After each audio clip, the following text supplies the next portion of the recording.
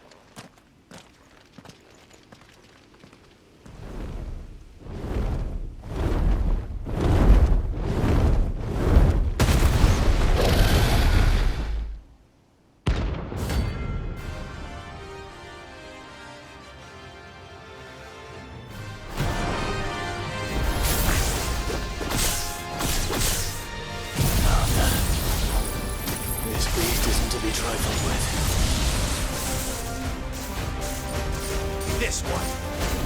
Attack! Over here! Go for it! Attack! Ah!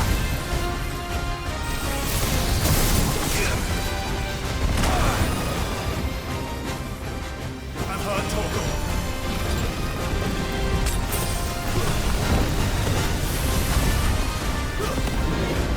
This one.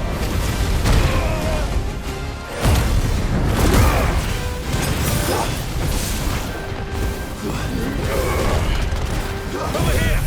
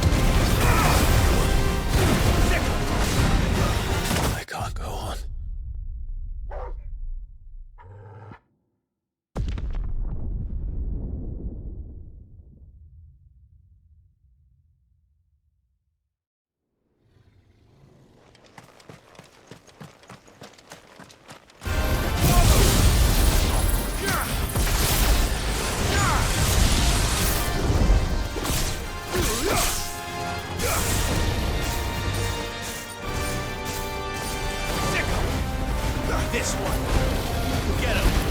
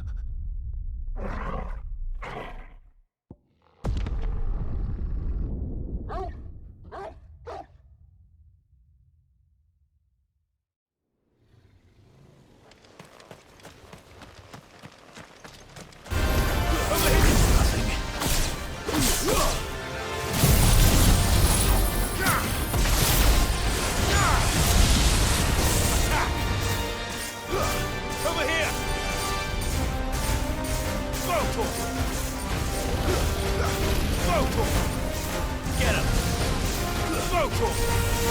Over here!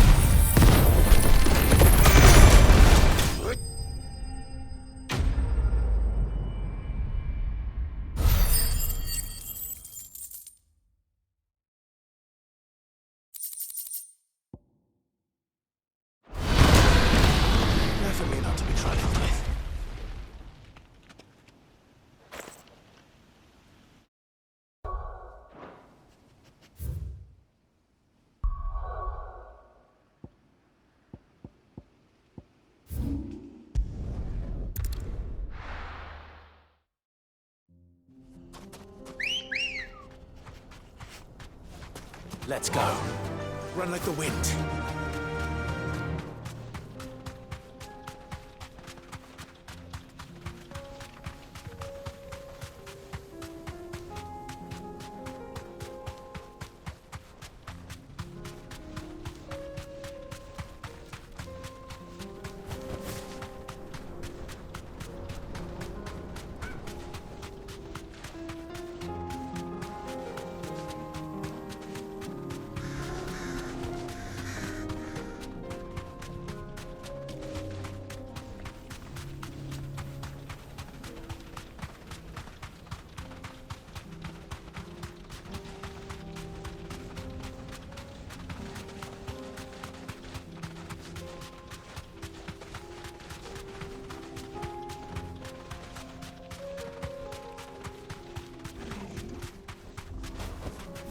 Thanks, girl.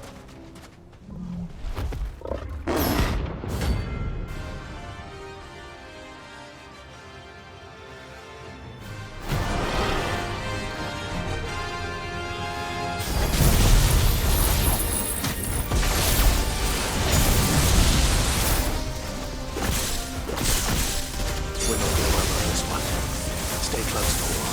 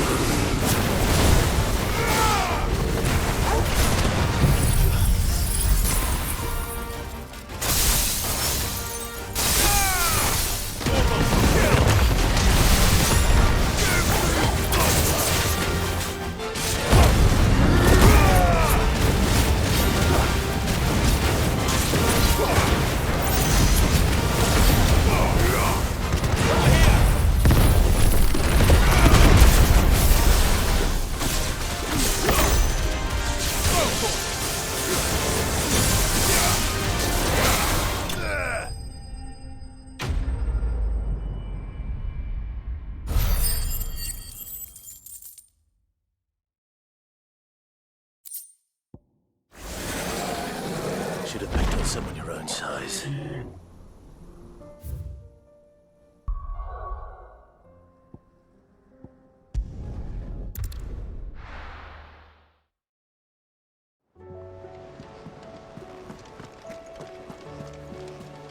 Covered in nicks and lumps, the lot of them. It's a wonder they can still walk.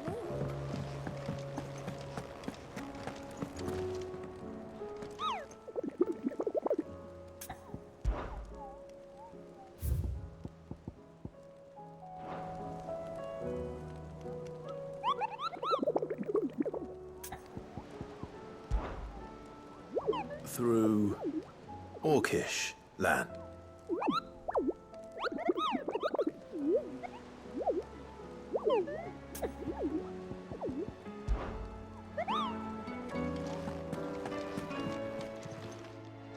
Oh, I wasn't expecting you back so...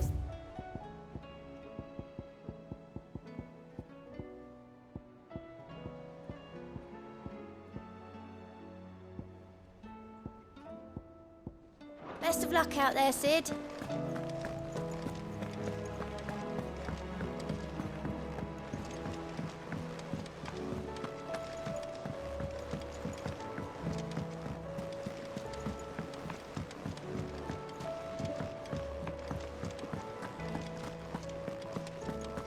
Don't tell me we've run out of pep. Clive.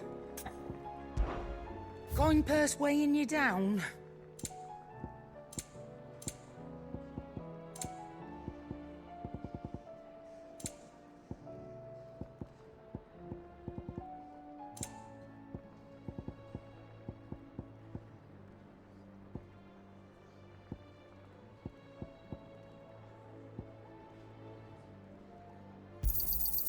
You're rubbing me blind, you know. It'd better all be here. You'll not find a better price than that. Finished, are you? The stew's awfully thin these days. Trouble with your gear, or what's saying for you, dear?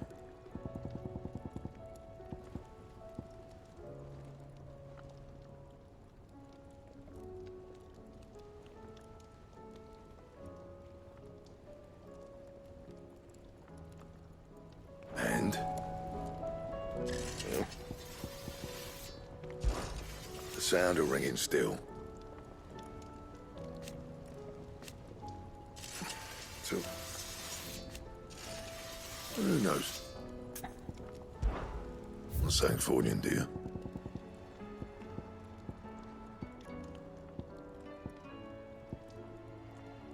Bring me the materials, and I'll think about it.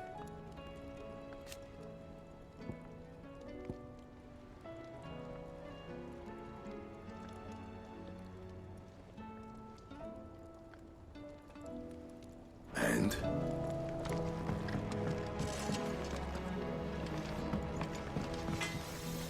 What do I owe the honor?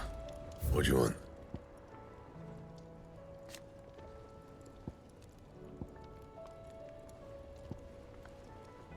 And?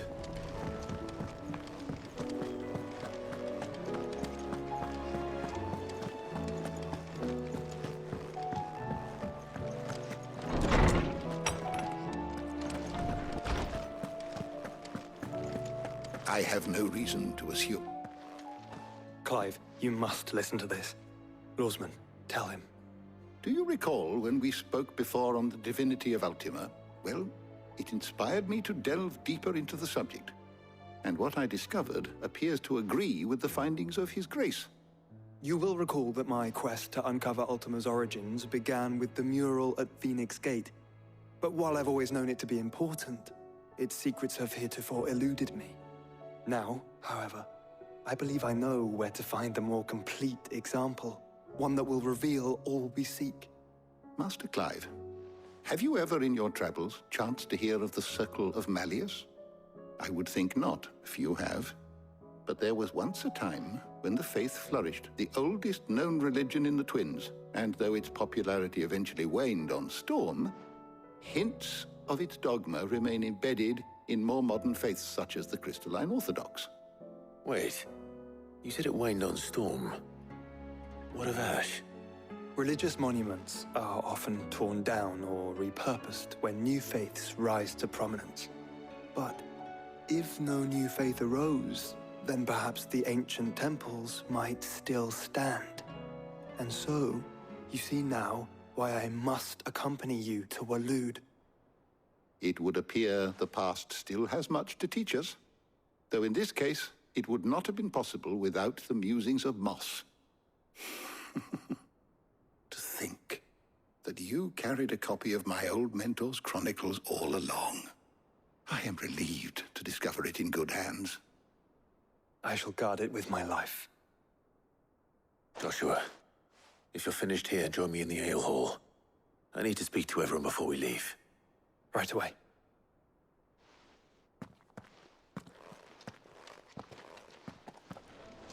Mid said I could ride the Enterprise next. No, she didn't. She said I could.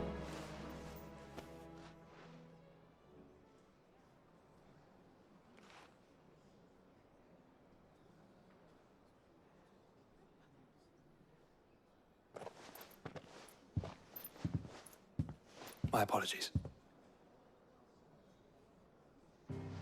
By now you've all heard where we're going and why. So I won't bother you with the boring details, only the important ones. If we attempt to approach Stone here by sea, there's a good chance we'll be sighted and fall prey to the capital's artillery. So instead, we'll disembark on the southwest coast and make for Drake's Spine on foot. I say we, but it's highly likely the entirety of Ash is under the rule of Ultima. A large party would only attract unwanted attention, as well as slow our march and require supplies which may be difficult to obtain. Only Joshua and I will be going. And a scout. Preferably a good one. Gav, do you know of any? You bet your ass I do. Might still borrow some of Lady Vivian's maps, though. Just in case, like. Once you've dropped us off at the Shadow Coast, you need to retreat into neutral waters, fly merchant colors, and stay inconspicuous. If you sense any danger at all, you leave us behind and return to Storm. Inconspicuous is my middle name. But like hell am I leaving anyone behind. The ship ain't going nowhere till your scurvy mugs are smiling on deck. Jill, the Enterprise will appear a tempting target for royalists and pirates alike. You're to stop anyone boarding. Don't worry. I'll keep the ship and her crew safe. You'll be needing passage home, after all. But... very well. If there are no questions, I'll see you all at the docks.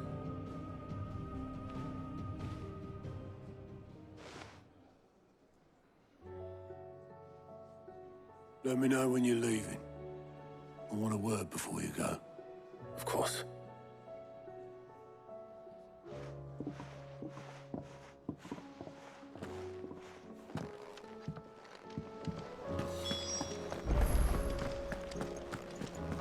The stew's awfully thin these days. What do you expect?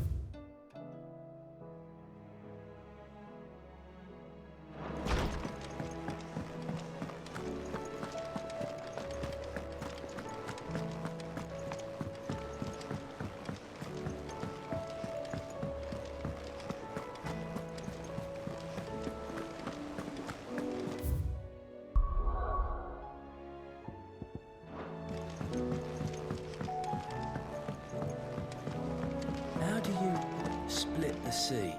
Is something wrong? Not at all. Honestly. Can't a man wish his friend farewell? Just wanted to let you know that I'll keep things in order while you're off saving the world. I'll hold you to that.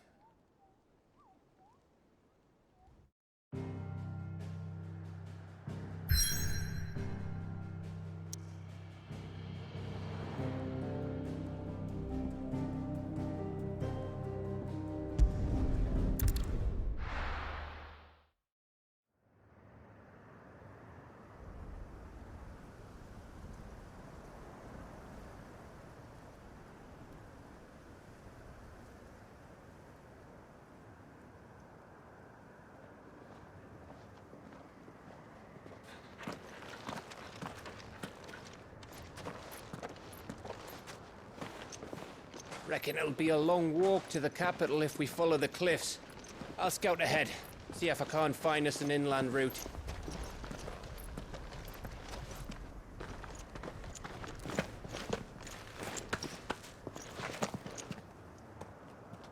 Clive.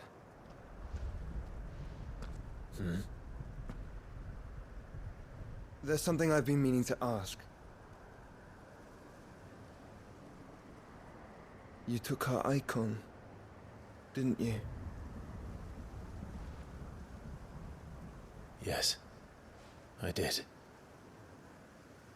She understood.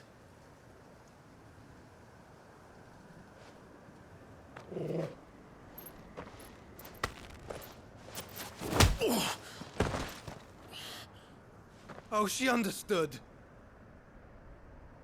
Understood that you decided to save the world all on your own, and that you'd die without her power. How dare you make her choose? You knew damn well she'd never refuse you. But I will. You can't keep pushing us away, Clive. The world is ours to save, not yours.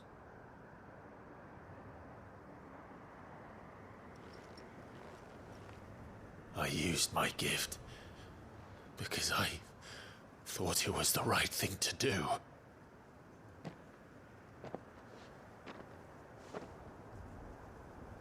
And you truly believe this will save you? Will save us all? I do.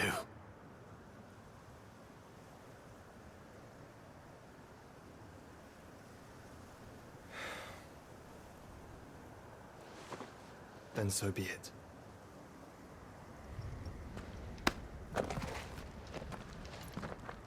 Just don't forget, you're not alone.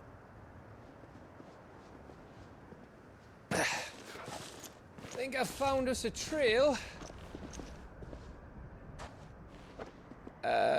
Did I miss something?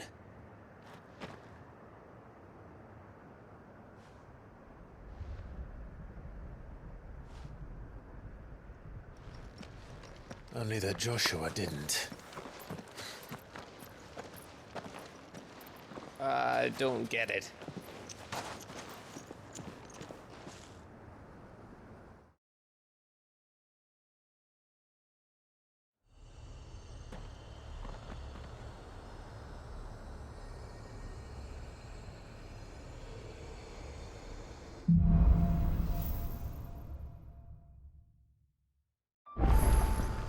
Always wanted to visit Ash. We're in Waluda territory now. Don't expect a warm welcome. Oh, I don't know, Clive. That castle over there looks inviting enough. Shall we sample its inhabitants' hospitality?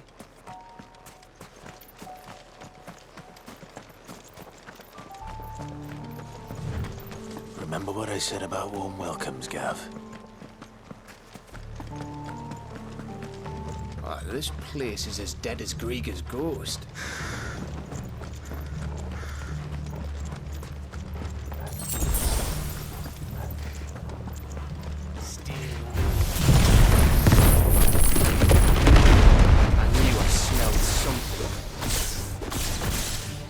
I see only orcs and Kashik here. Let's hope the villagers made it out in time. This one.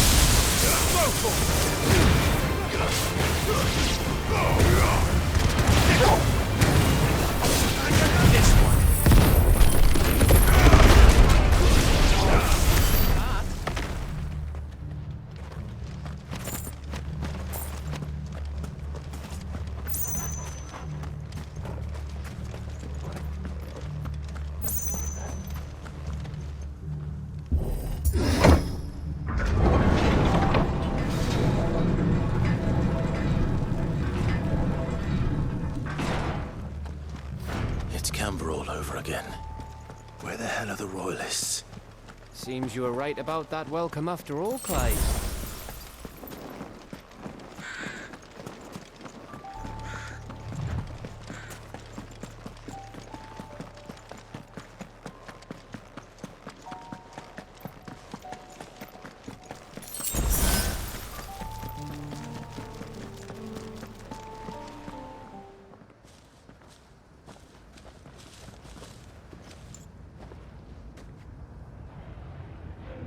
Aye, aye.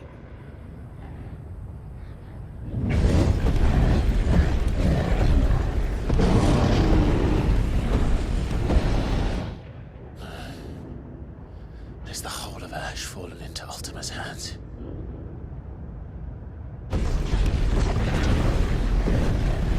That's no peace delegation. We should send a warning to the others. No. My uncle will have an eye on the coast. I trust he'll find a way to entertain any uninvited guests. Our mark is Drake's Spine, and there's a lot of road between us and it. We press on to Stone here. Aye, you never know. It might not be a nest of slabbering monsters.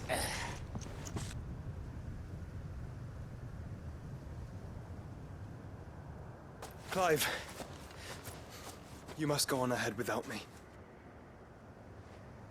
This stronghold is as old as Phoenix Gate, perhaps older. It may yet hide Ultima's remaining secrets, and if we are to best him, they must be unearthed. All right. Stay out of trouble. I always do. Mostly.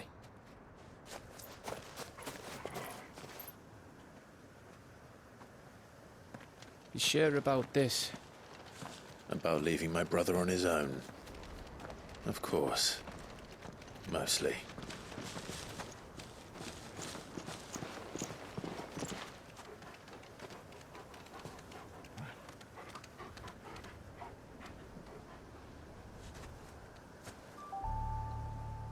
Lady Vivian's map is so old it's hard to tell which way is up. But if I'm right, we're not far from a village called Eastland. Then we make our way there, resupply, and wait for Joshua.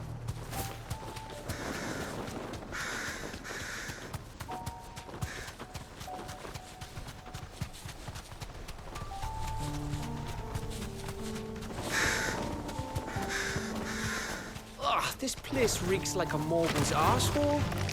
Though I'm guessing it's not the smell that'll kill us.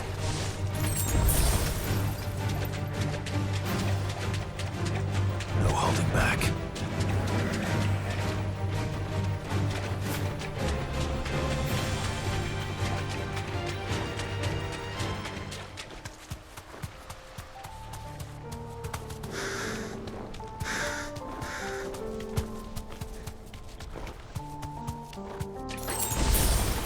No mistakes.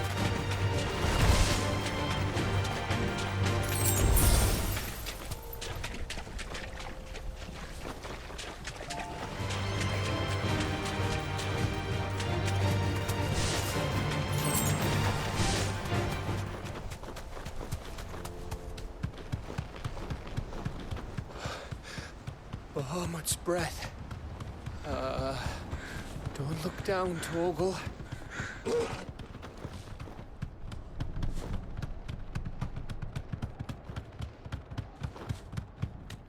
That must be Eastla.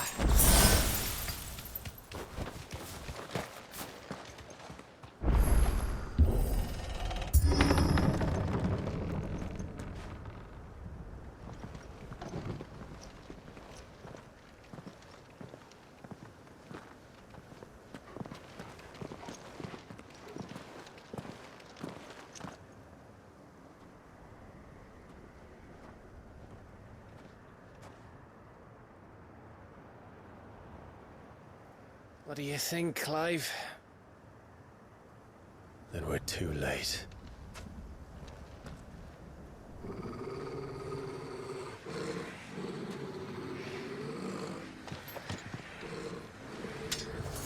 Damn it. They're all turned. There's nothing we can do. I wouldn't say nothing.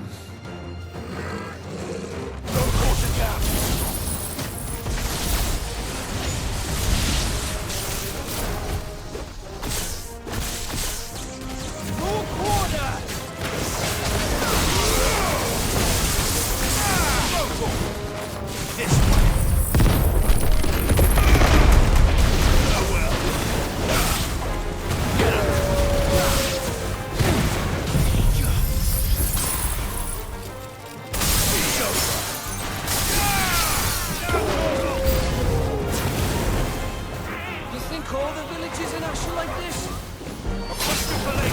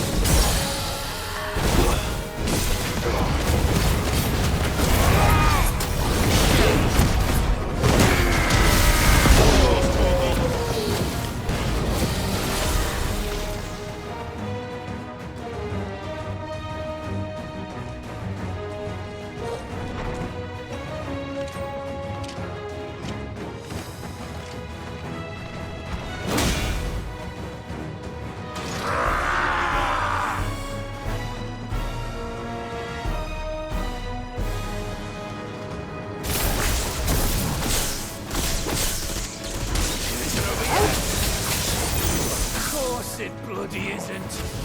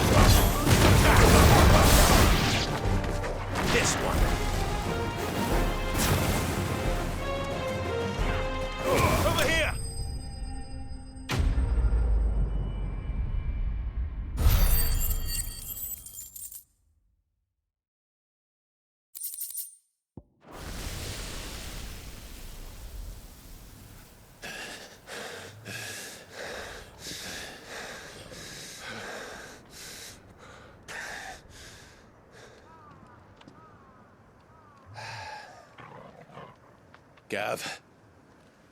Gav! Don't tell me there's more of the bastards. Oh, fuck.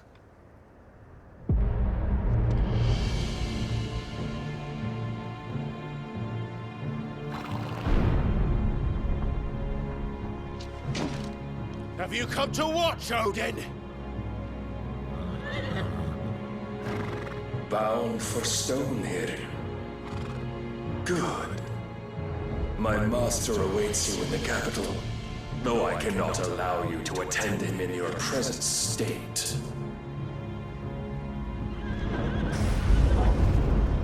And how are you going to stop us? Why, with this!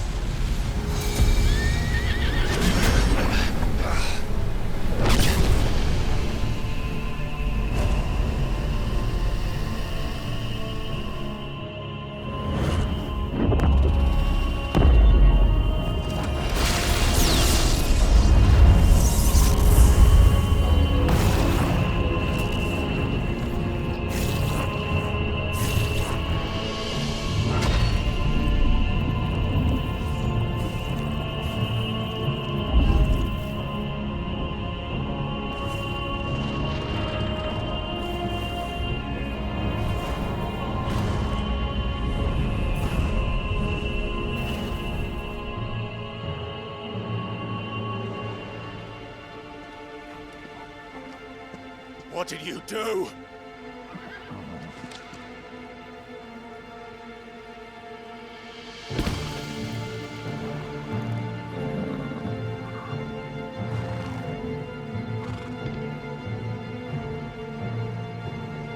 If the vessel would see the path opened, it has but to ask. I shall see that my master's prize is made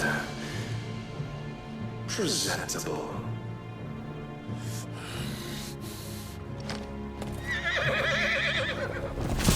Shit!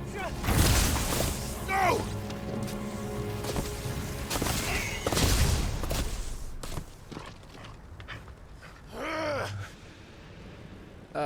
Clive, would you mind telling me what the fuck just happened?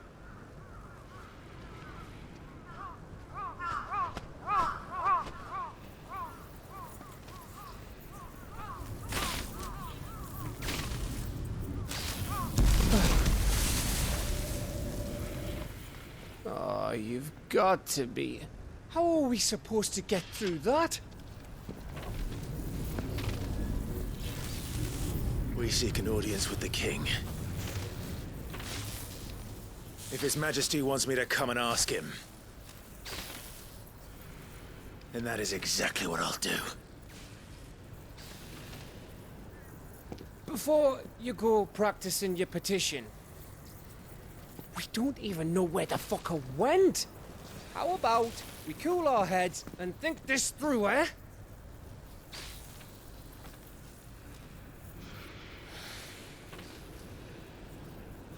All right.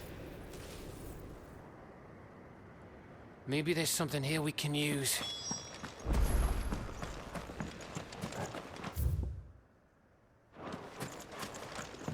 I thought we got them all. So did I.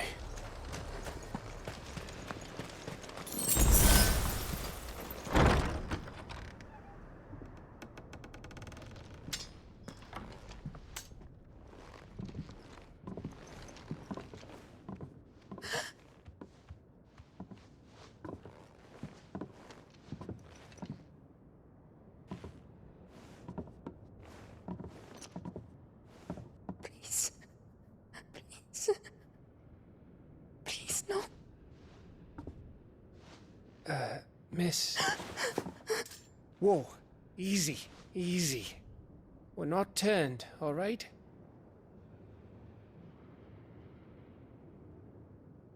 Who?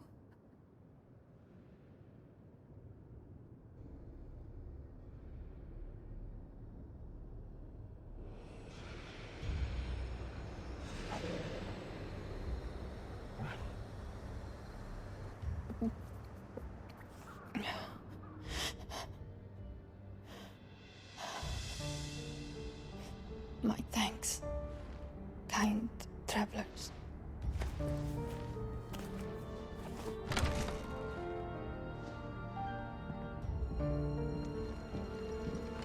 Edda, forgive me for asking, but what went on here?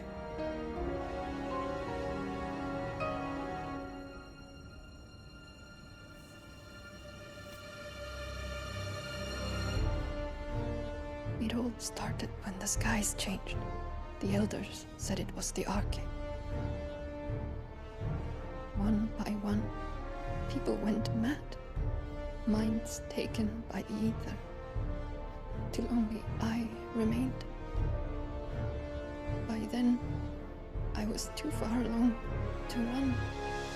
And then the nights came. And I didn't know what to do.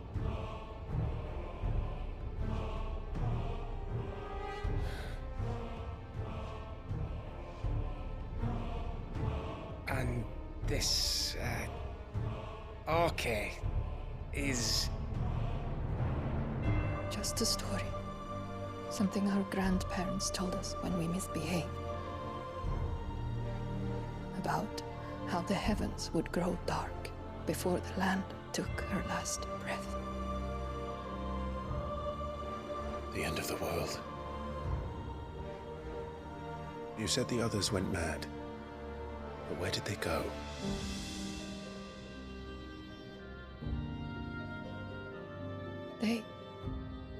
They all left.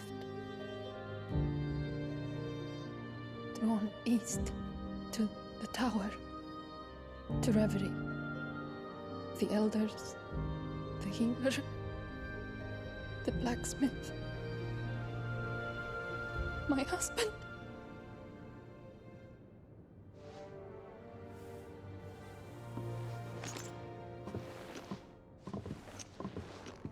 You thinking he did this? Of course. Who else could it be? You were in Canva. You saw what he did to the people. But then what about her? How come her nut hasn't cracked? The baby, perhaps? Could be protecting her from the ether. I can't think of any other explanation. You mean... it's a bearer? It won't matter what it is once Ultima's magic takes hold. Time's running out.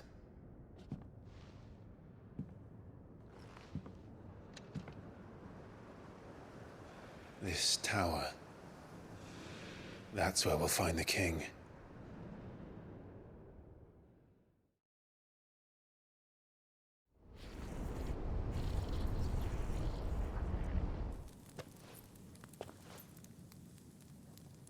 I knew it.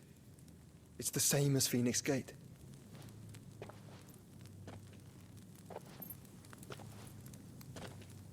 Which means at the end of these stairs should be...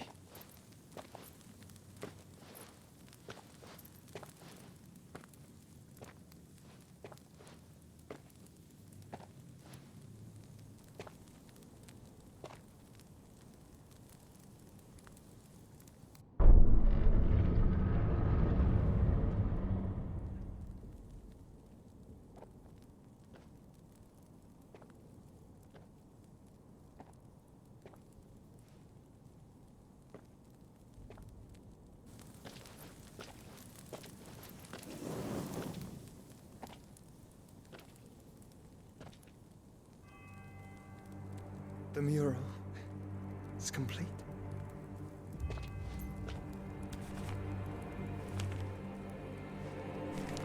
Ultima and his vessel, Ifrit. Garuda, Ramu, Shiva, Titan, Bahamut, Odin. Even Leviathan the Lost is here. But where is the Phoenix?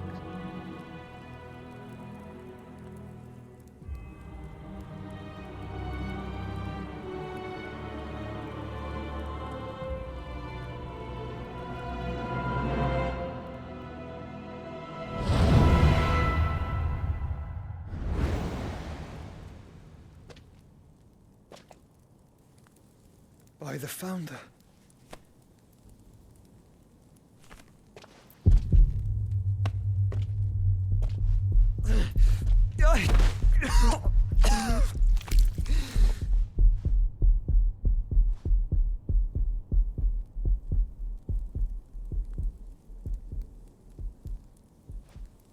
So that's what you want, isn't it, Ultima?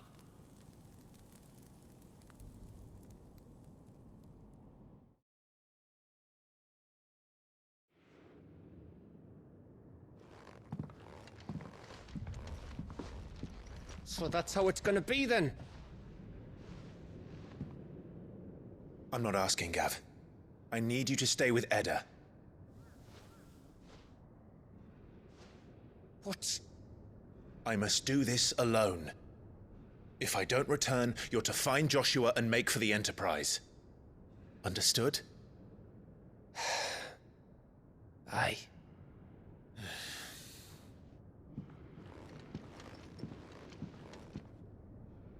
Just don't you go dying on me. Sid's name suits your miserable mug better than mine. Don't worry. I haven't finished with it yet.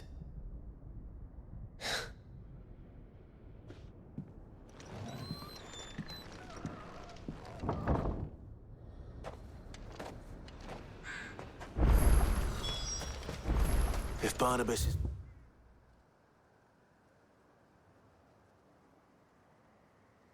controlling the Akashic, then wherever he goes, they'll follow.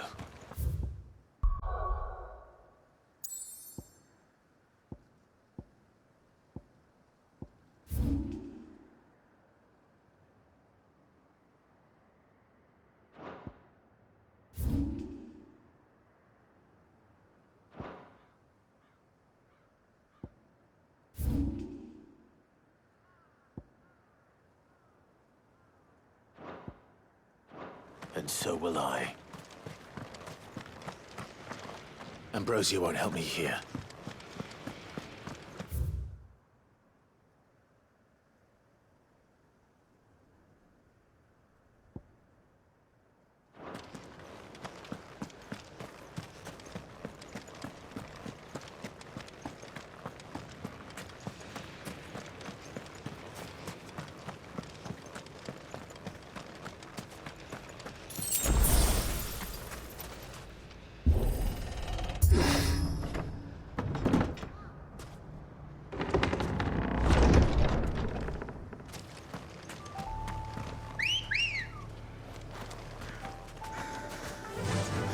Run like the wind.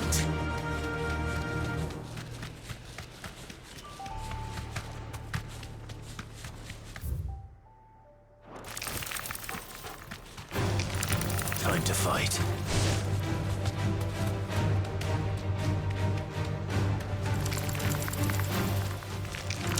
All right.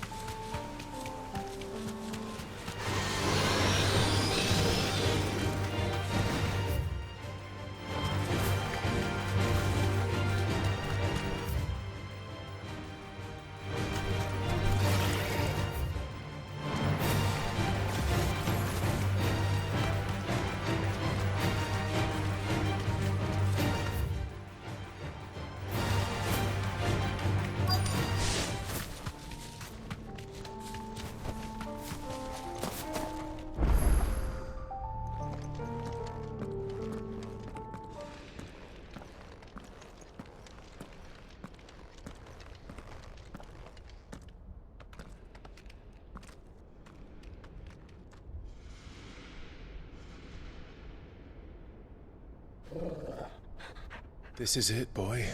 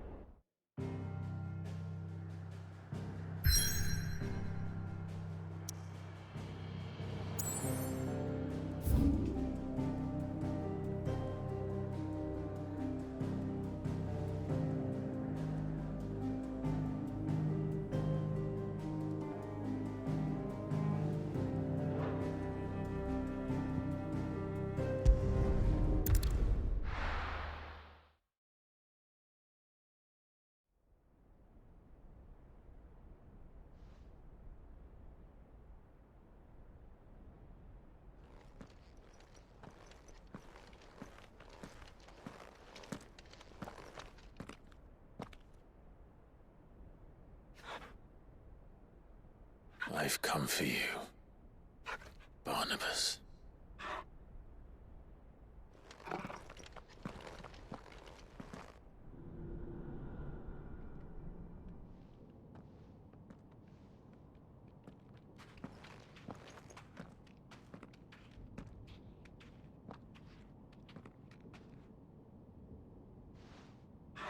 Stay close, Torgal.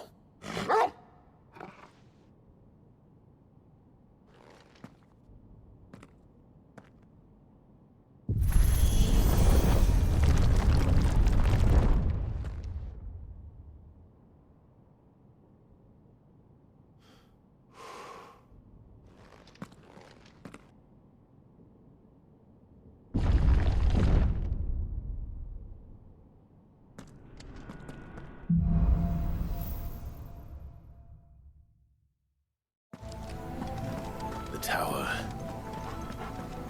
It's alive.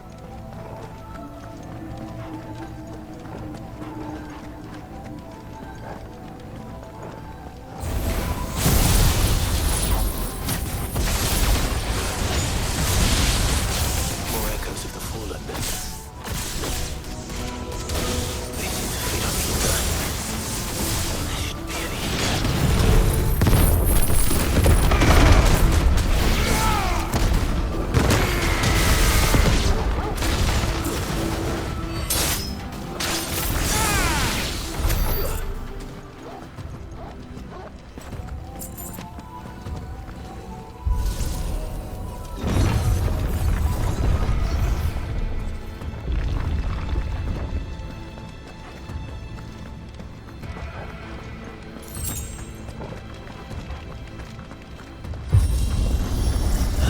Bloody fallen.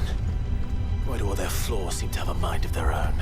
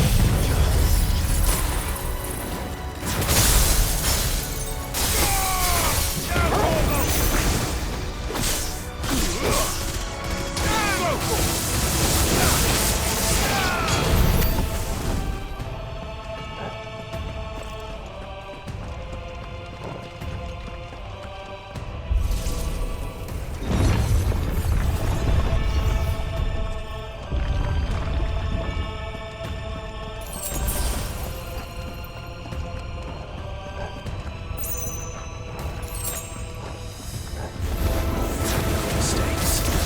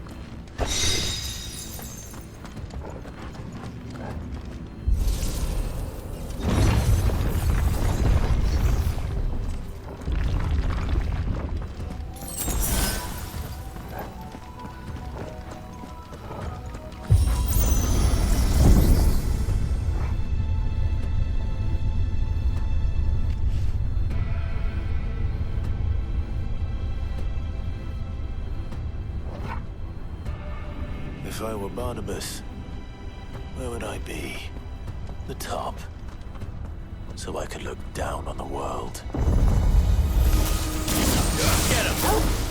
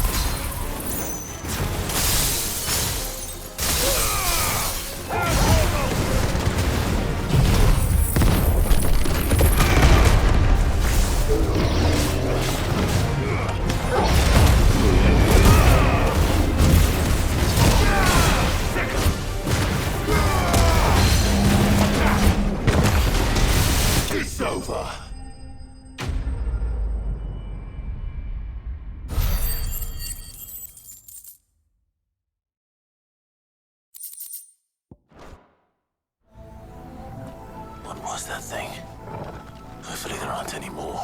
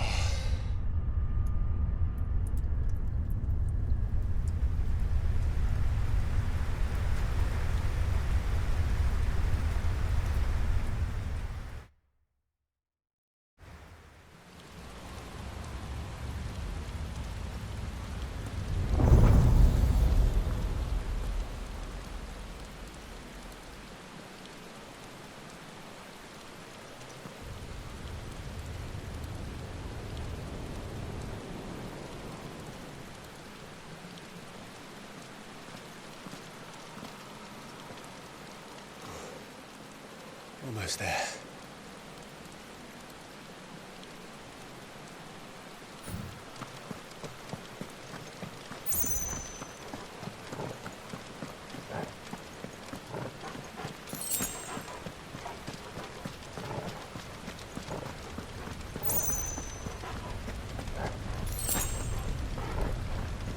He's here. I can feel him.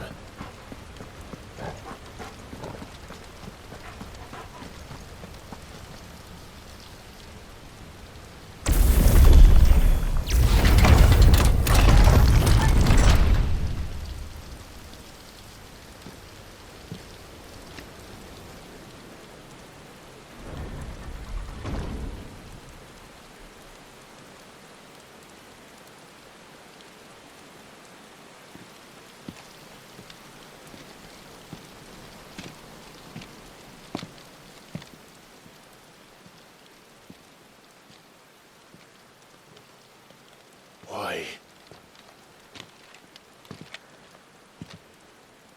The blade must ever feed if her edge is to remain keen. Butcher. What care you for these worthless creatures? They are nothing. Weak from the moment of their conception, ever longing for power not theirs to command, they turn unfailingly upon themselves. Like sheep, they roam in filthy flocks, eager to trample those few gifted a fleece of gold. Or that they might feel contentment with their pitiful existence. Prejudice and persecution, severance and strife, every earthly wrong springs from the malice in men's hearts. Malice born of the pain and suffering that is free will. Its corruption is gnawed at your being from the very moment of your birth. You're wrong. It is no corruption. It is who I am. Every choice I make, right or wrong, gives me reason to carry on. And carry on I shall. Not as a puppet, but as a man. Which are you? There was a time I too thought those the only choices. What? Long ago, God granted man the gift of magic. And with that gift did he build great civilizations. Yet over time, man lost sight of the gift's true meaning, stepping from the path of shared prosperity to one of avarice. He abandoned his creator for sword and flame, and through his folly, beckoned the blight. Yet, there were those few who refused to turn their eyes from the heavens, and they prayed to God that he might lead them back to righteousness. And the Lord, he did answer. Before the worthy shall the gates of paradise open. And so did I spread my arms to the ether, and cast my soul upon its gentle waters. I gave myself unto him.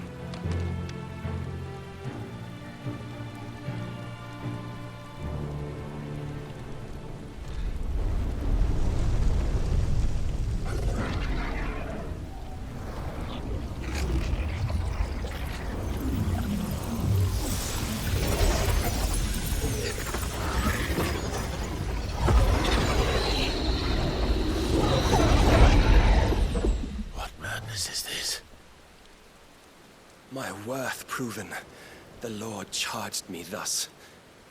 If your kind are to find salvation, they must be made to serve. You see, paradise lies but a single step away. Could we only take it? Could we only leave our transgressions behind? For none save the pure of heart and mind may set foot in the new world. I will save us. But it all begins and ends with you. You are the key, Mythos. And with this humble offering, shall I prove my faith once more. So you forsook your kingdom. You forsook yourself to serve. Tell me, how is that living?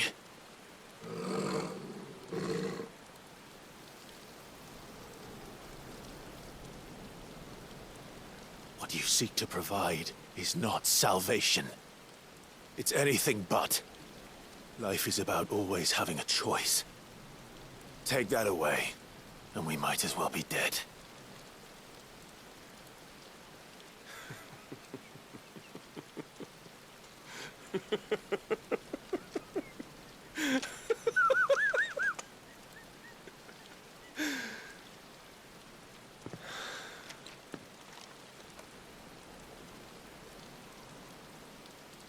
Very well. Come then. use the strength of your will. It's not the strength of my will that should worry you, but the weakness of yours.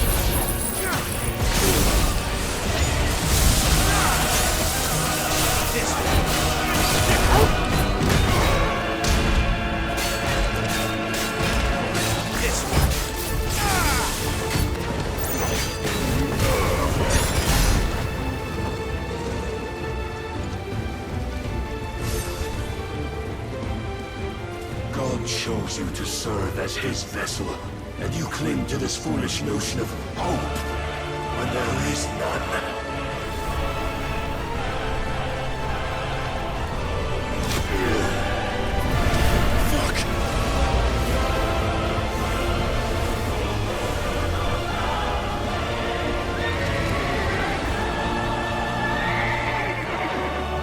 Desperate, are we?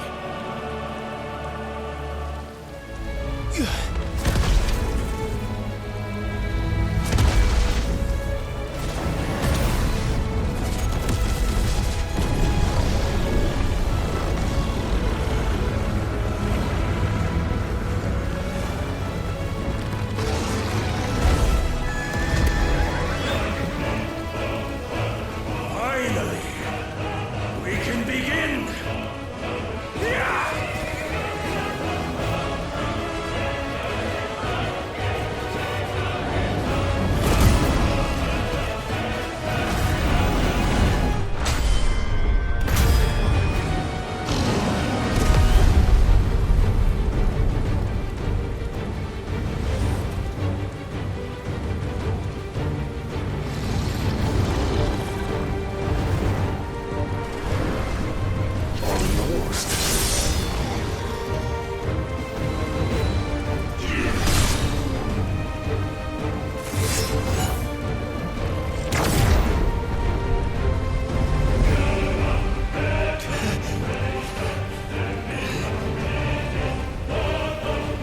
You have been shown the path. Now you must follow it. Free yourself, Mythos. You will not defeat me otherwise. We'll see. Perhaps you still require persuasion.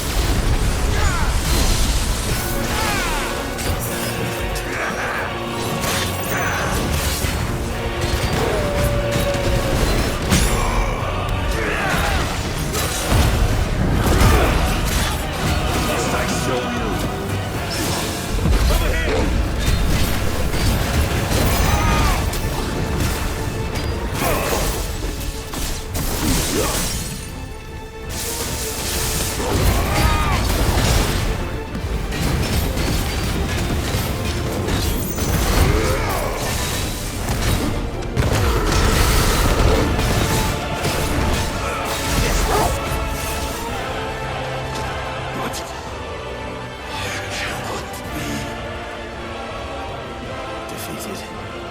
You admitted defeat. The moment you turned your back on us. When you turned your back on the truth, Barnabas.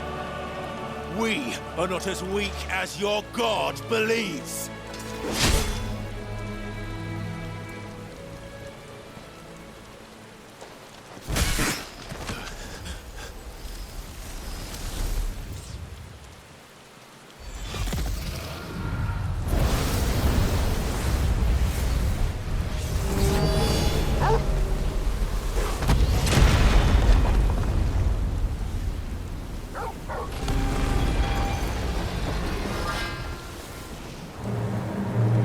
Damn it.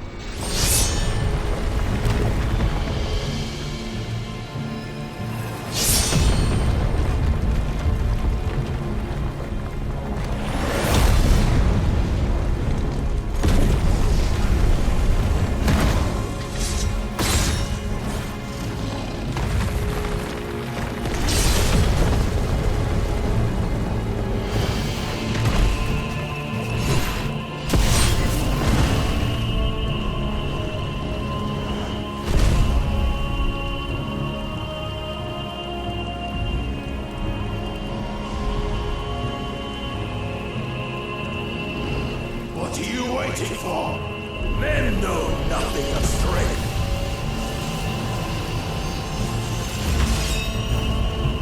But you will.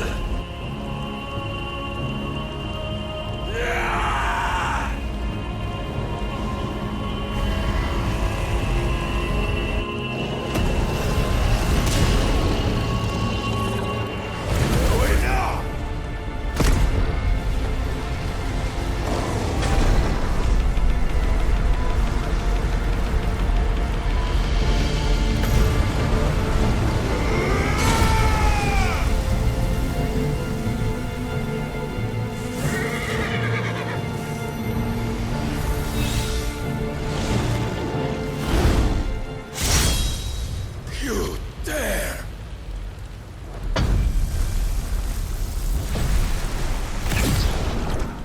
Could it be you have made a weapon of your weakness?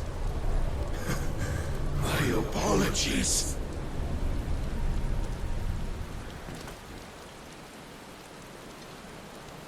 You are not the fool I took you for. And so it ends. No!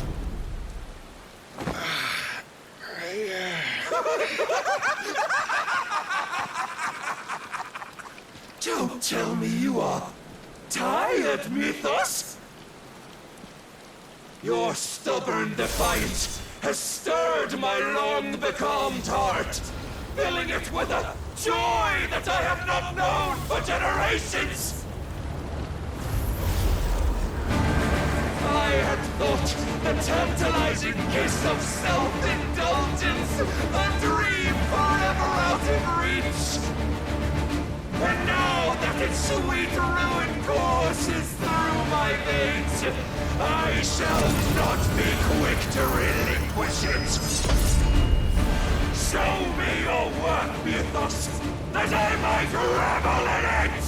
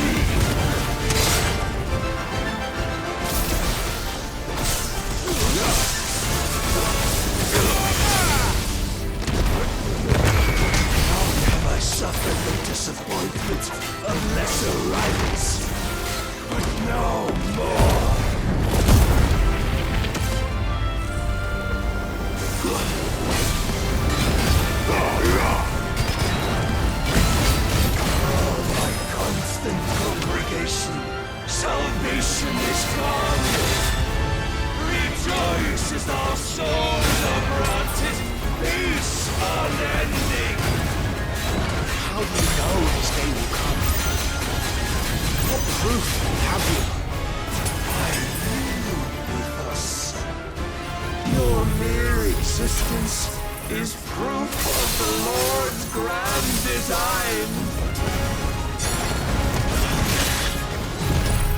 I'll never serve your God!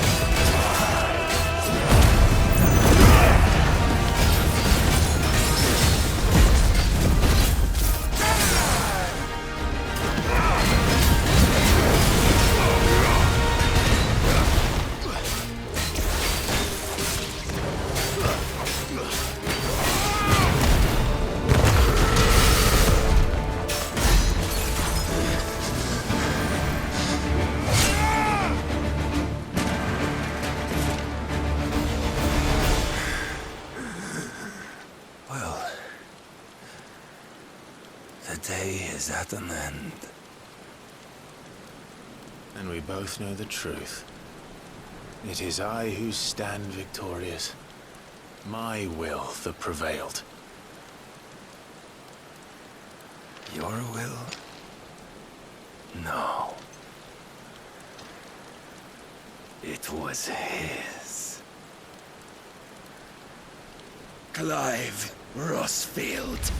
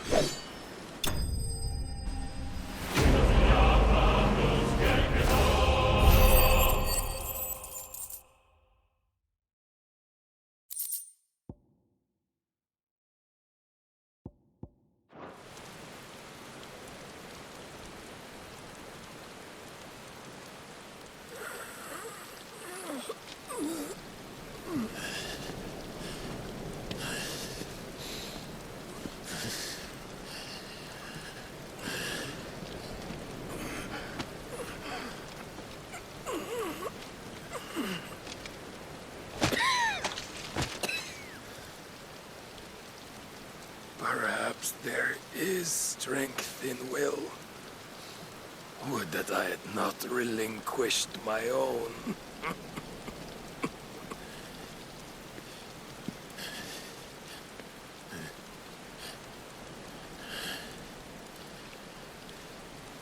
You relinquished nothing.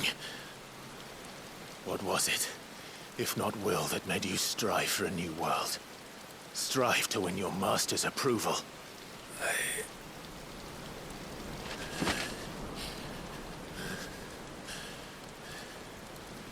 You were shown a fantasy, and you chose to believe it. But you were wrong. There is no world but the one we live in. And that world is worth saving, even if it means killing a god.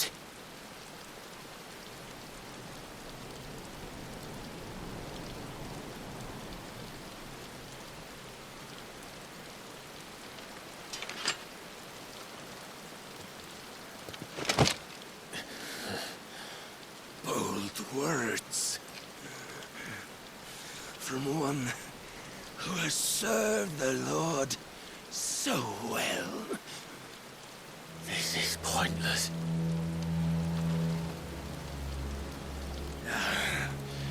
But I almost forgot. I promised that I would make you presentable. Did I not?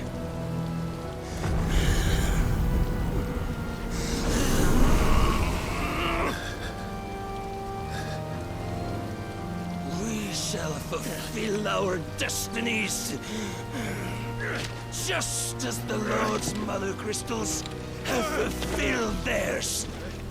Come, Clive Rossfield. Take what is rightfully yours. Become one with God. No.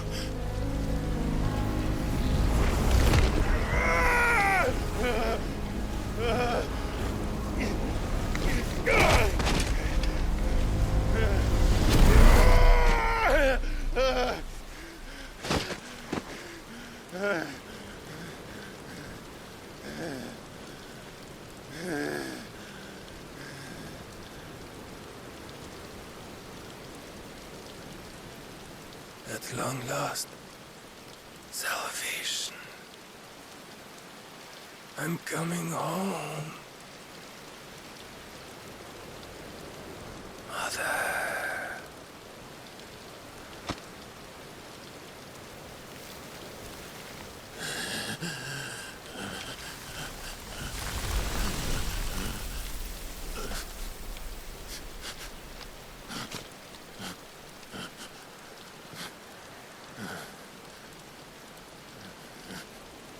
Tell me, how does it feel? Show yourself! Face me! How does it feel to consume your rival's strength, to gorge yourself on their being, to edge step by trembling step ever closer to the divine?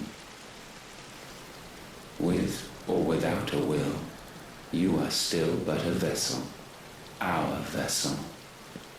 Behold, how your body shudders in anticipation of its fate.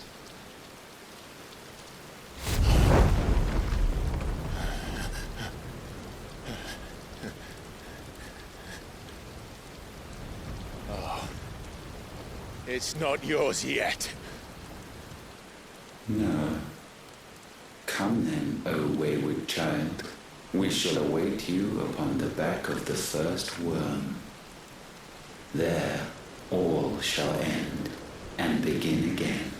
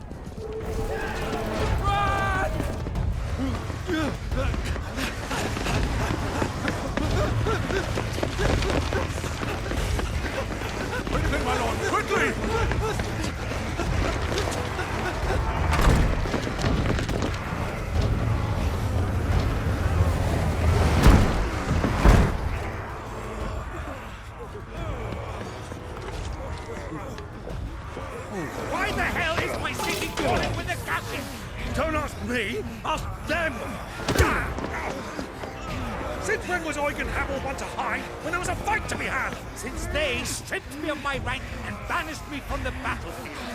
Now I'm stuck wiping the backsides of this lot while the city burns and my wife tails off with a man half my age!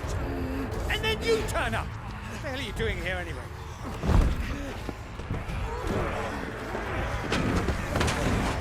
What indeed?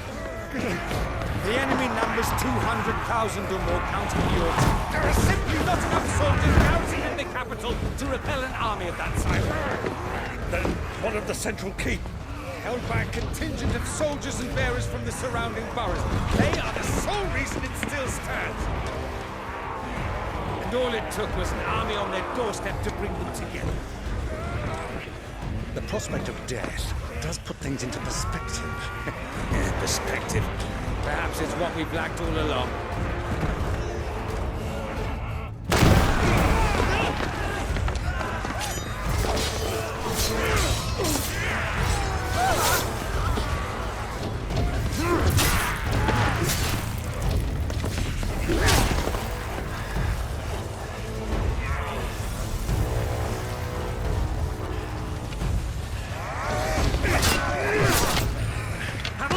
I need you to lend me some of your best men.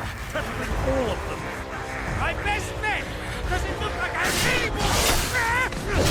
I admit this might not be the most convenient time, but my nephew's in trouble. And I may have already promised him your help. Your nephew, the outlaw?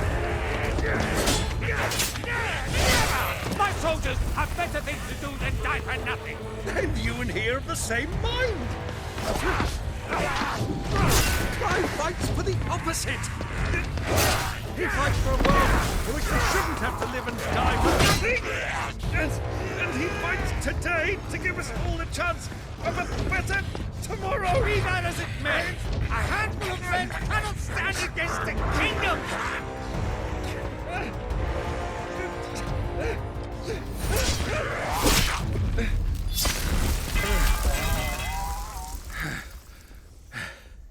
Then mayhap they are the wrong men. Well, I'll be damned. Our numbers are few, but I shall rally as many of my dragoons as I'm able. You, apprise the Lord Strategist of the state of the city's defenses. Yes, Your Radiance. And you would fight alongside us? I owe the Phoenix a debt.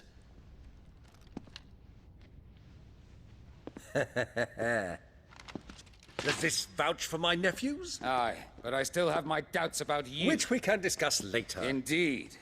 You said you had men garrisoned in the keep. Captain, do you know how many yet remain? Allow me to confirm. Commander? Whatever their number, Randalar will be needing Gather the them bodies all. and build a pyre in the courtyard. Quickly. Terence. My lord.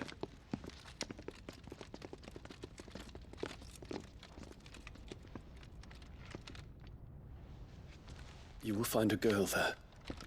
A girl? We are in the middle of a war. I owe her my life, and I always pay my debts.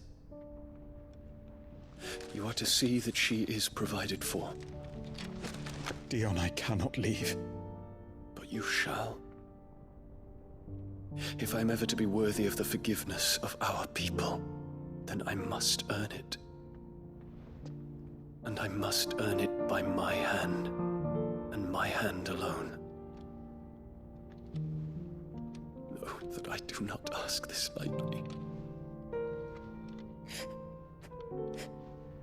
And know that I will do it.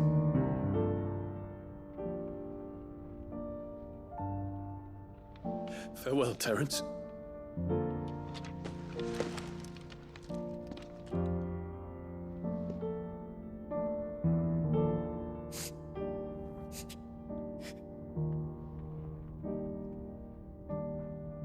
Farewell, my prince.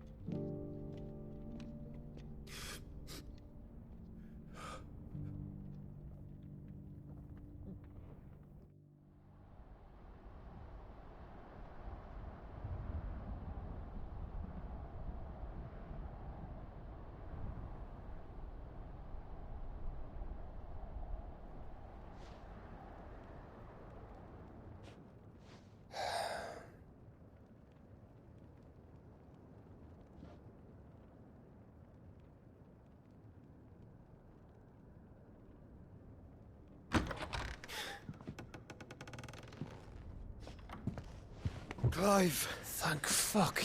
You alright? I am. But I'm a damn sight better for seeing you, Joshua. And Barnabas. The king is dead.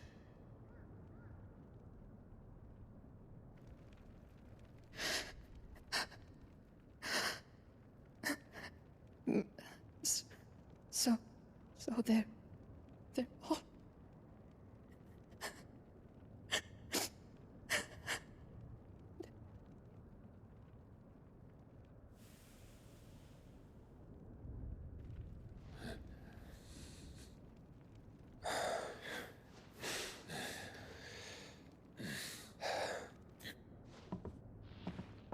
They are, but so is their killer.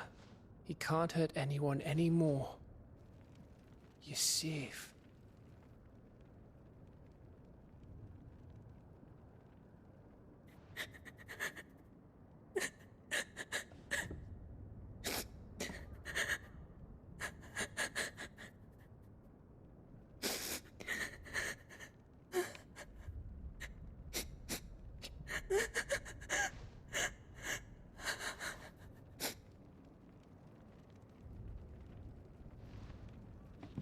Gav, we need to talk.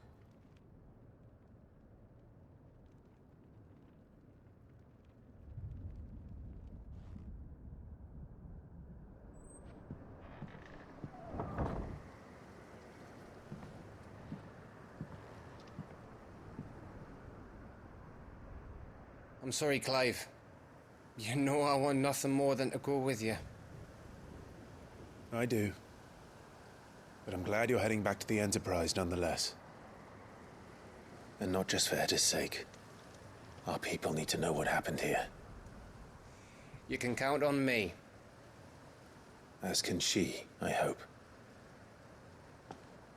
Thank you, me lords.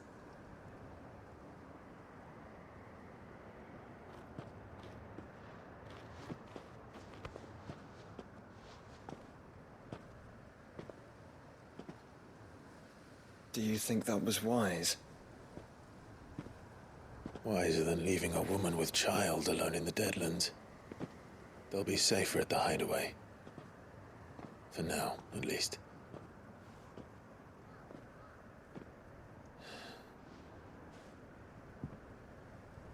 This land is overrun with Akashic. The king himself was long turned, albeit by choice, all to serve Ultima in his damnable quest to forge the perfect vessel. The chaos Barnabas wreaked upon nation after nation. How many were killed for this? He didn't consider it killing. Or a mercy of sorts. A way to end their suffering. He truly wanted to save mankind, and ultimately used that. As he uses us. But why us? What are we? What are we? We are dominance. That is our fate. But that doesn't mean we have to accept it, which is why we fight. For the right to deny it. Is that not so? It is. For our sins.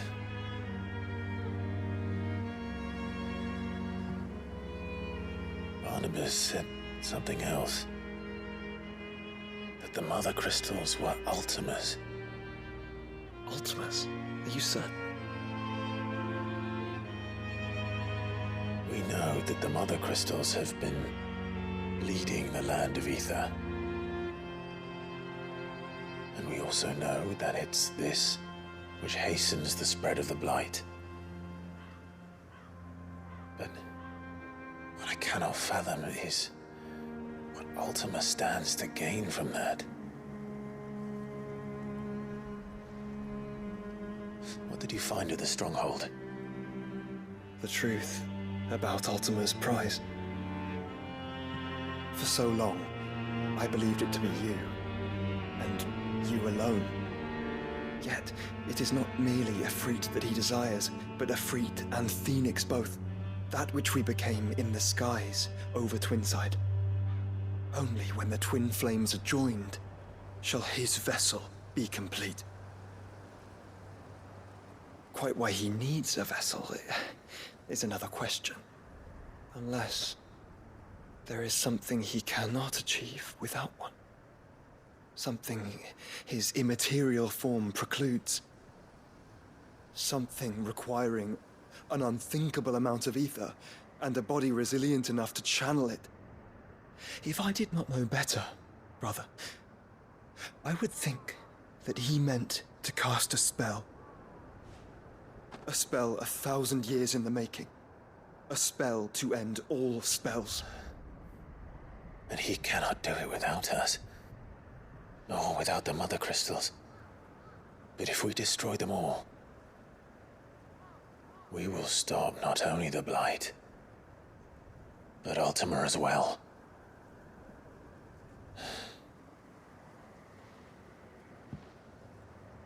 We stick to the plan then. Only this time, we face him together. Well, it's a long walk to Stone here. Let's not keep Ultima waiting.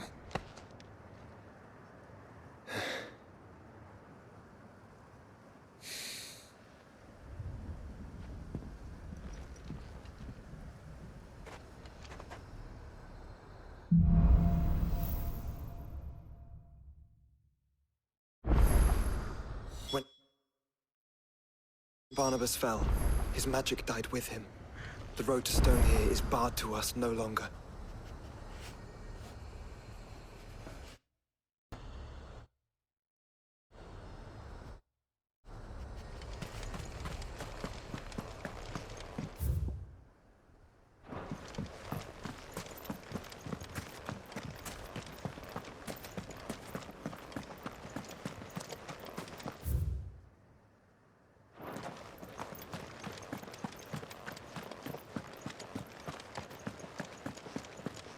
This is no time to ride.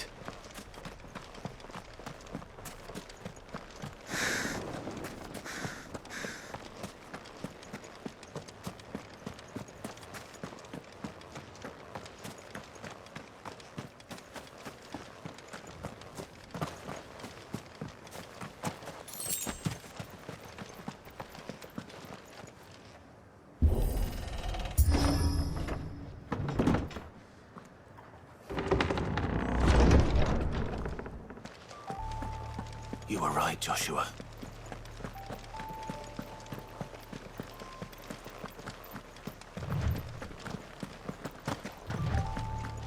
Bodies up ahead.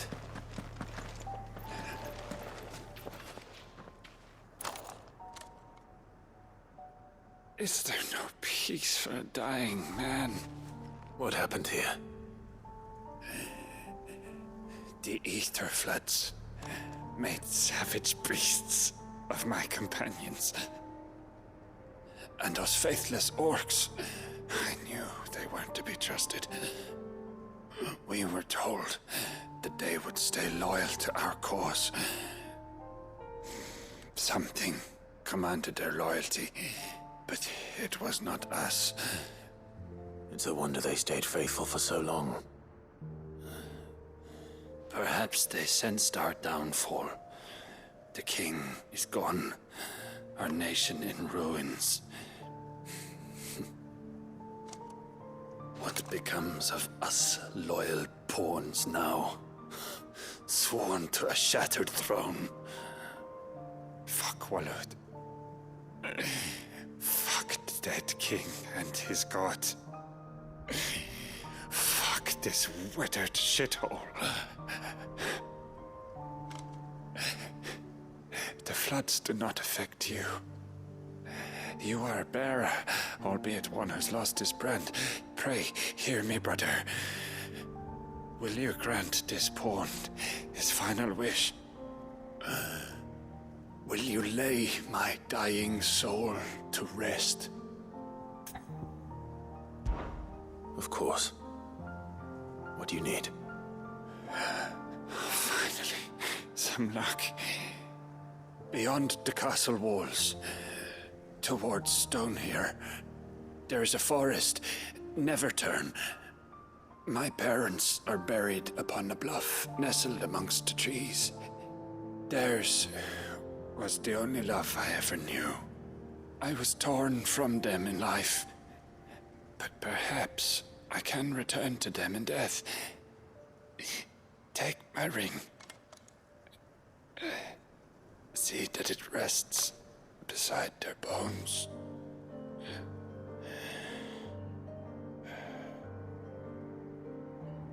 May you find peace at last.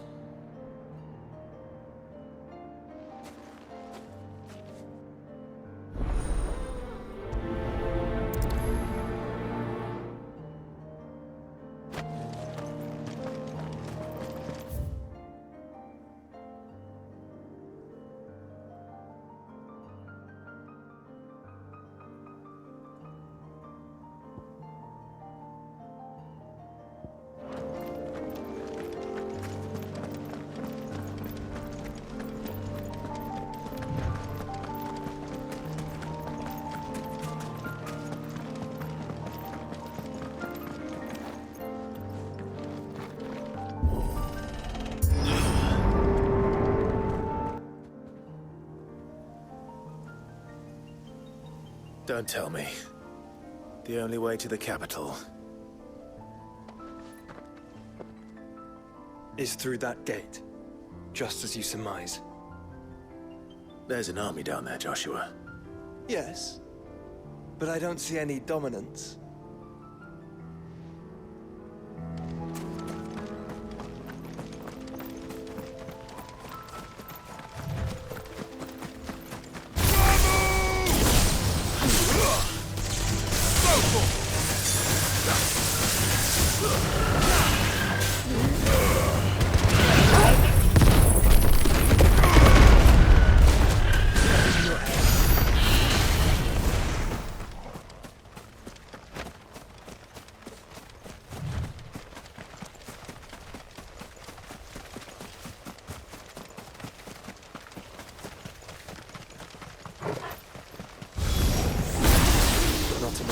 Soldier in sight.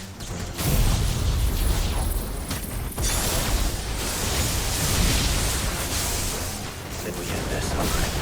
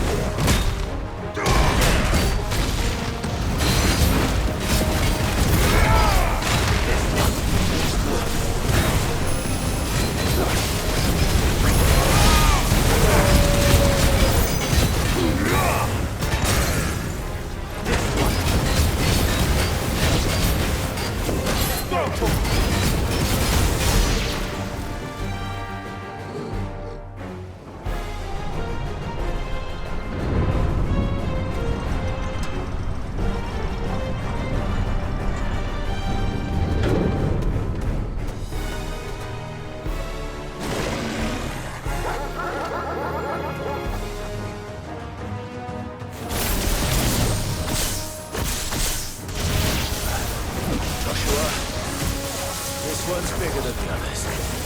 And meaner, by the look of it.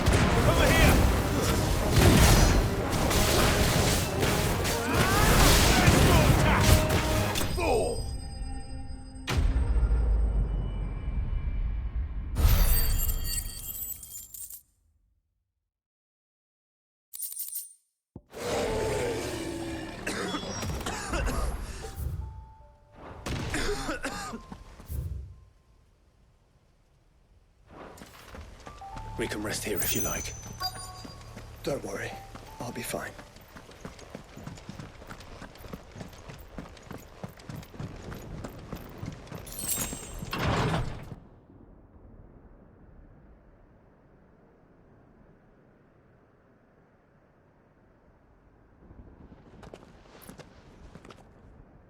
Look, Clive.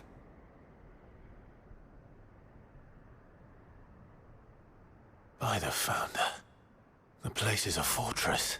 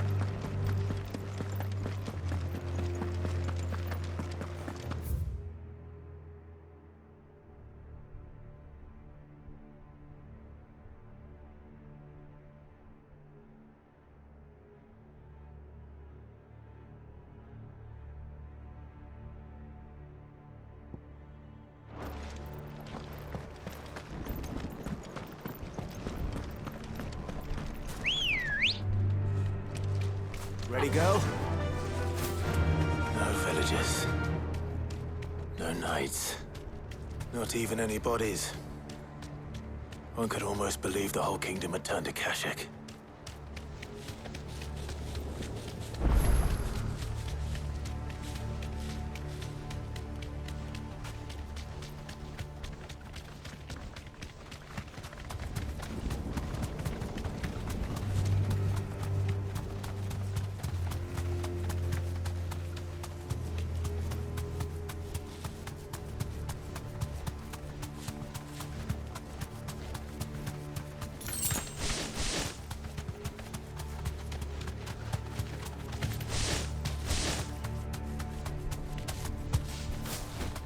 Caution.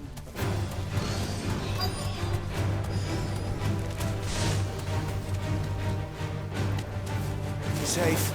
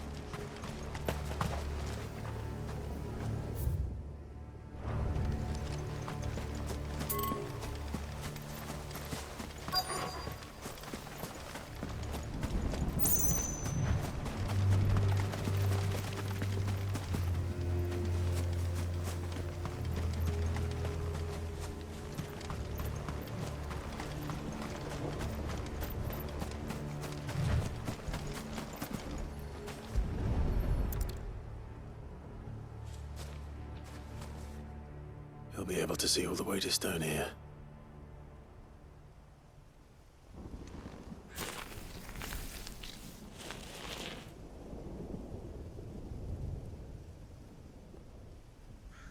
As fine a resting place as any man could hope for. Reunited with those he loves at last.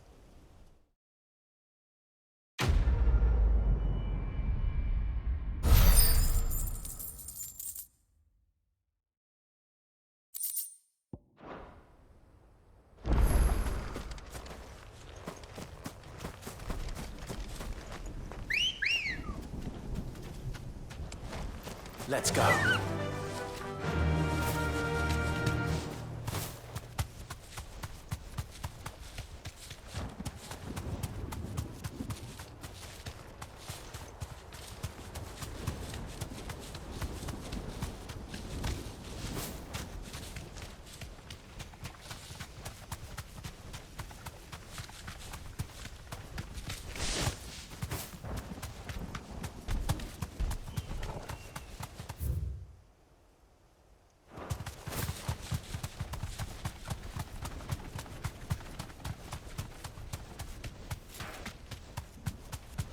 Does it bother you that we haven't heard a single human sound?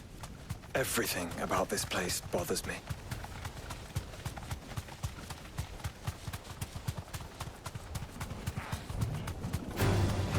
Enough of you, are there?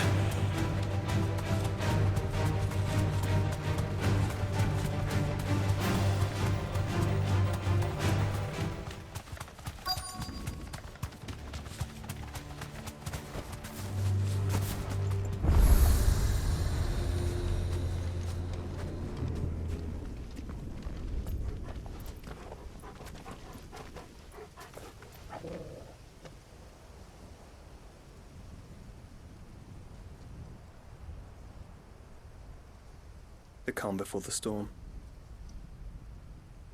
There's only one way into that city.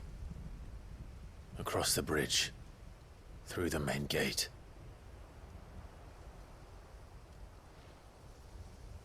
Right into the midst of whatever is left of the late King's army. Are you ready for this?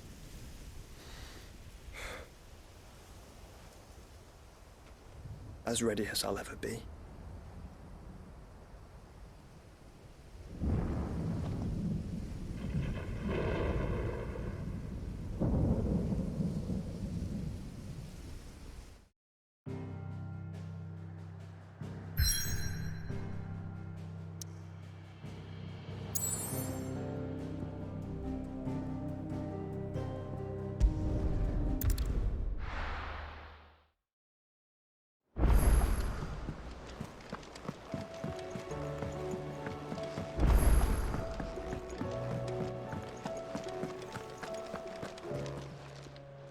Still alive, are you?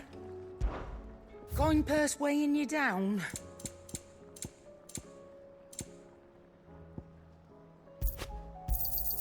You'll not find a better price than that. Is that all? The stew's awfully thin these days. Yep. What do you want?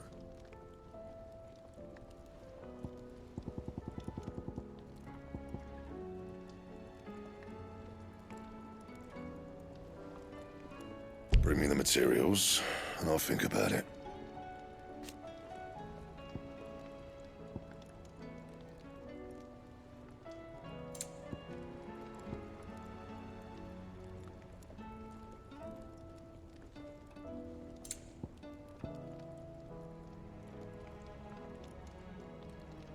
That it? Fine.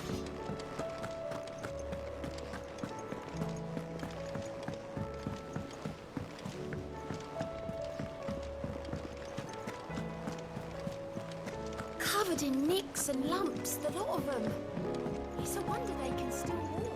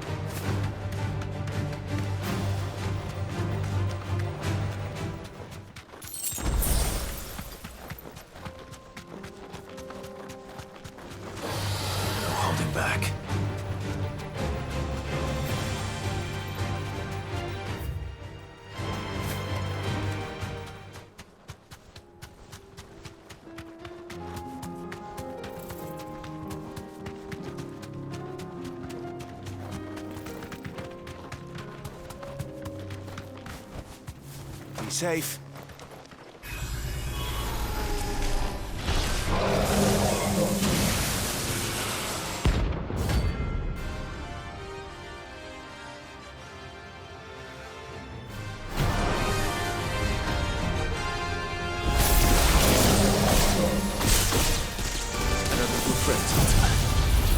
If it's me you want, I'm right here.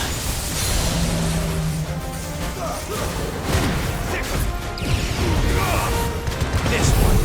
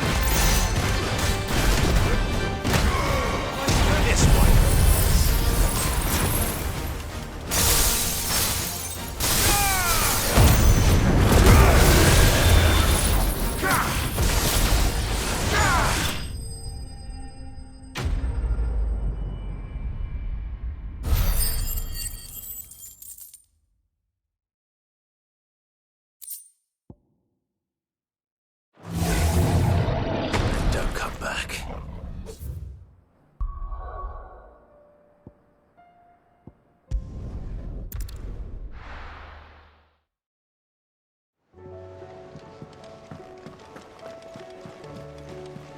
Covered in nicks and lumps, the lot of them. It's a wonder they can still walk.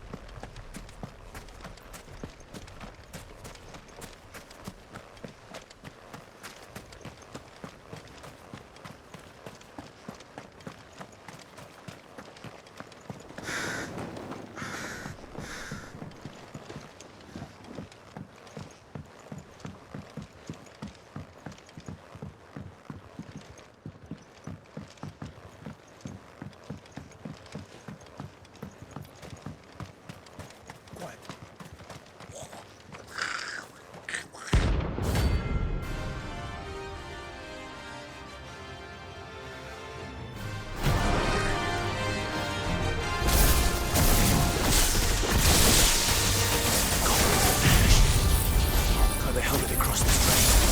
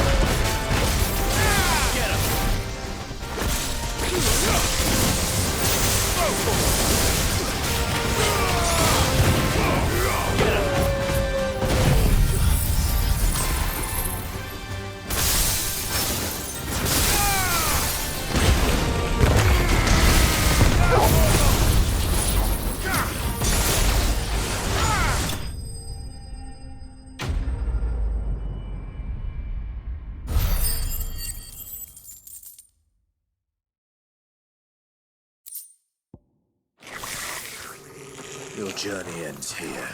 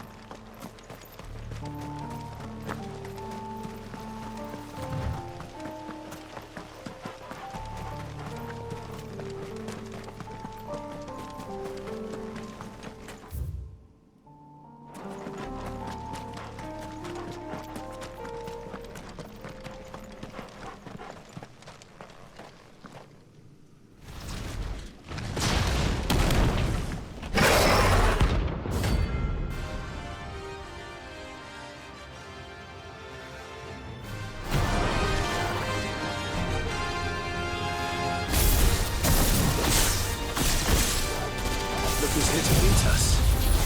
Pity they don't seem fond of visitors.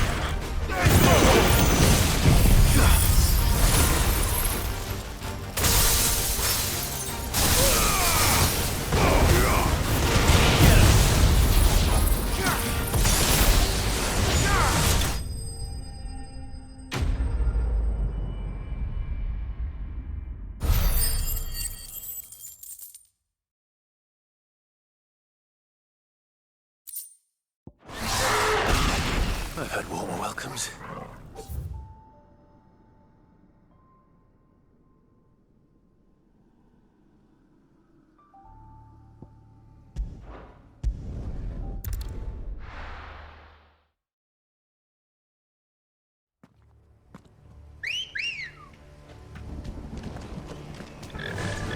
Yeah!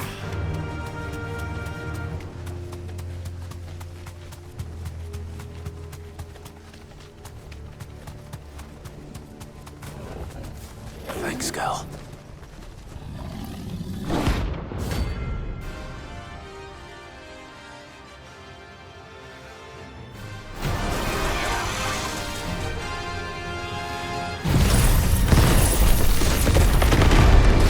That's no ordinary girl.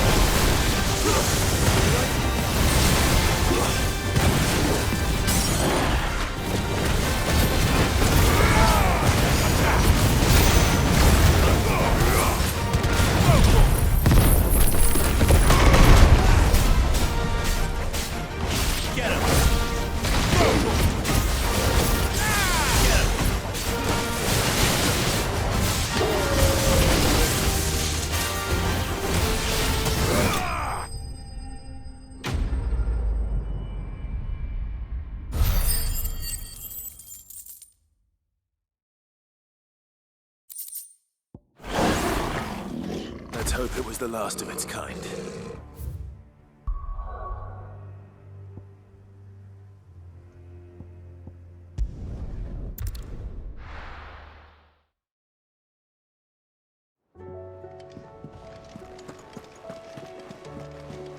Covered in nicks and lumps, the lot of them.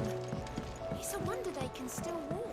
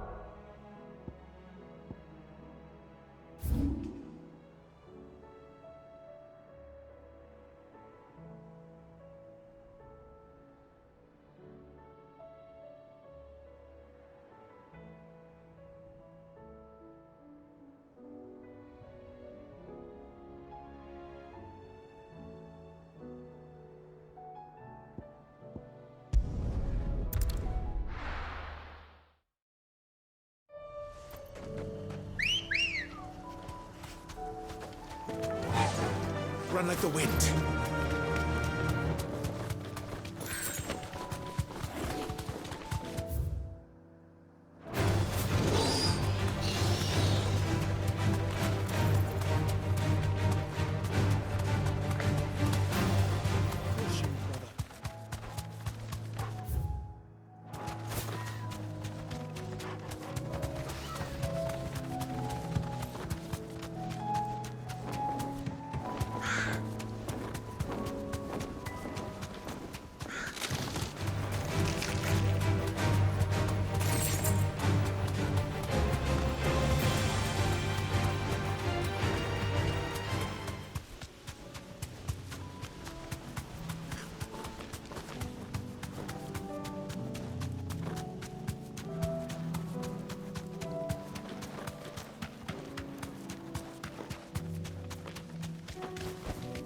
No need to ride from here.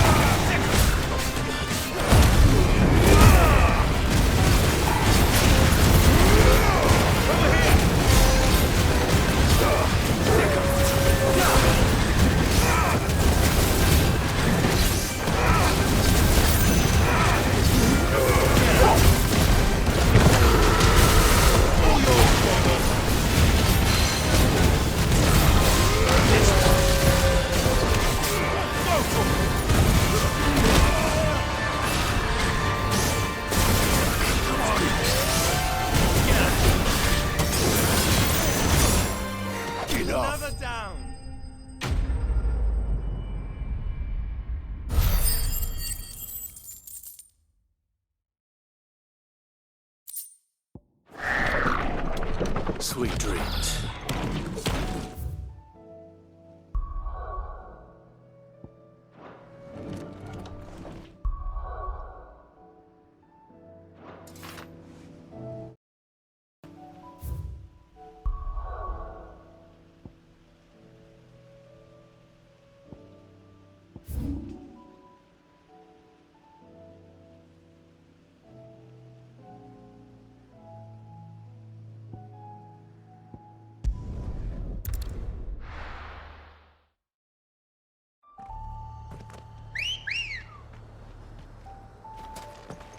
Good girl. Run like the wind.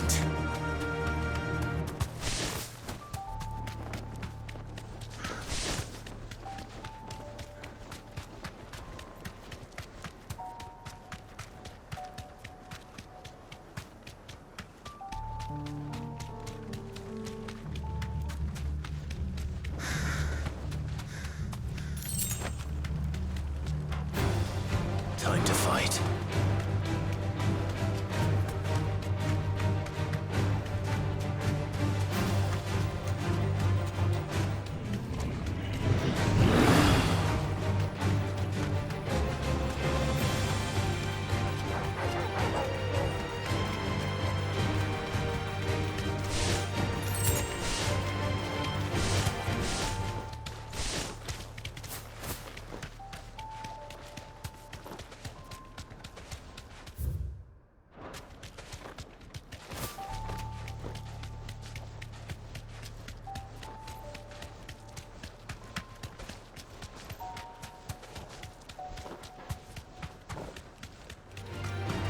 Right.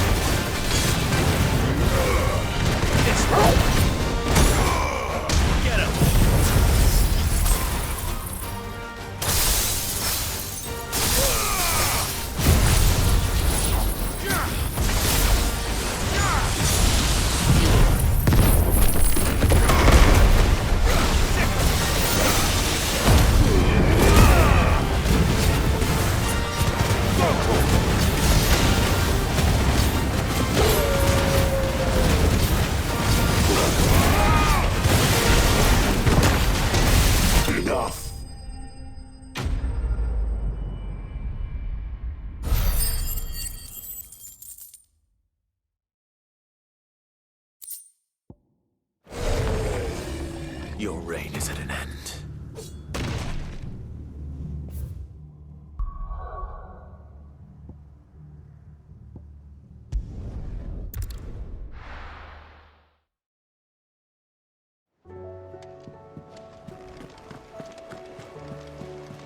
Covered in nicks and lumps, the lot of them.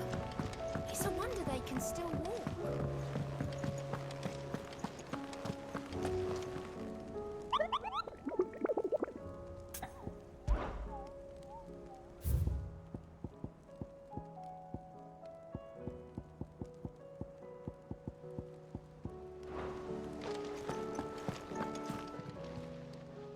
Ah, I wasn't expecting you back so soon. Your benefactors are a generous lot.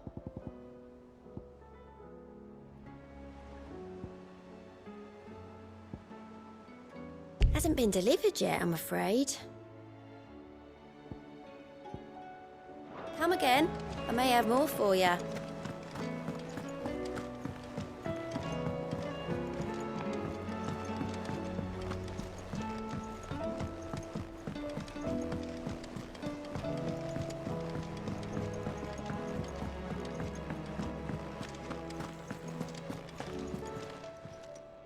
Still alive, are ya? If you're gonna buy something, be quick about it.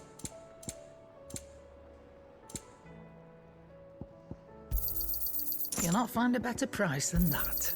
It'd better all be here.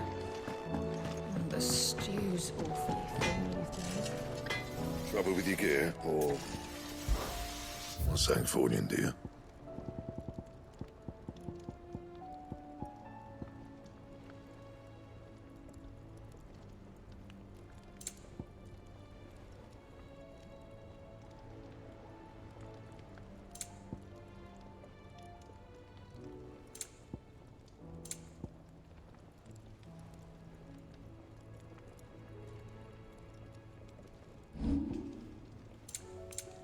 Anything else?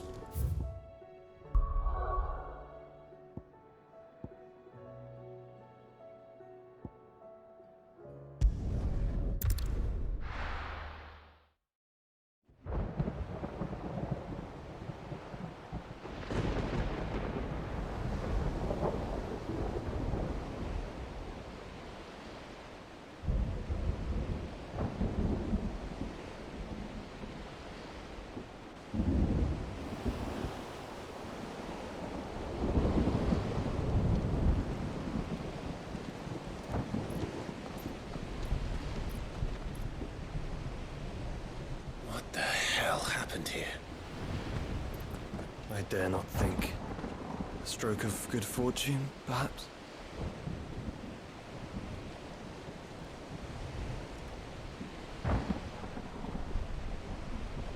I hope you're right. So do I.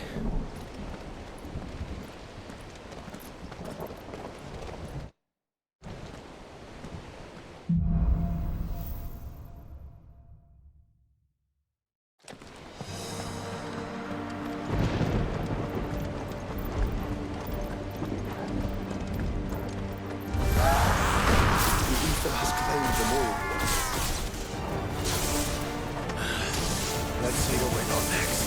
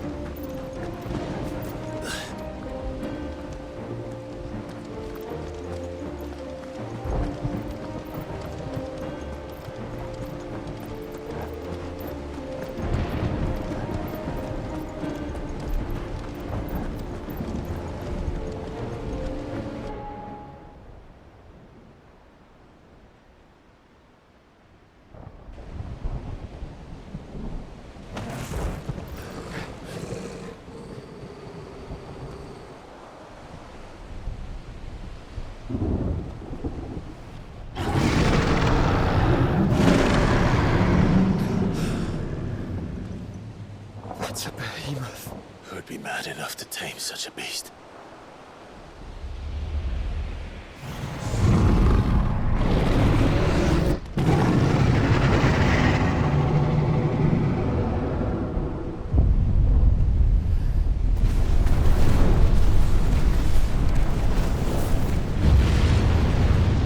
Stand back.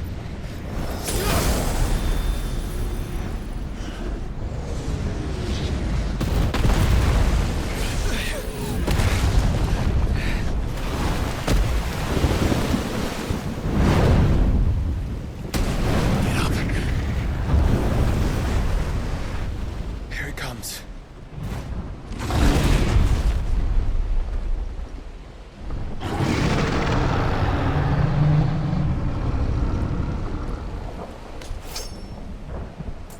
Well, what are we waiting for?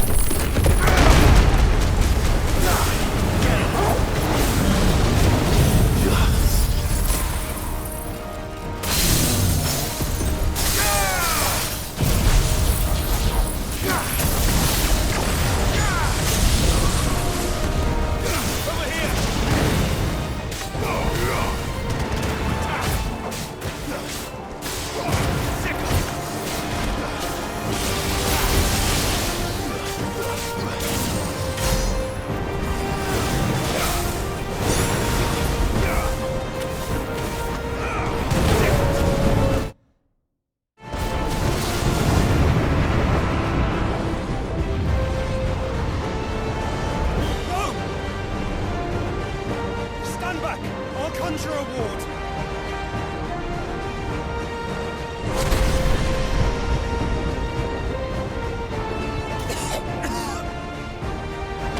Joshua!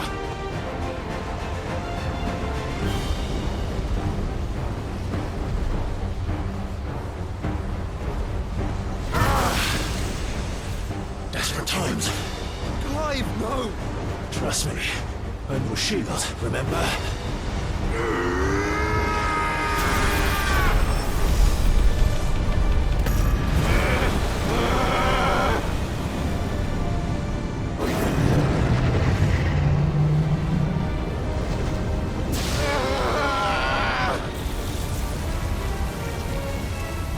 I think this might be a job for Ifrit! Why would you turn to him, brother?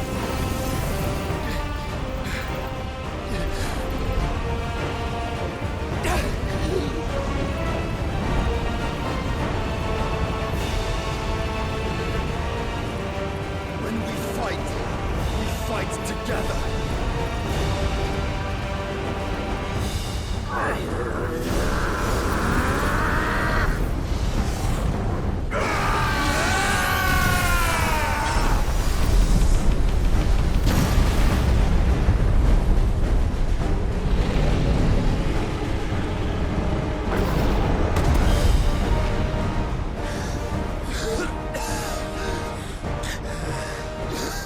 That wasn't too bad. That was just the beginning.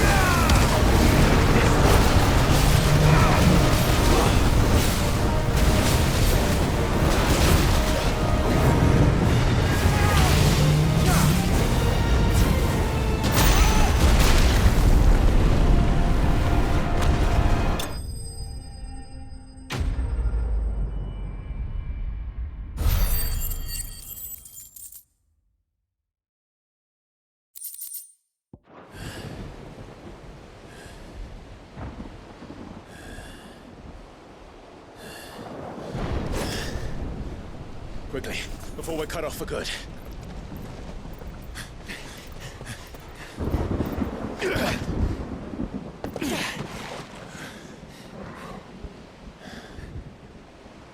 If it is like the others, the entrance to the inner sanctum will be at the foot of the crystal.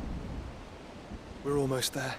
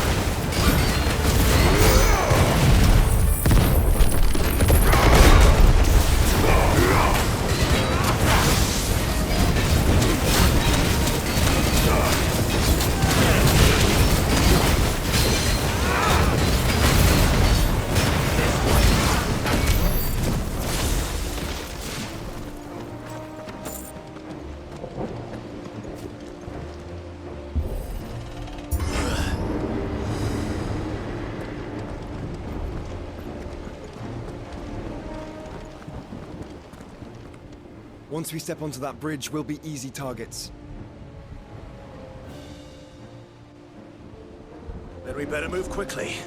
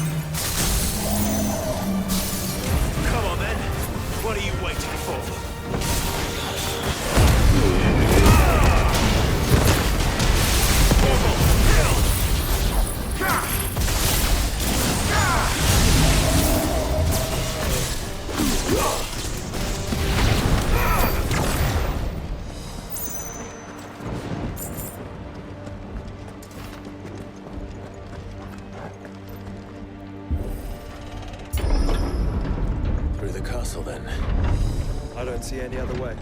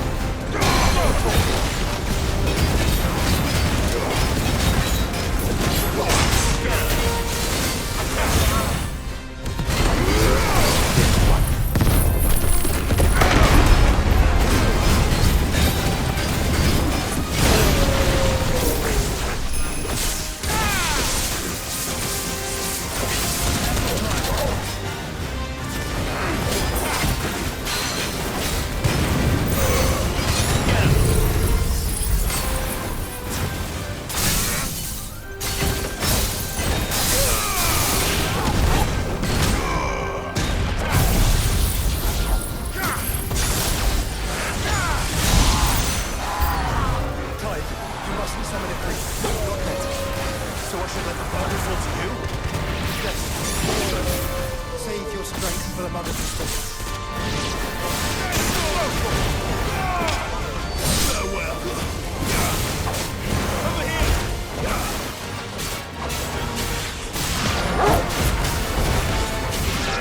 Over here.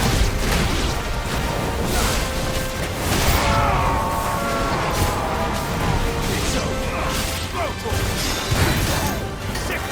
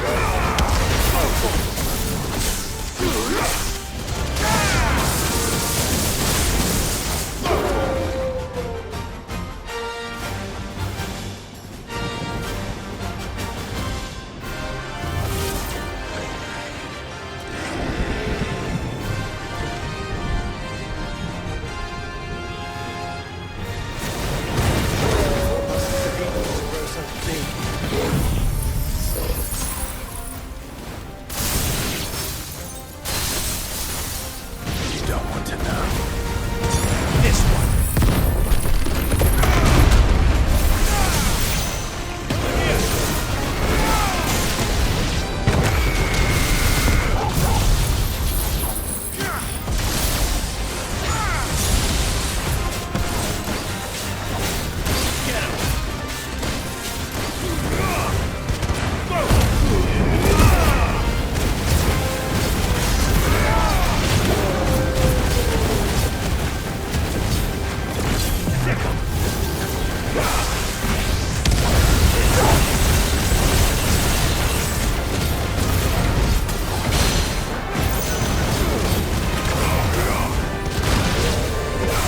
It's over.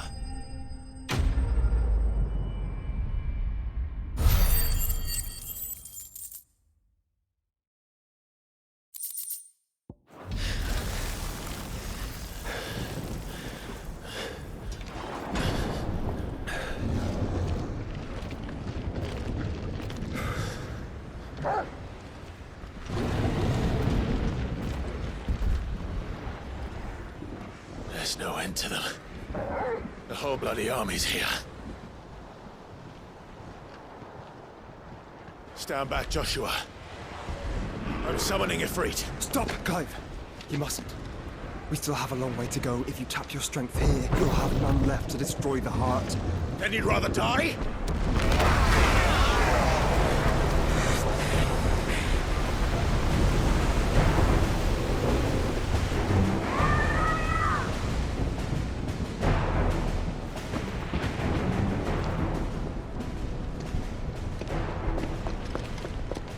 Jill.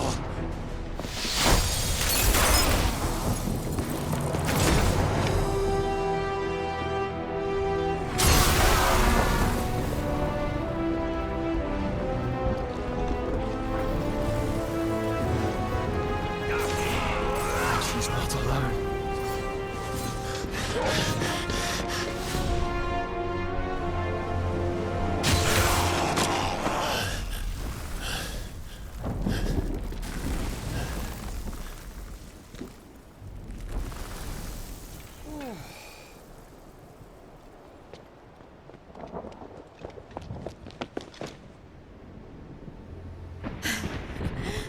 Surprised to see us.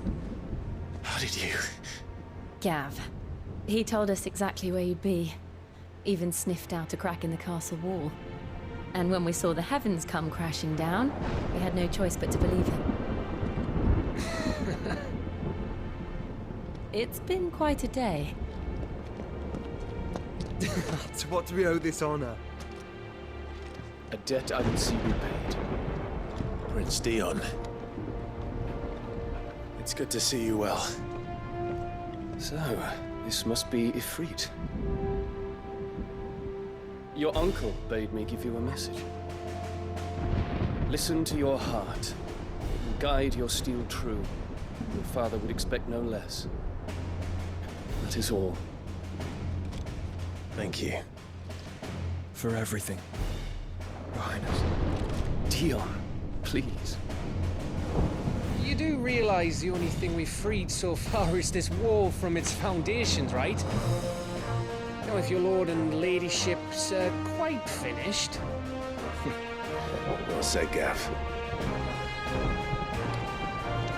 We have work to do.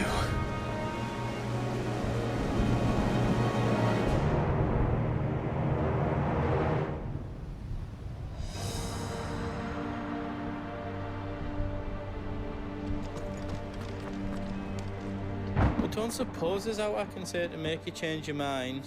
So I'll just tell you to stay safe. Nan won't take kindly to losing her best customer, especially after letting us carry all this stuff all the way to Ash. And we wouldn't want to anger old Nan. You mean, you'll buy some off us? Welcome to Goots's Toll. Thank you.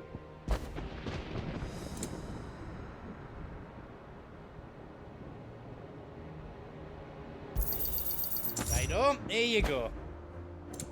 Thank you.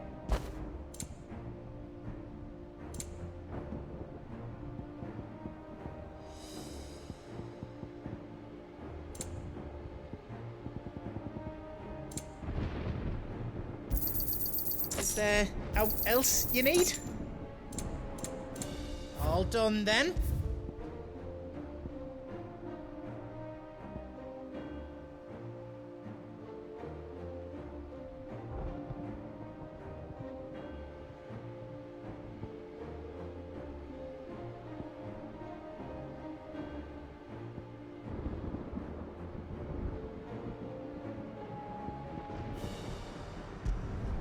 Reckon I did a good job.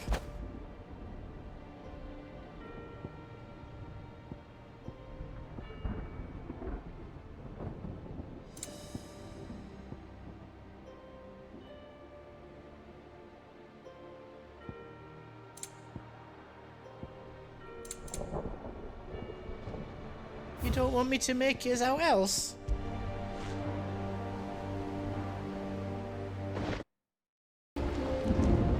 You see, Clive, we're not alone. If we are to win the day, we must all play our part. And ours. Ours lies beyond those doors.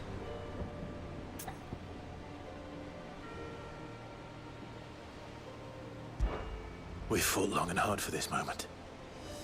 Sid's dream, our dream, is within our grasp. We need only endure this final trial, and we shall. Together.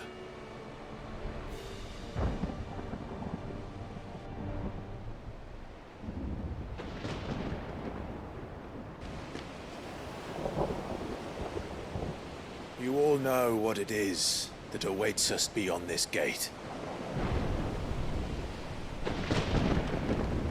And we shall face it together. Aye.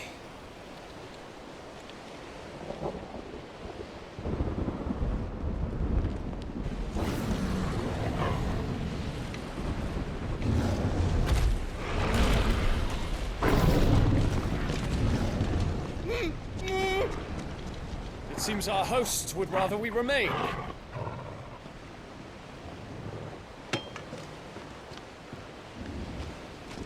I will stay them. We will stay them. Go! Just don't keep us waiting. Thank you.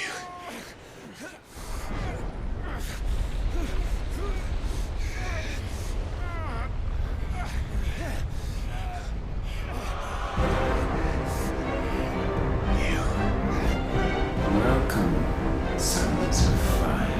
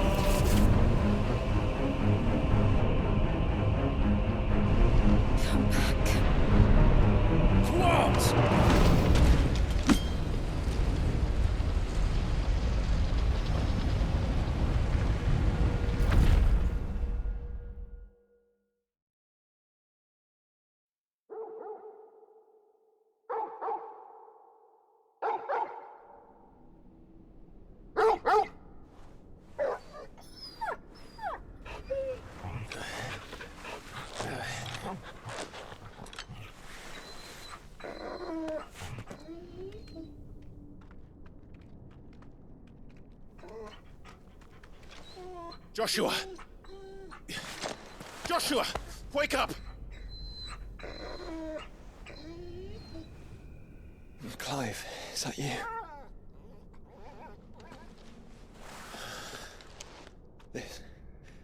This isn't stone here.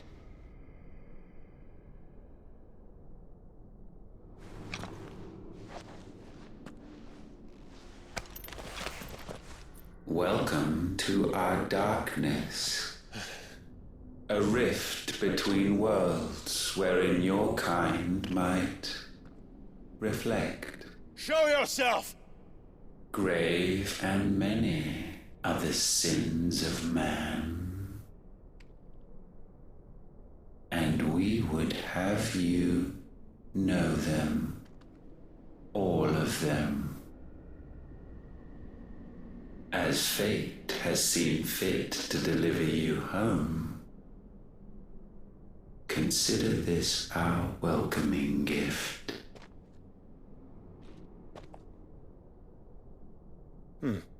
It would seem we are trapped. And the only way out is through Ultima. We find him, and we leave.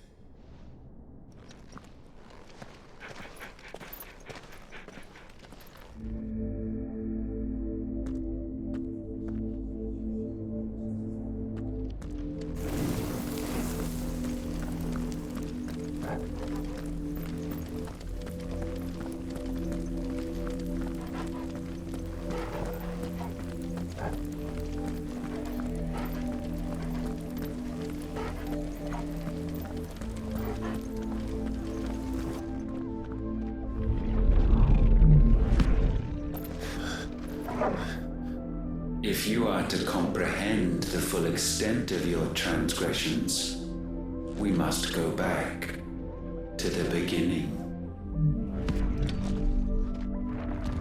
When the world was still young, we visited upon it a miracle, magic, and in its light did all life flourish.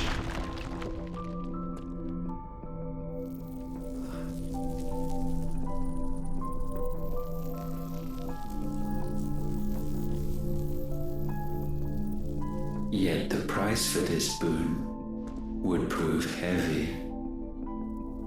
A pall descended upon the land, painting the horizon black as night.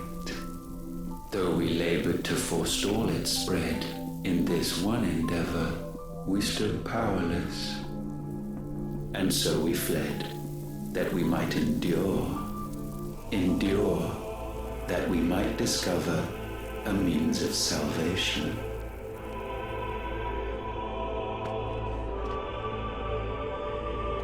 But if it was magic that caused the blight, what of the mother crystals?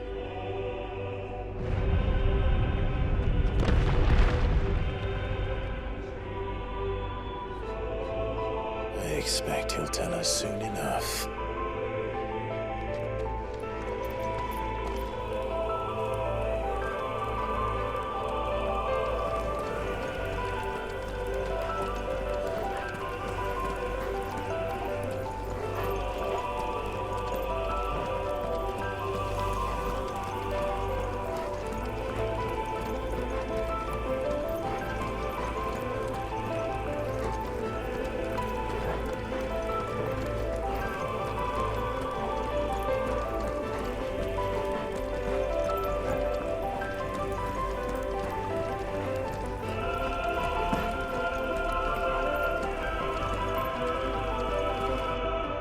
Salvation, alas, was not readily to be had. First, we would require a land unvisited by the stain of corruption. An unprecedented journey lay before us, one beyond the limits of our fleshly bodies. And so we cast them off. Thus, stripped to our very spirit, did we find our new paradise. A land as pure as driven snow. Valisthea. There, would the true work begin.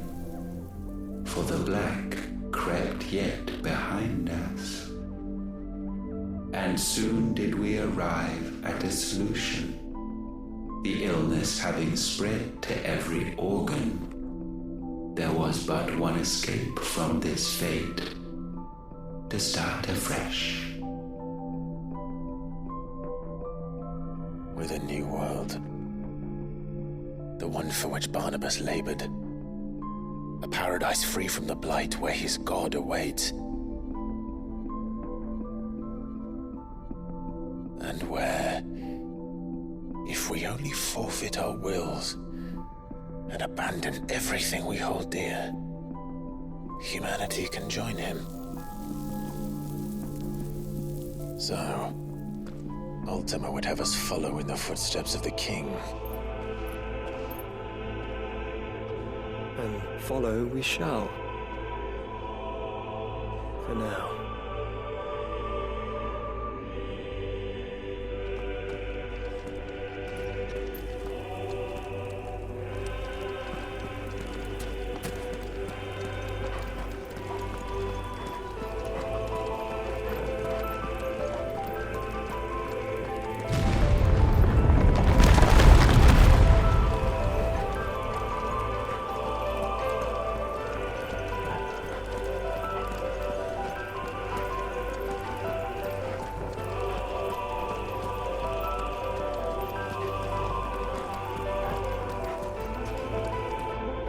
To forge a new world would require not only power, but a constitution strong enough to wield it. Acquiring the first would be simple.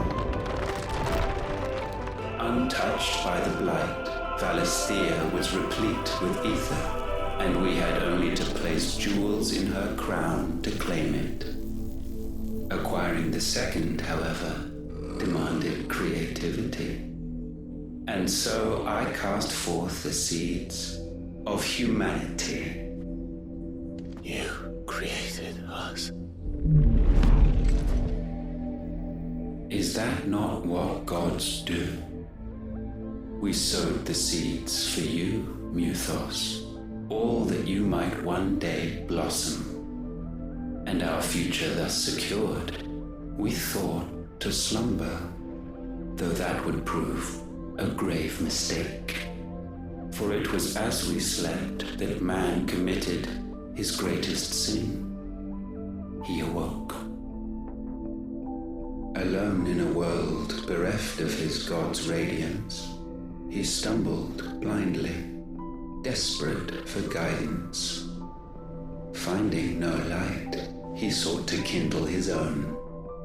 And from that single errant impulse was his will born. Having discovered himself at last, man turned his eyes inward and found he desired evermore that which only magic might afford. So wars were waged and brothers slain for custody over that dwindling resource.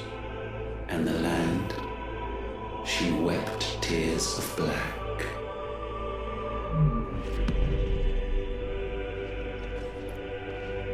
He would condemn us for this. Surely he cannot be so blind to his own hypocrisy. Not blind, just unwilling to admit the truth. But we're one and the same.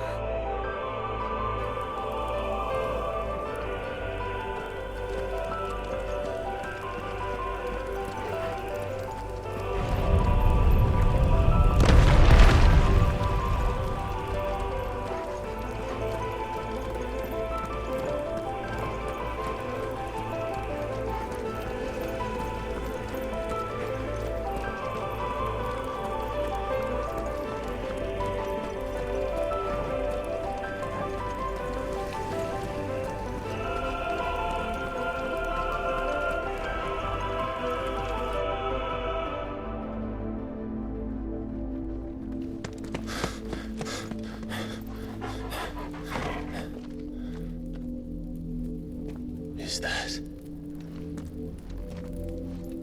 Ifrit. Or what's left of him. Long have our ashes lain cold for want of a spark. Cast your eyes upon them and see what you must become.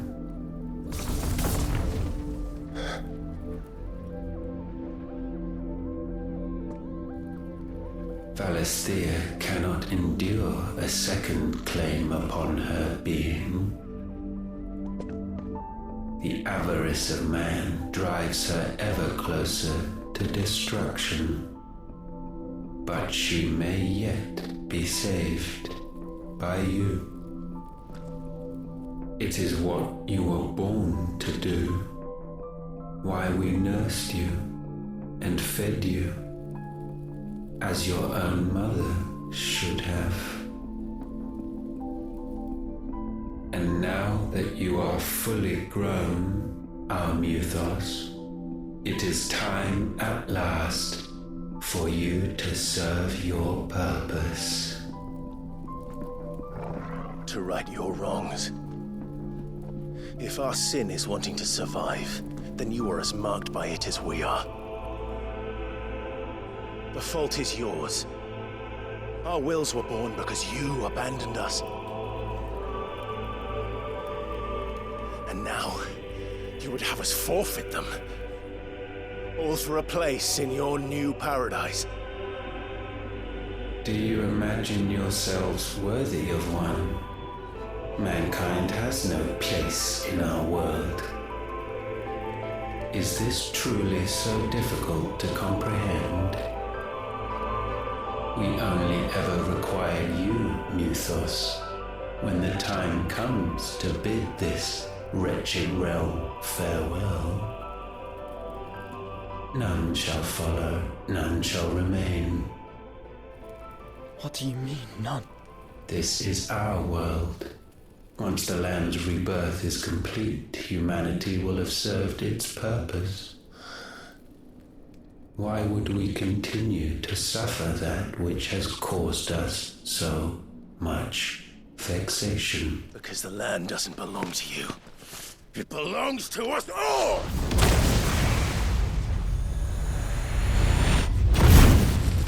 What? That is where you are mistaken. You own nothing but your precious will.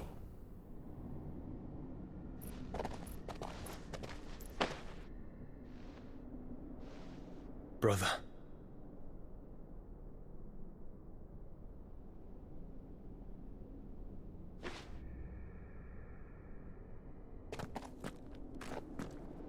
I can't do this alone. And you don't have to. I grow weary of your dissent. Now you must learn that this master will not tolerate disobedience.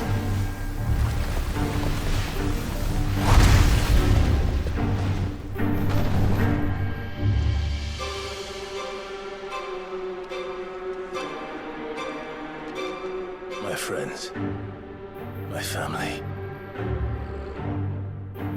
We have all suffered, all fought to survive. This world may be flawed. It may be broken. But it's all we have. And if we can't share it, I see only one other choice.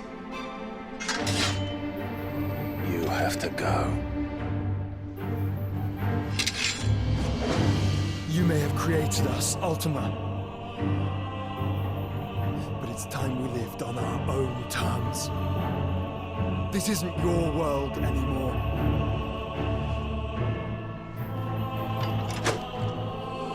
It's ours. Bow down, Avendus, hearts disdain.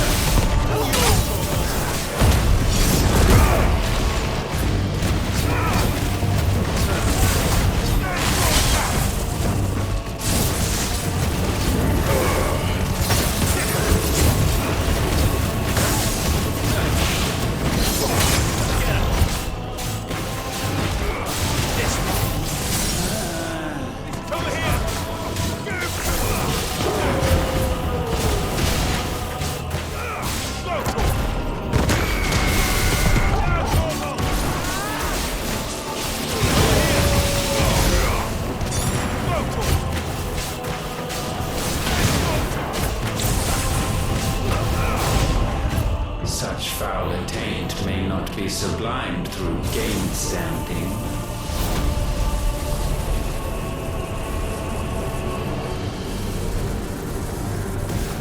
Only with heads hung low is penance paid.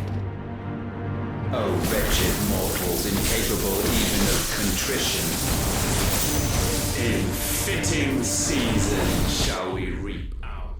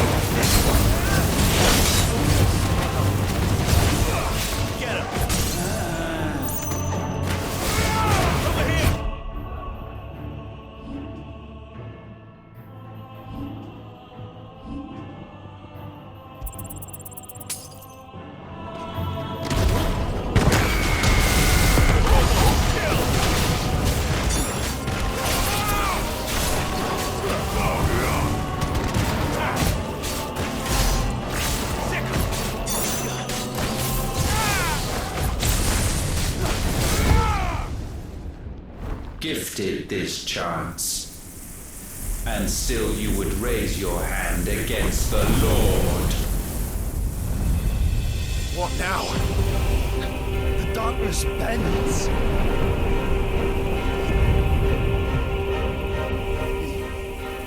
He means to end us. It wouldn't be the first time. But let's make it his last. Your fate is inexorable. Surrender the vessel unto the darkness.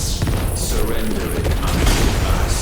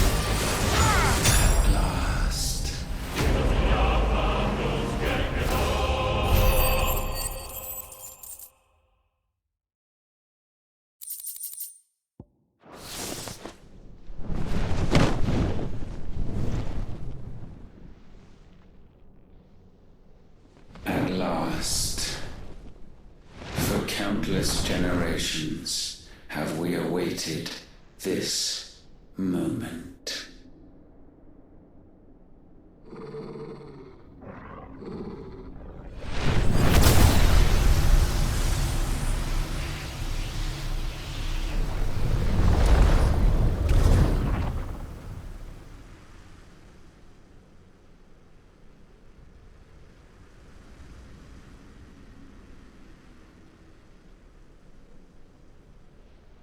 Your struggles have made you strong, yet your soul remains heavy with sin.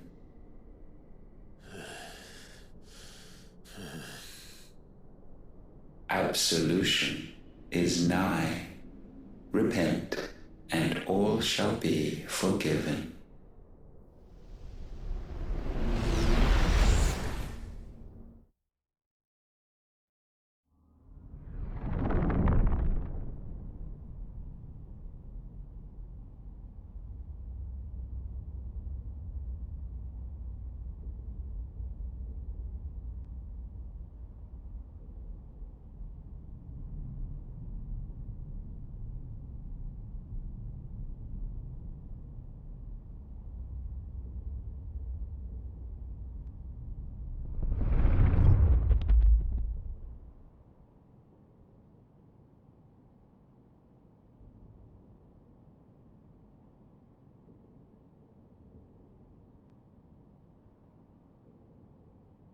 Tell me, Clive, how many lives have you saved since taking my name?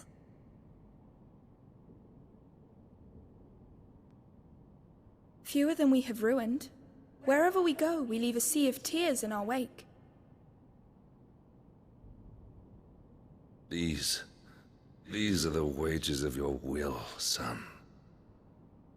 What good are our choices when all they ever bring, all they will ever bring, is death? There's no atoning, Clive. No matter how hard you try. So why not leave it all behind? Leave it all behind.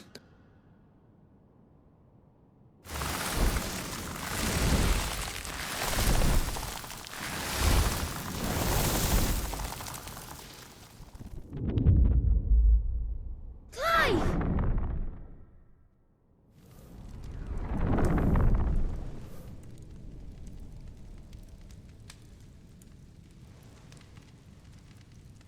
Please, won't somebody save me? Won't anybody love me? I yearn, yet still she is not mine. Have I not given enough? From will is born desire, and it is this which consumes you, rendering you incomplete. Do you not see how the world bends and warps under the weight of your hungering hearts?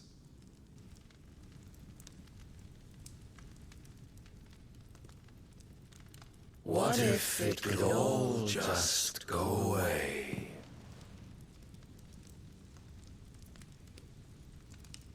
Just go away.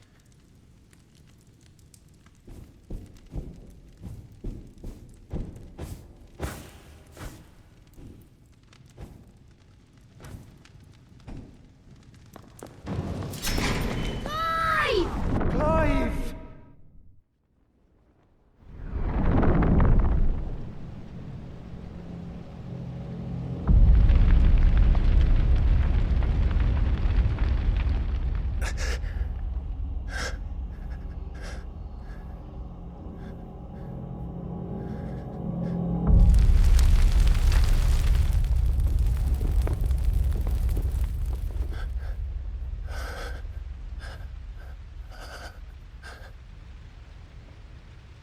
None of this is real. Wake up. It's time to go home, Clive.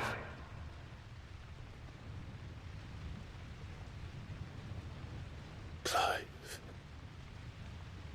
That's right. You're my brother. Brother.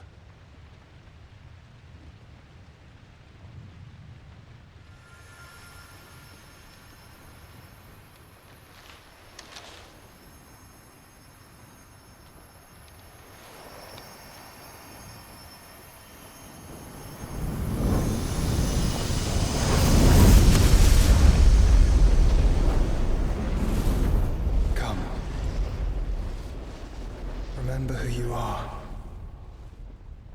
Clive.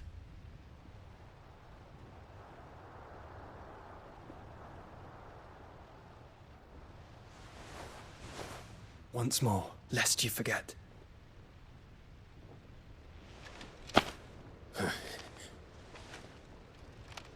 My name is Clive. Clive Rossfield.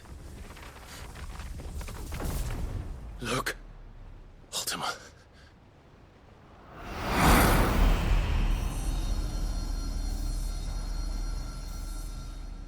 Even here, the light of the vessel's will cannot be quenched. And the Phoenix, his trespass should not have been possible. Not possible unless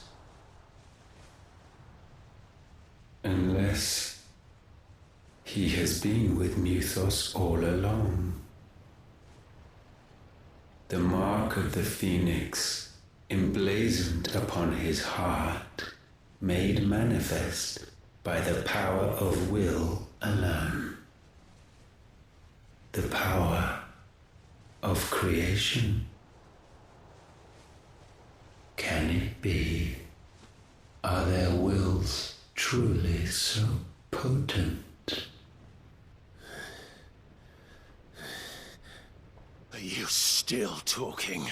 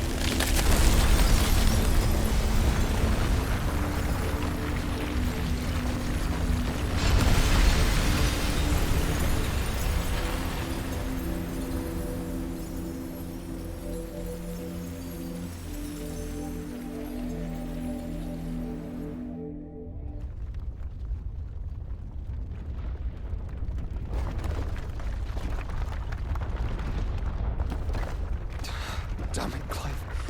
Wake up.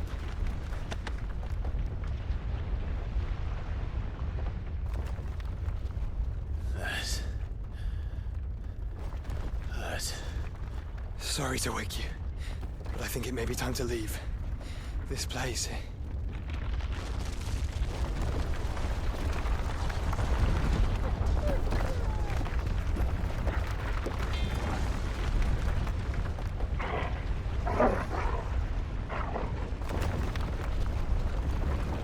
And once again does my creation stray from the path laid before it.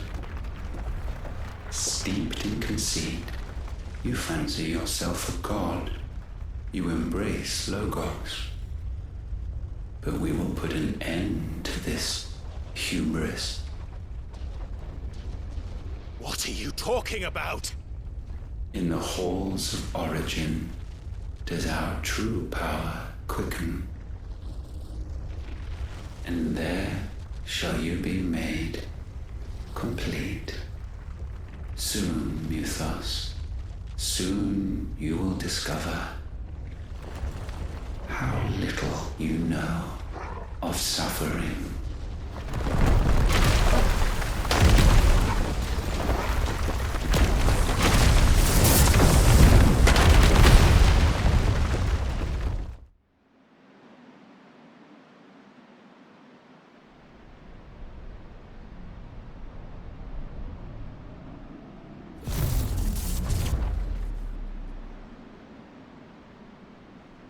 And so the crystals are no more. Yet in their silence, a new song rings. Its chorus building, a crescendo as it enters its final movement, stirring those long aslumber to waking and back to their origin.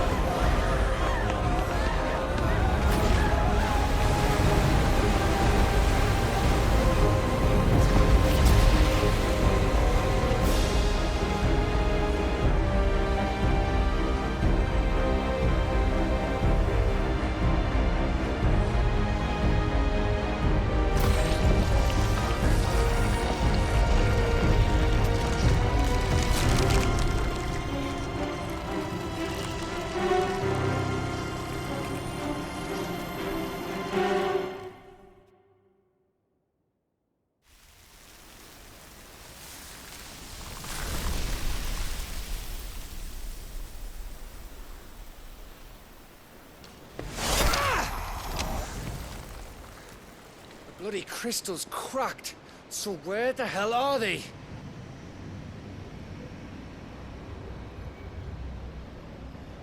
Oh, fuck me.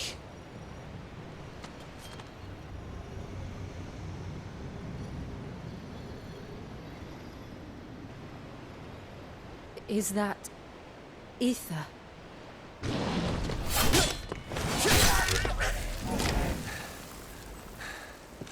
What in good Grieger's name is going on?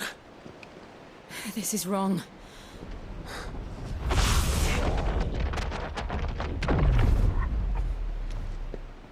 Are we back? Clive! Joshua! Jill!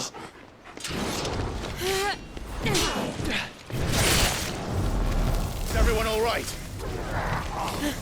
We're fine. What happened? Too much to explain here. Mate! We're leaving! Now! Everyone, fall back to the ship!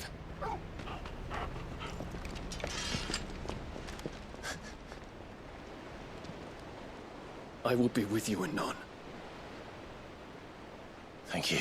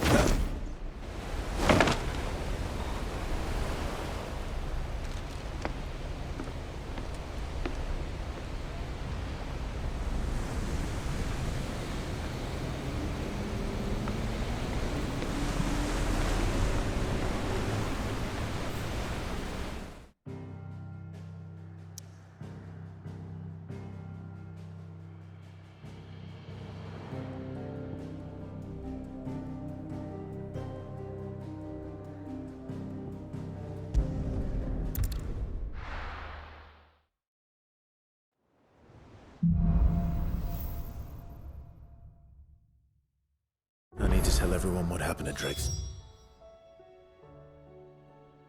Fine.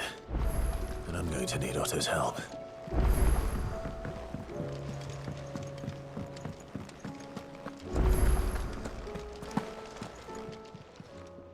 Aye, it's a dangerous world out there.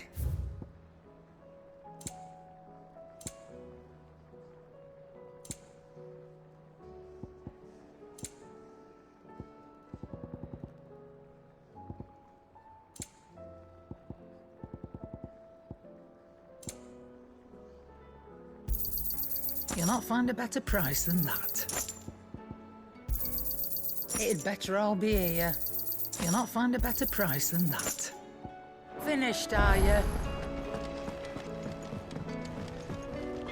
So what do I owe the honor? Not saying Fornian, do you?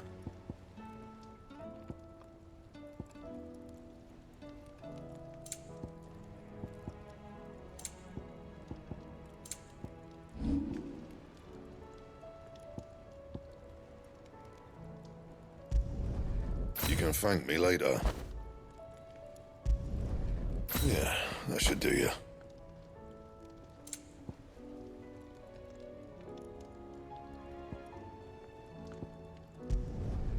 My best work, but it'll do. You can thank me later. My best work, but it'll do.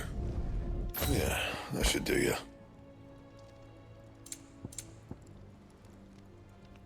And?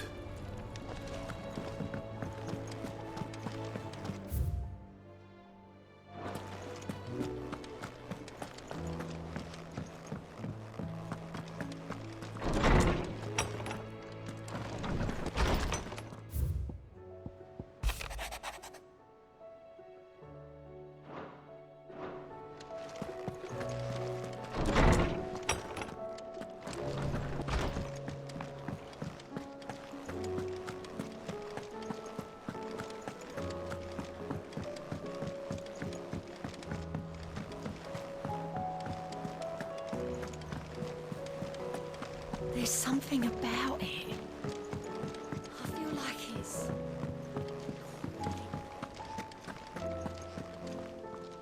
Still alive, I see. Something tells me that eyesore on the horizon is your doing. How'd you manage that? It's a long story. One that I'd rather only tell once. Right. All hands on deck, then.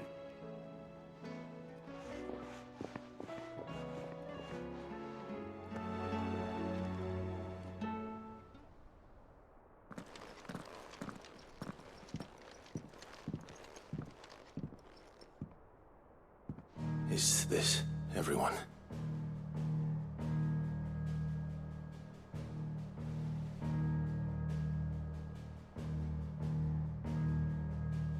As I'm sure you've all guessed, the crystal which now commands the eastern skies was summoned by Ultima. He called it Origin. Though the significance of that name is as yet unclear. What does it matter what it's called? Its emergence tore Twinside asunder and wiped my homeland from the map.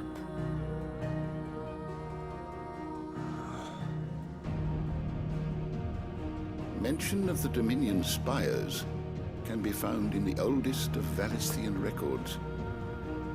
But to the best of my knowledge, none provide any hint as to their true nature. That they would prove the horns of some slumbering demon. Well... The Dominion's demise was at least quick. Elsewhere, the Republican army cannot hope to contain the chaos engulfing Randalar.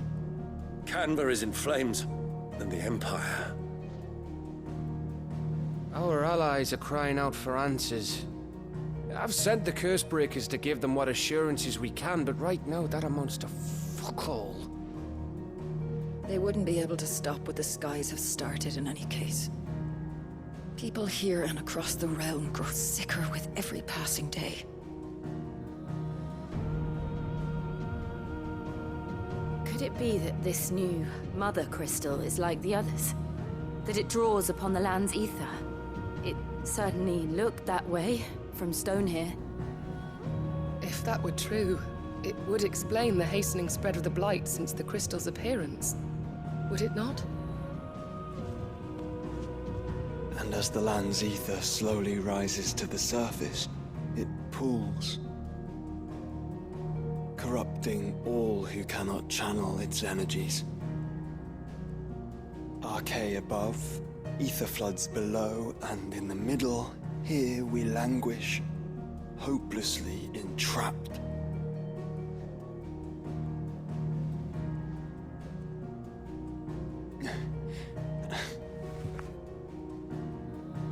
It's all right.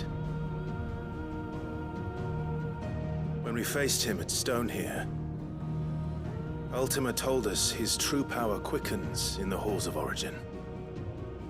Needless to say, we cannot allow that to continue. If we are to stop him, we will have to find a way into the crystal. How are we gonna manage that then? It's up in the sky.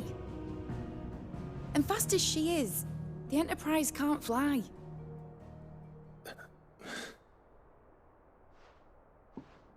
It's a lot to take in, and I reckon we'd all benefit from some time to clear our heads. The answer will come to us. Don't you worry. Ain't that right, Clive? Right. That's right. Well, go on then. Bugger off.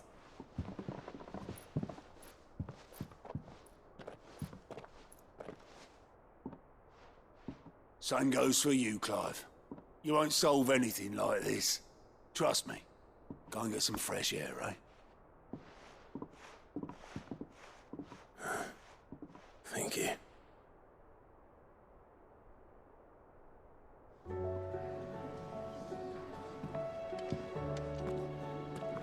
Joshua seemed upset.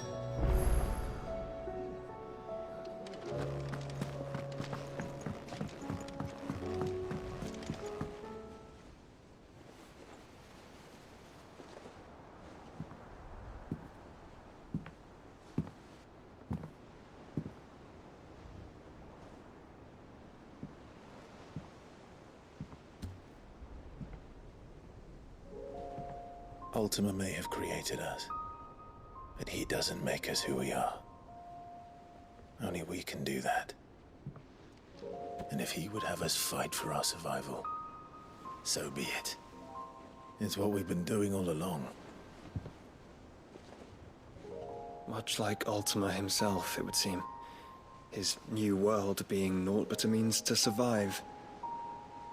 And so, we must contend to decide which of us shall inherit the land. Should Ultima prevail, it will mean death for us all. Of that, we can be certain. But even should he fail, what world awaits us? A withered, godless place, where our newfound freedom will most like prove a chain in itself. Well, that may be. But a chain can always be broken. As long as one has the will to break it. It won't be easy. It may take generations. Centuries of suffering. And that is, if everyone plays their part. But it will happen. And when it does, it will be on our terms. That is the world that awaits us. Indeed. And what better world could one wish for?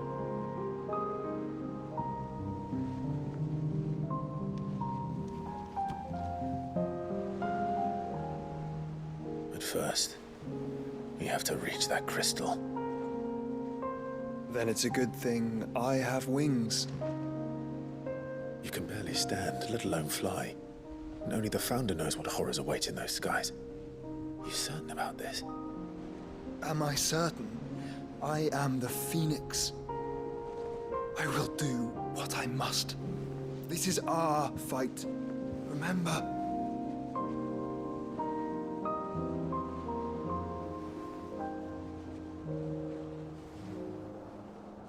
All right.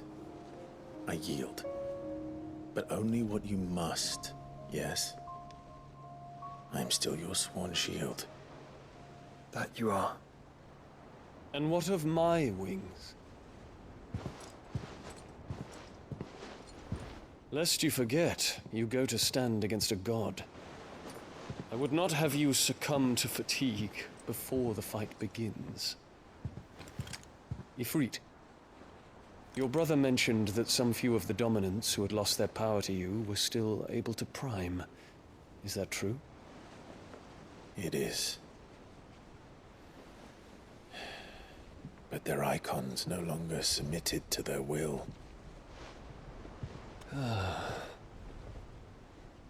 Then mine will have to be stronger. That you both might save your strength for the battle to come. You don't have to do this. If you do, there's a chance you might lose all you have left. And what have I but regret? My life ended in the Dominion. I fear death no more. Besides, I would have words with Ultima. He has much to answer for.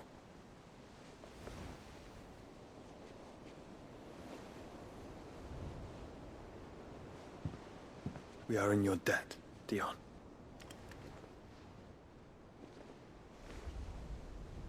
We can speak of debts when this is over.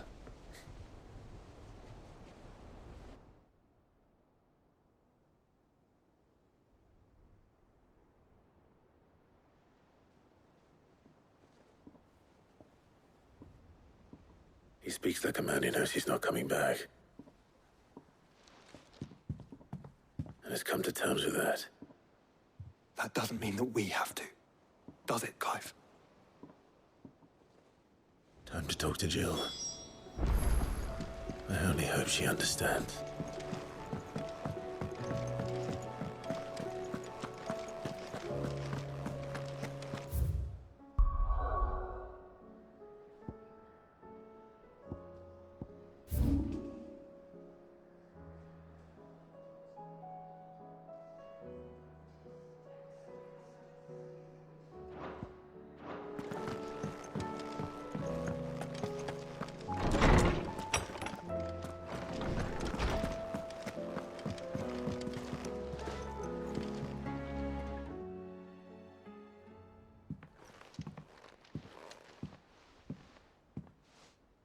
Come to wish on a star. That might not be such a bad idea. This is it, Jill. You know what I have to do. Why I have to do it. There's no turning back now. This is where our journey was leading us. Where it will end, for better or worse. I could pray to Metia for you. But you'll be all right, won't you, Clive? You always are. I did promise we'd watch the moon together. I'll be waiting.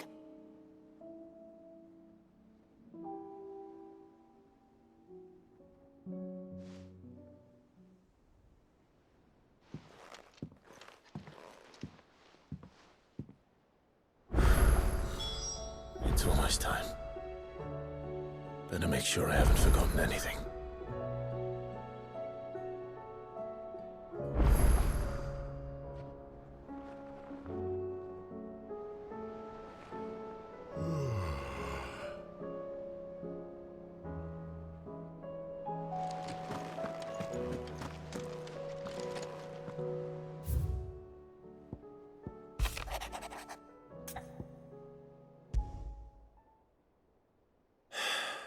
What is it this time, Torgal?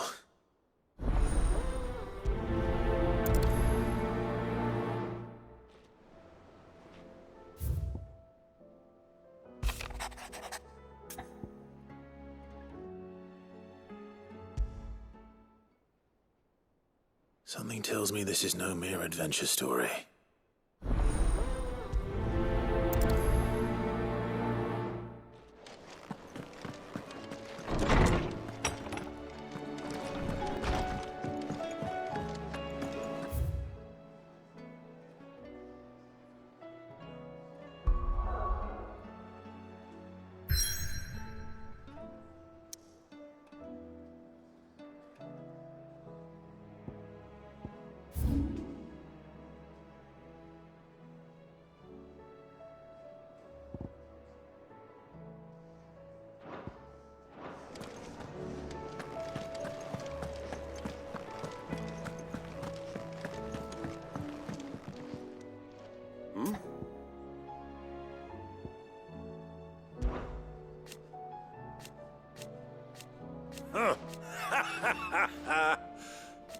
Thank you, Uncle.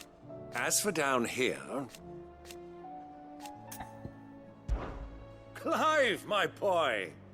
Rutherford informs me that we owe you our thanks. Hadn't intended for you to get involved, but such are the times we live in, huh? I would have done the same for anyone else. You're far too modest, Clive. You'd make a terrible nobleman. But tell me, is the realm truly in as dire a state as Rutherford suggests? From what little I saw, you were right to be worried. I suppose I should have expected the worst. But I was rather hoping the great and good of the realm might have things a little more under control. Alas, it seems that firm leadership is in short supply these days, and without it, the people are bound to lose their way. We must move quickly. But where do we start? True, the challenges that face us are many. But in my estimation, there are two key areas to be addressed before any other. The realm's armies and her larders. As you've seen firsthand, it's every man and woman for themselves out there. Certain cities have banded together to try and maintain some semblance of order, yes? But such cases are few and far between. And yet, the only remedy for the chaos that faces us is unity. A unity that transcends even the borders laid down by our ancestors. In short, if Storm does not stand together, she will fall apart. But how would one even begin to unite the realm? The armies, my boy. As I told you already, we begin by restoring order among the ranks of those sworn to maintain it. Sadly, I doubt I could convince even the lowliest gaggle of privates to dig a latrine together. But I do know someone the High Commanders have been known to listen to on occasion. Field Marshal Eugen Havel. I thought he was retired. He was, until an Akashic army tore through Randalar and killed most of the rank and file. There is no man alive more capable. Literally. And as luck would have it, I've already spoken with him on the matter. Of course you have. And he's agreed to help. On one condition. That he first speaks with you personally. Havel has always been a man of frustratingly rigid principle, and he has certain qualms about clasping arms with, well, with an outlaw. I extolled your many virtues as best I could, of course, but the old goat was adamant that he be allowed to appraise you in person. You don't mind, do you, my boy? Of course not. As long as chaos reigns, we will never build a better world. I'll do whatever it takes. And if the Field Marshal wishes to speak with me in person, then so be it. That's the spirit. I'll leave for Randalar at once. Would you send a Stolas? Of course. Rutherford is already in the Dalmekian capital. I'll have him tell Havel to expect you forthwith. Excellent. Thank you, Uncle. No, thank you, Clive.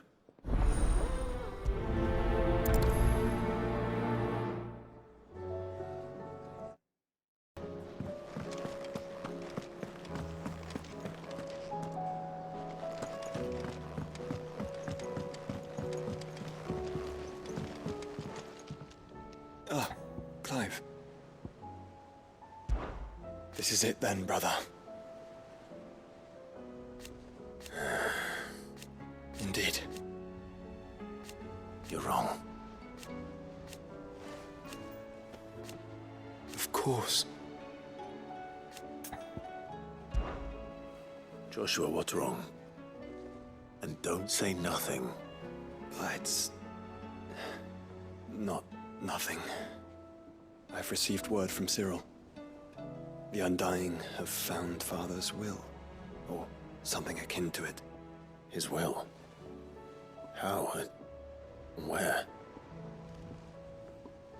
In the crypt beneath Rosalith Castle. After Kupka was kind enough to drive out the Imperials, the Undying took the opportunity to recover what relics of the Duchy yet remained. And in the process of doing so, they found a letter from Father. I'm surprised anything survived down there. Cyril asked that I join him in Tabor at my convenience. I have been meaning to go, but would you join me? Of course. I want to know what's in that letter as much as you do. Very well. I am ready to leave when you are.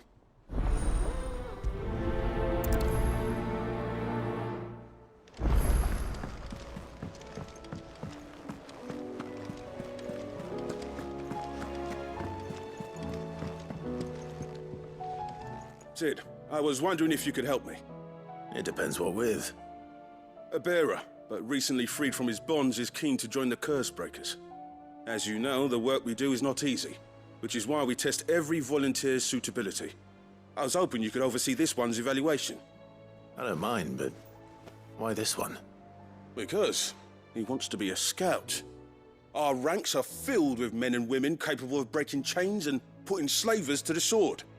But scouting, we're few with the nose for that, which is why we still rely so heavily on Gav. And since he accompanies you on so many of your missions, I thought you might be better placed to recognize the traits in him that we should look for in those who'd fill his boots. Sounds reasonable. So you're happy to oversee the boys' test, then?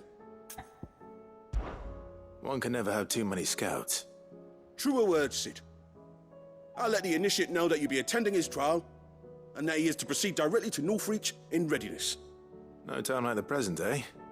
No time like the present. I'll await you there.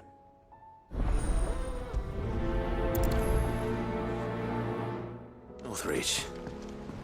I don't suppose they could have chosen somewhere closer. Vivian, I read your note, and I'd be happy to help you find the book you're looking for. Thank you, Clive. But tracking it down will not be easy. Are you sure? Please. You have always granted me your wisdom and insight whenever I asked. It's only right that I return the favor. Or at least attempt to.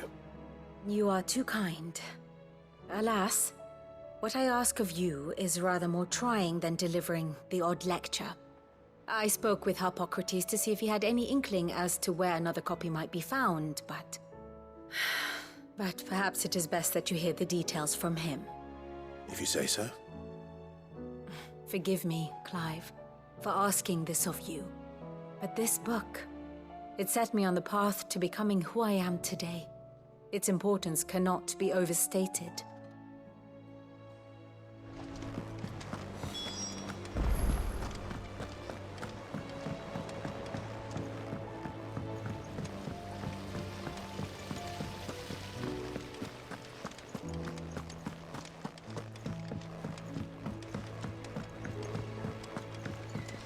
What do you think happened to Miss...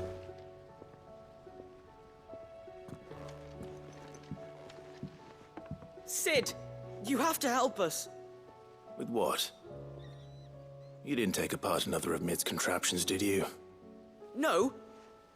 Well, yes, but that's not what we want to talk to you about. It's Miss Mididol. She's been acting strange. Very strange. She's barely ever around. And when she is, she acts like we aren't even there. Her head's in a crowd. In the clouds. That's what I said. In the clouds. Well, she does have a lot on her mind. When did you last see her? Not long ago.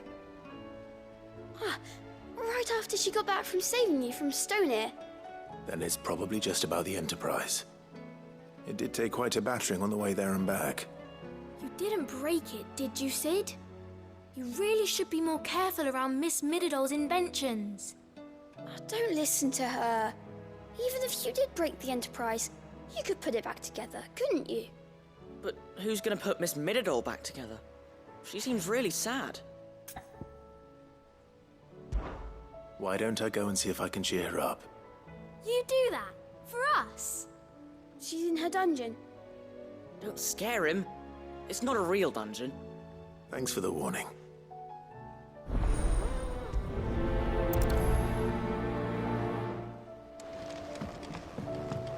Whatever should I write next?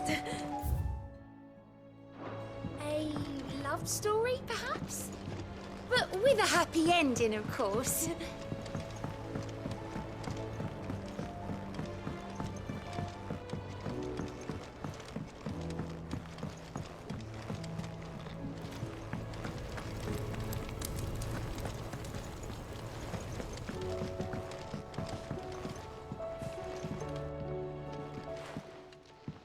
Mid, if you have a...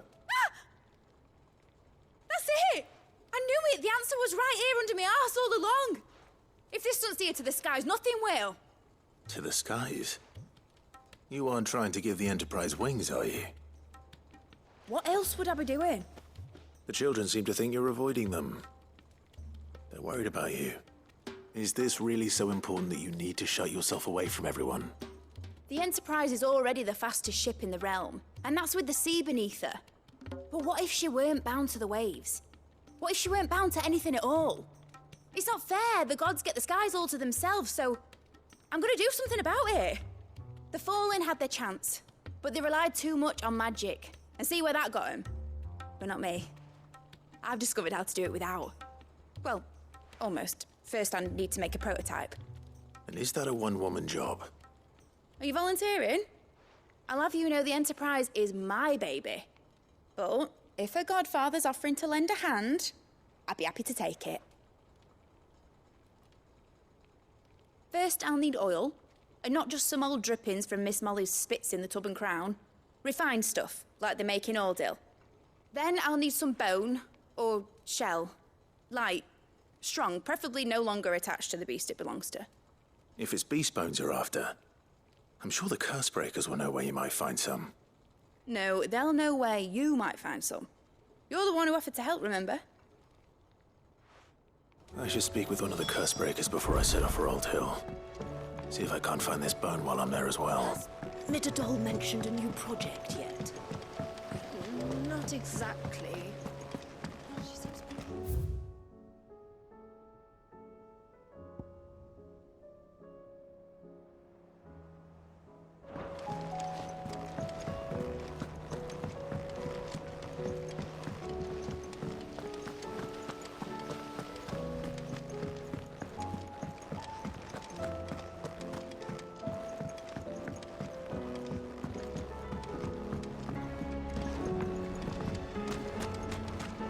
I will not let them be forgotten. Sid, may I have a moment? Of course. It is an honor to finally speak with you. My name is Herman. I've been with the Cursebreakers for some time now, and I wish to be deployed to Ash. Any assignment will do. No. The lands across the Narrow are too dangerous. I will not send good men and women to risk their lives needlessly. Why would you want to go back? I need to retrieve something. Something important. I was raised in an orphanage. The Badbach Conservatory. Or rather, I was held captive there. It was not a place of nurture. It existed solely to turn bearer children into mindless weapons. We were tortured until we feared no pain. Tormented until our hearts turned to stone, and few ever survived long enough to become tools of the last king. I can't imagine. I lost so many. I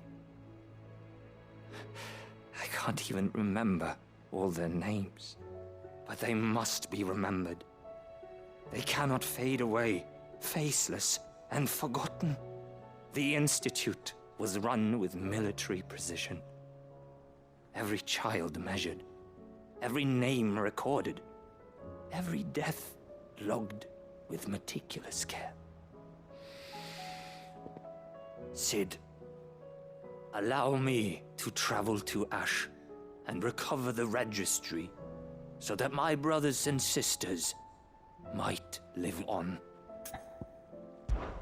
You are a good friend, Herman. But the fact remains that Ash is simply too dangerous. Sid, please. Even should it cost me my life. Too dangerous for you, Herman. But not for me. I'll go to Badbach and find the registry.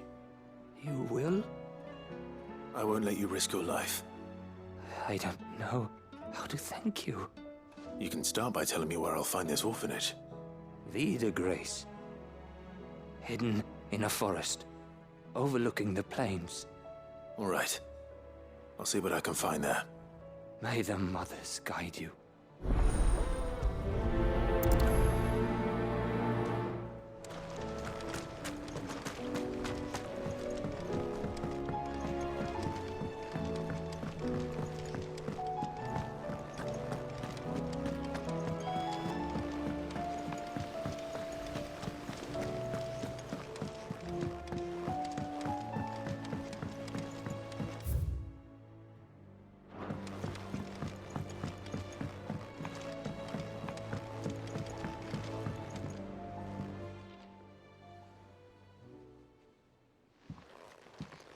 Pining for something, boy. What is it? What do you see out there?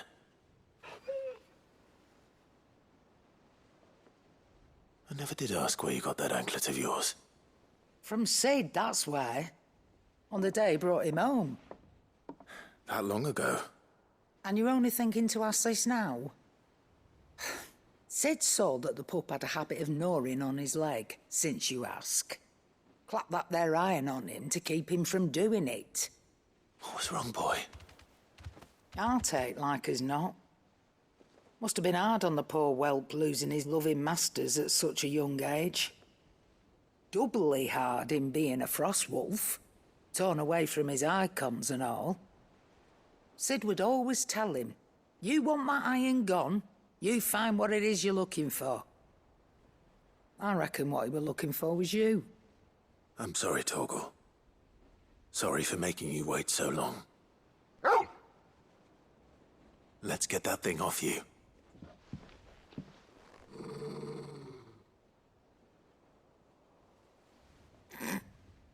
Doesn't sound like he wants it off.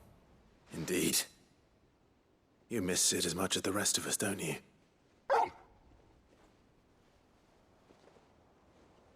You want me to go with you somewhere?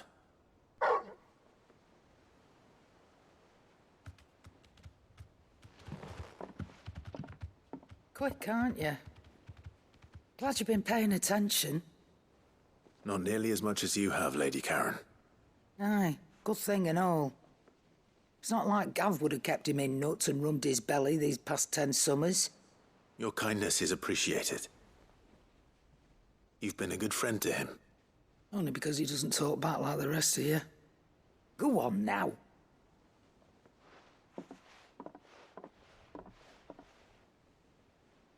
Where to then, Torgal?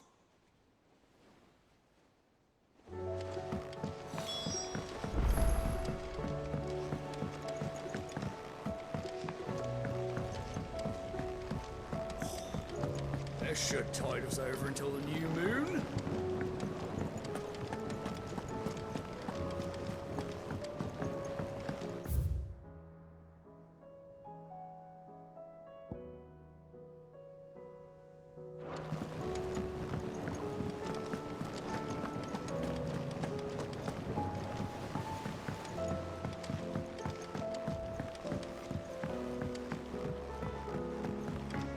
Say what you will, Lady Karen has seen us.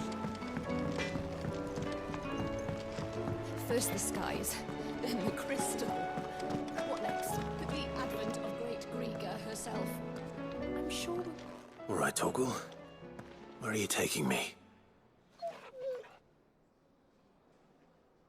I'm going to need a little bit more than that, boy. Do you have a better hint for me? Unless... you've already given me one. Back on the rear deck, you were looking west, toward Rosaria.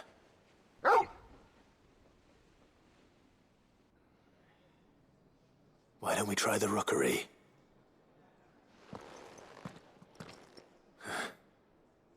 I haven't been to the island in almost 20 years. To Port Isolde, then. Fingers crossed the old mooring is still there.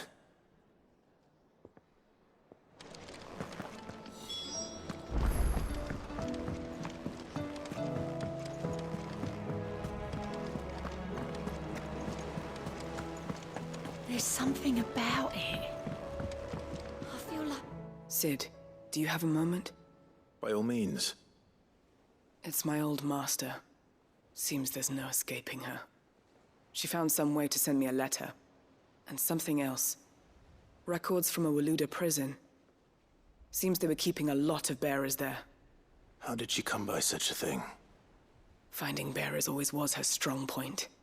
And it seems the cells of Balmung Dark are full of them. Foreign captives, the masterless. Bearers no one would miss. And even better for her, bearers with no one to look after them. When ether started lapping at the walls, the jailers fled. Leaving the bearers to be liberated by whoever happened to come along next. Sid, I'd like to believe that I've earned your trust by now. And while I'm well aware that you've forbidden Cursebreakers from traveling to Waloed, I can't let those bearers die in their cells. I'd rather risk shipwreck on the Shadow Coast than leave them to starve. We'll be needing the Enterprise if we're going to navigate the Narrow. Does that mean... I'm making an exception, but we travel together. And we stay no longer than we have to. Ash is an inhospitable place at the best of times. We save as many as we can, and we leave. Thank you, Sid. There was a name in the prison register. A name from my past. Chadwick. Another of my former master's protégés. A gifted soldier, and the closest thing I had to family. The thought of him held captive in that place. He must be very important to you. He was. Is. Then we find him. The entrance to the prison lies in the shadow of Ravenwit Walls, just beyond the portcullis. We should head there as quickly as we can. I only pray there are still bearers alive to save. As do I, Doris.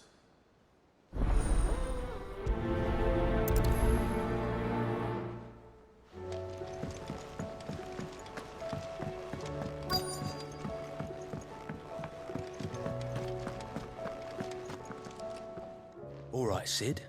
Come to buy us around, have you? Only if you earn it. Mid needs a piece of light but durable bone for her next project. You've encountered your share of beasts on your travels across the realm. Any ideas? Most bones are the same. Whack 'em hard enough and they'll break. If it's durability you're looking for, shell will serve you better. You know what an adamantus is? I do. And I know to give them a wide berth. Will any old adamantus do? Well, with shells, the older the harder. There's a rumour of an ancient adamantus down in Karava, near Old Bidza, or what's left of the village anyway. But don't expect to make quick work of the bastard. There's a reason it's lived as long as it has. I'll keep that in mind. Thank you.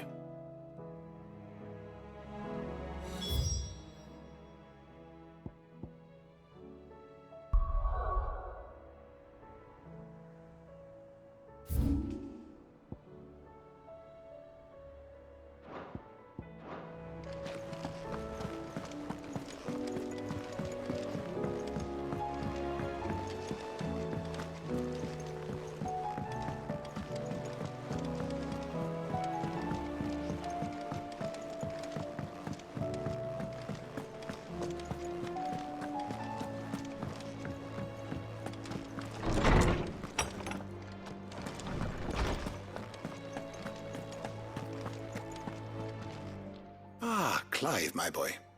What a pleasure it is to see you. Harpocrates. There's something I need to ask you. I've been charged with locating a book called From a Distance. Then you seek a rare gem indeed. One whose name I had not thought to hear from your lips. You've been talking to Vivian. Right as always. But she didn't seem keen to tell me very much.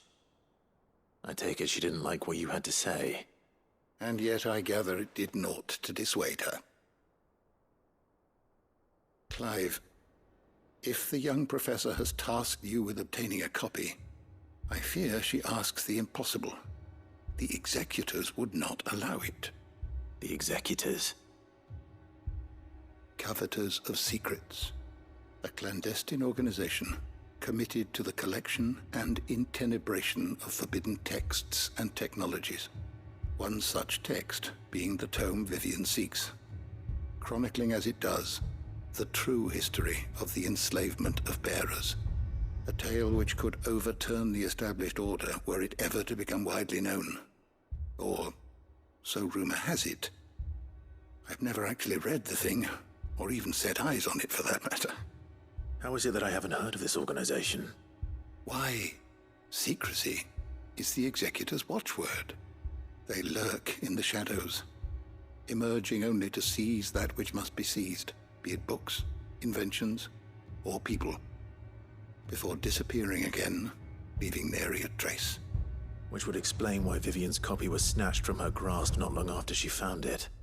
By the hand of the Executors, yes. But what drives them? Self-interest or ideology? Fine question. Sadly, all that is known of the executors can be recounted in a single breath. You may just as soon ask me of their origins, numbers, or the identities of their leaders. Any answer I give would be pure speculation. Then my hunt was doomed from the first. What was Vivian expecting? That I'd pluck it from thin air? Not from thin air, no. From ash. Rumors of the executors are rife among the scholars of Storm, but rather less so across the strait. I have a friend. Well, I had a friend in the village of Garnick, a collector of rare tomes, upon which subject we would oft correspond. Alas, I have heard naught from him since the skies fell dark. And no doubt he too has turned. But though he did not mention it by name, it is possible that a surviving copy of From a Distance yet rests upon one of his many shelves, quietly awaiting discovery. If you were, by some chance, able to save even a single book from the poor man's library, I know his soul would rest easier. Very well. When I next find myself in Waloed, I'll be sure to pay Garnick a visit.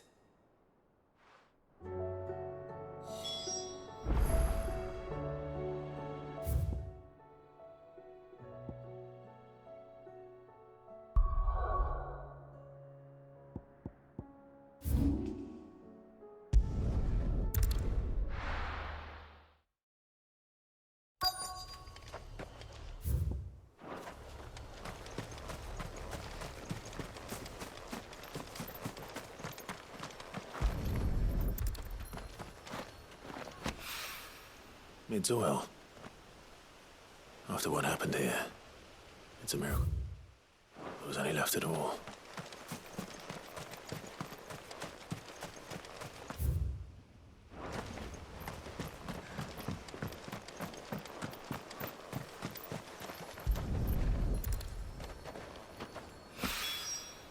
This should be enough.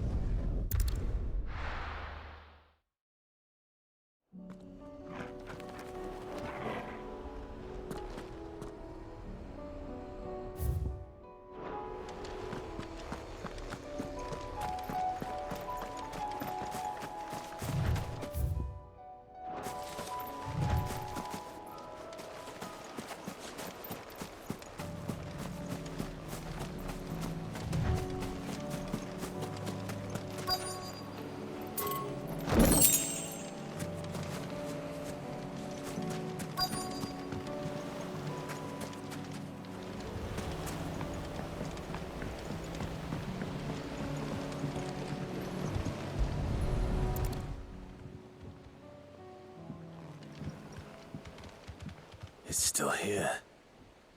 After all these years. A lot smaller than I remember. And you're a lot bigger. You might have to swim, boy.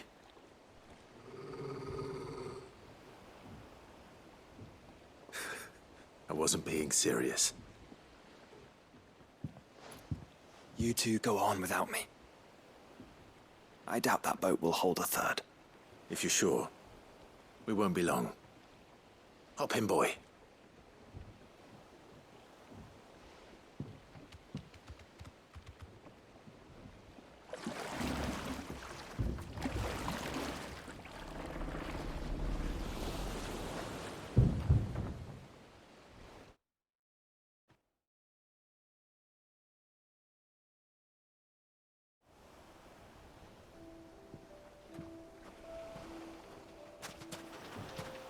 This place hasn't changed at all. Rookery's right through those trees. Come on.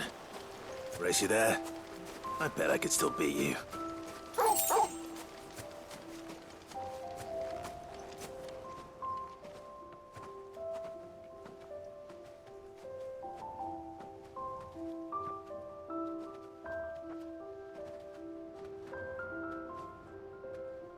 Here we are. This was our hideaway. Wasn't it, Torgal?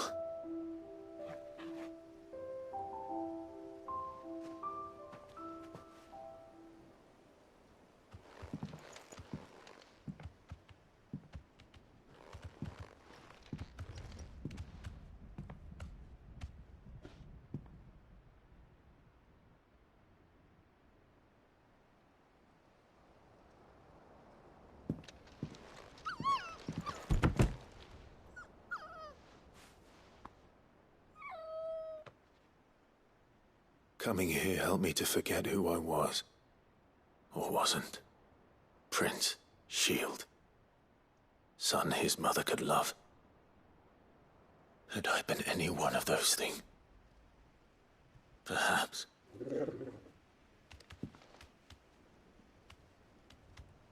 What is it, boy?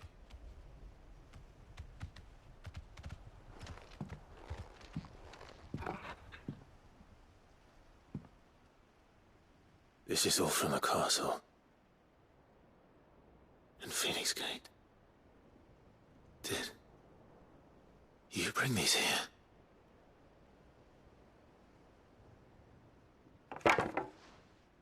My sparring sword.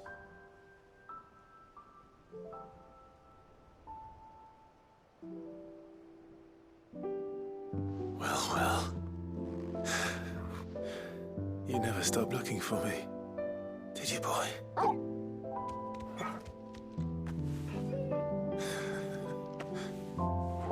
Thank you, Torgal. For never giving up. For never forgetting.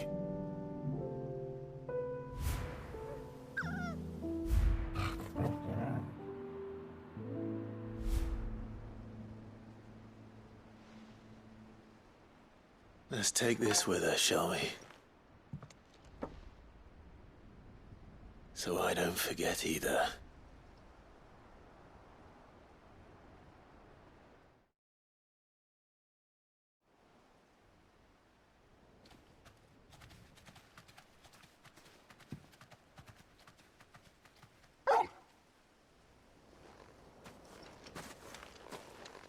That's not the way back to the boat, Torgal. All right. I'm coming. I think I know where we're going.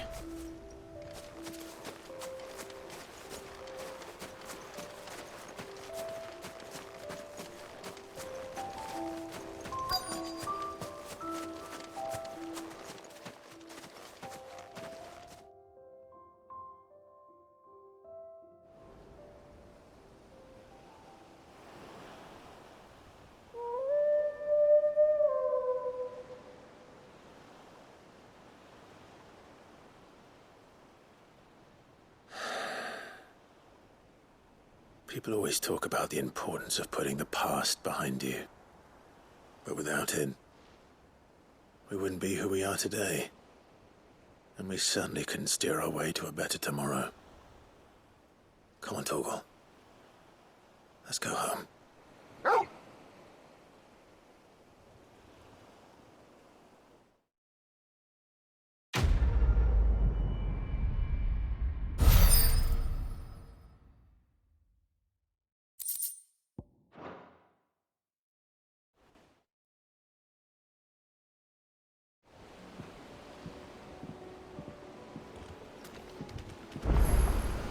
Sorry for the wait. We're ready.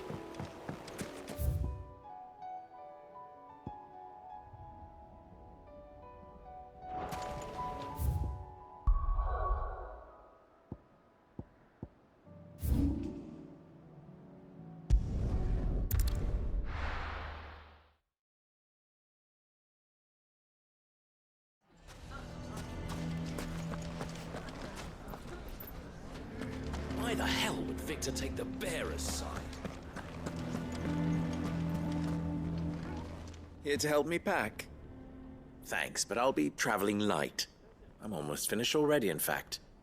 You're really going to go through with this, then? I am. But before I go, there is one small issue I'd like your assistance with. Well, two, in fact. If it's within my power to help you, I will. It's the children. I refuse to let them share in my disgrace. And if I leave them here, they surely will. Our friendship would see them ostracized forever. But I can't take them with me either. I can think of only one place where they are certain to be safe and provided for and loved. The Hideaway. Of course. The children would be more than welcome. Thank you, Clive. I will not forget this. Lubor, are you still here? What is it, Ferda? You look pale. There's been a flood in the Velcroy, a damn big one. The League of Outlaws encampment was completely submerged in ether. What? Every last one of the bastards has turned, and they're headed this way. Bandits are one thing, but Akashic bandits are quite another. The town guard won't stand a chance against them. We need to evacuate. There's no time to lose. Ferda, gather the men. The Akashic may strike at any moment. We must make ready to cover the townspeople's escape. Well, what are you waiting for? Yes, my lord. Clive, change of plan. The children stay with me for now. I need you to find Conrad and Natalie. Tell them to prepare for a full and immediate evacuation. Understood. I'll do what I can to convince everyone else. Wish me luck.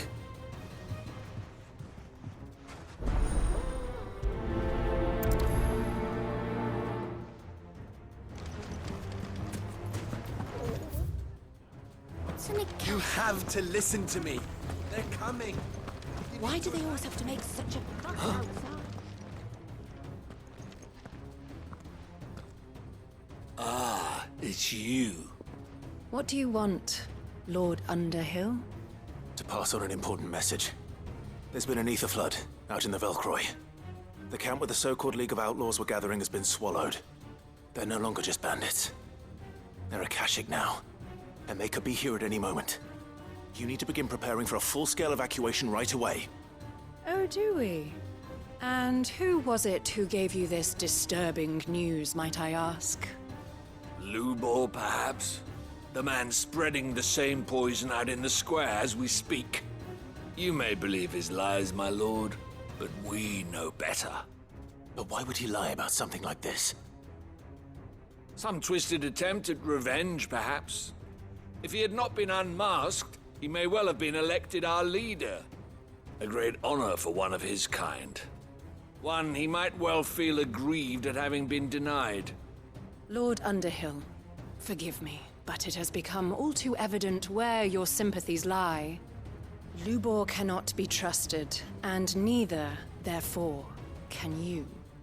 You may not trust me, but for the sake of your people, ask yourselves if there is any chance that this is true. There isn't. You can be certain of that. Now be off with you. You're making a mistake. Come, Clive. If our words will not move them, then we must find another way to help save the town. Right. Let's speak to Lord Ferda.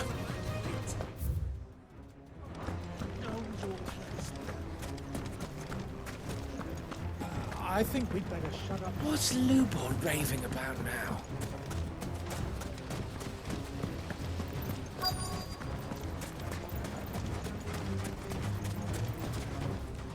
Lord Ferda. Sid, what's wrong? I went to warn Conrad and Natalie about the Akashic, but they wouldn't listen. They've convinced themselves that nothing Lubor says can be trusted. The bloody fools. Which means the town guard can't be counted on for support. But I can. If there's anything I can do to help you defend Dalamil, you only have to ask. I appreciate it. Sid! Ferda! I've been looking for you everywhere. Victor? I thought you'd left. I couldn't abandon a friend in need. And Lubor is in need at this very moment. Come quickly.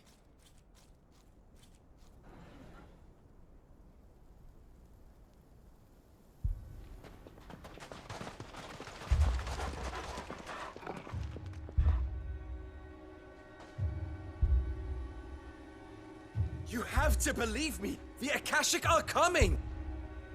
They don't eat, they don't sleep, they don't tire, and they don't care who they kill.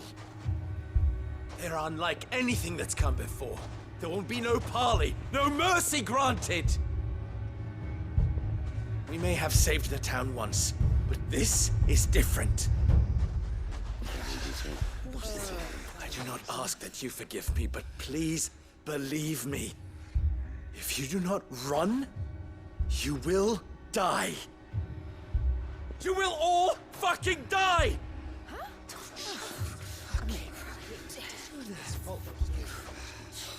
You'd like that, wouldn't you, bearer? Yeah, with us out of the way, your kind will be free to claim Dalamil for yourselves. You should run! Run, bearer! Yeah, run! Run! Far, far away! Run! Just go! Yeah. Yeah. Yes! Go! Come on, then. Go on! Just go. Lubor, wait.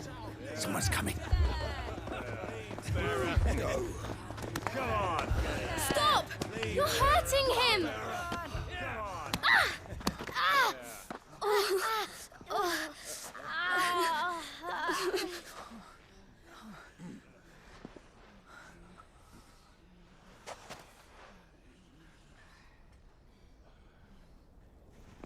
What did Lubor ever do to you? He solves all your stupid problems, and he keeps all of you safe. You know there's nothing he wouldn't do for this town. Who was it who made that cleaver you use every day, Conrad? And what about your counting table, Natalie? Who fixed that?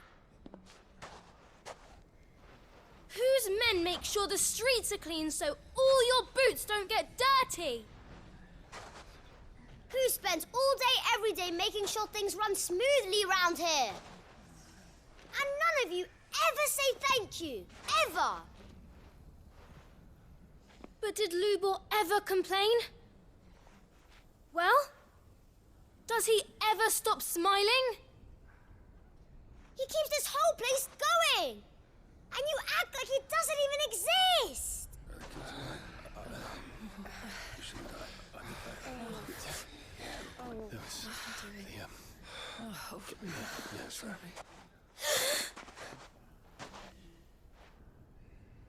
Lubor, we've heard enough.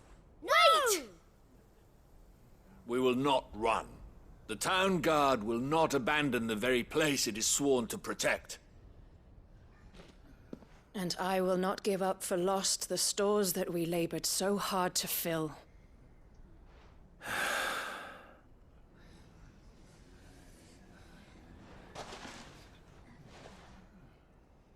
So tell us, how do you propose we deal with these Akashic of yours?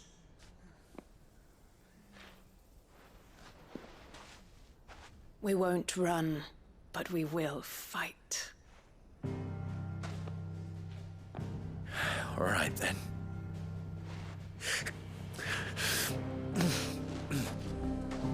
Fine.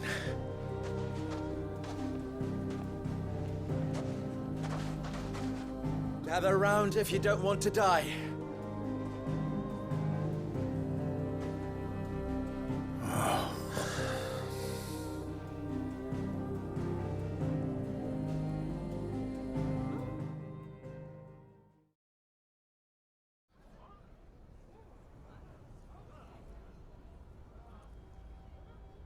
Allow me to explain the situation. The ether flood occurred near the village of Cheratina, deep in the Velcroy. The place had been abandoned for years, until the League of Outlaws decided to make it their base of operations. Now they're all turned, and if the scouts' reports are correct, heading in this direction. They are mindless monsters, driven only by hate and rage, and they are utterly unpredictable. With the bandits, we at least knew how and where they were likely to attack. When these creatures come, Dalamil will have the bitterest fight it has ever faced on its hands. The town guard will muster at the north gate. The rest of us will take the south. Both forces will provide men to serve as scouts and messengers, ready to spread word of the size and nature of the Akashic Force as soon as it is spotted. And as soon as it has been, we will converge on its position and see that it is driven back from Dalamil at all costs. Conrad, can I count on the support of the town guard? Always. I leave the selection and coordination of the messengers in your hands, Victor. And the command of our men in yours, Ferda. If you would both be so kind. Consider it done. As you wish. Natalie, I would ask that you and your people have the townsfolk barricade themselves inside the bathhouse. And tell the merchant not to waste time securing anything beside the essentials. Preserving life is our one and only concern. As long as we survive, it doesn't matter what trinkets we might lose. Our riches can be regained. And if anyone doubts that, let it be known that the Briar's Kiss stands ready to cover any losses. Very well. I shall tell them. Where do I fit into this plan? Where else but the most perilous place of all? I would like you to travel to the home of our erstwhile League of Outlaws, Cheratina itself. The main host is most likely still there, and Dalamil will not be safe until it is eradicated, root and branch. A little gardening. How pleasant. I doubt it. I have a feeling these weeds will be particularly stubborn. Luckily, so am I. So you are. All right then, we all know what we have to do. Now it's simply a matter of doing it. For Dalamil.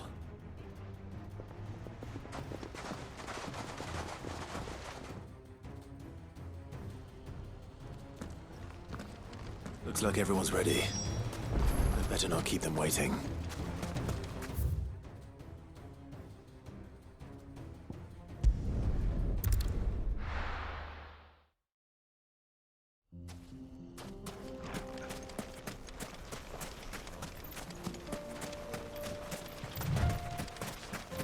There it is. The flood. But what's waiting for us inside?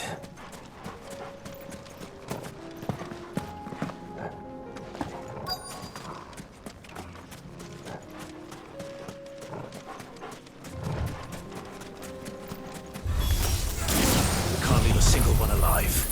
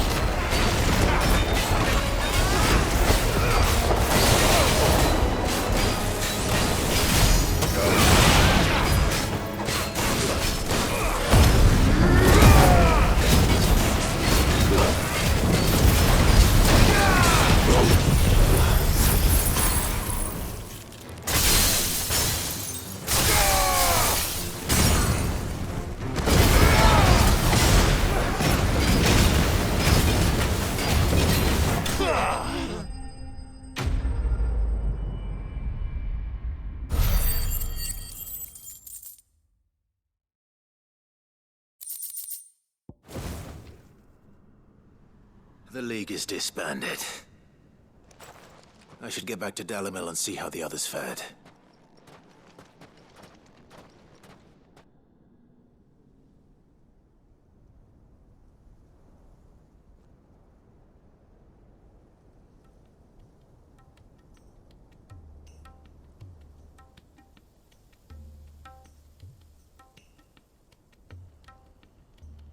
All the Akashic we were able to find have been dealt with. Seems that might be the last of them. Last of them here, perhaps. Lubo, Sir Clive has returned. Clive! What news from Charatina? It's done. Root and branch. I knew you wouldn't let me down. Thank you, my lord. Friends, the Horde has been driven back. The Akashic have been defeated. And we need not fear the arrival of any more, thanks to Clive. Victory is ours. We bloody did it! We saved Dalimil. Lubor, allow me to apologize. After all you have done for this town, we should never have doubted you. But we did. And for that we are truly sorry. We only hope that you can forgive us. We need you, Lubor. Dalimil needs you. So, if you would still like to be considered for the position of mayor, you have our backing. You do remember that I'm a bearer, don't you? We do. But that is not a stain on your character. It is a stain on ours. We thought only of what we perceived bearers to be, not what you truly are. The man who saved Dalimil twice over. I see. But I will only accept your proposal on 2 conditions. Name them. Firstly, that you will both do everything in your power to rally your people to my cause. If the Town Guard and the Merchants League do not accept my leadership, it will be doomed from the start. Unity is the key to defending Dalimil, and I do not doubt that we shall need to call on our combined strength again. When that time comes, I will expect us all to pull together, just as we did today. Of course. You have our word. And secondly, you will accept that if I am to lead you, the mistreatment of bearers must end here in Dalimil. Any bearer within our walls shall be afforded the same rights as any other citizen. They will not be judged by what they are, but who they are. As we failed to do, and came so close to losing everything. We agree to your conditions. And we have only one in return. That you continue to work for the good of Dalimil, as you always have. Condition accepted. Well then, it seems my mayorship is all but confirmed. Do I get some sort of special hat?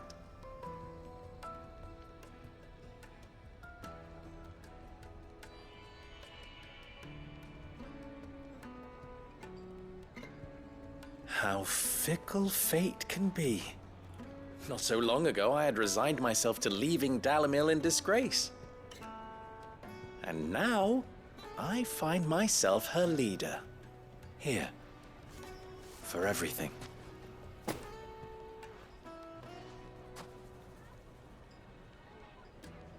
Lubo. About the children. Fear not. You are, of course, relieved of your responsibility. I would sooner face another horde of Akashic than see them brought up as outlaws. I'll make sure they're safe here. I don't doubt that you will. And not just the children, but everyone in Dalimil. I'll do my best. Can't have all your hard work going to waste.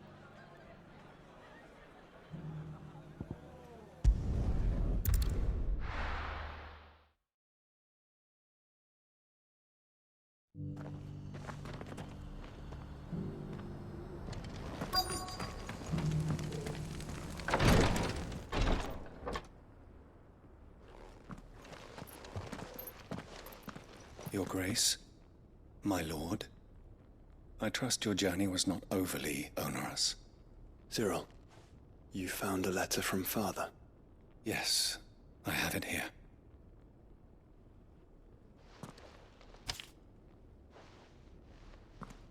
If you would do us the honor, my lord.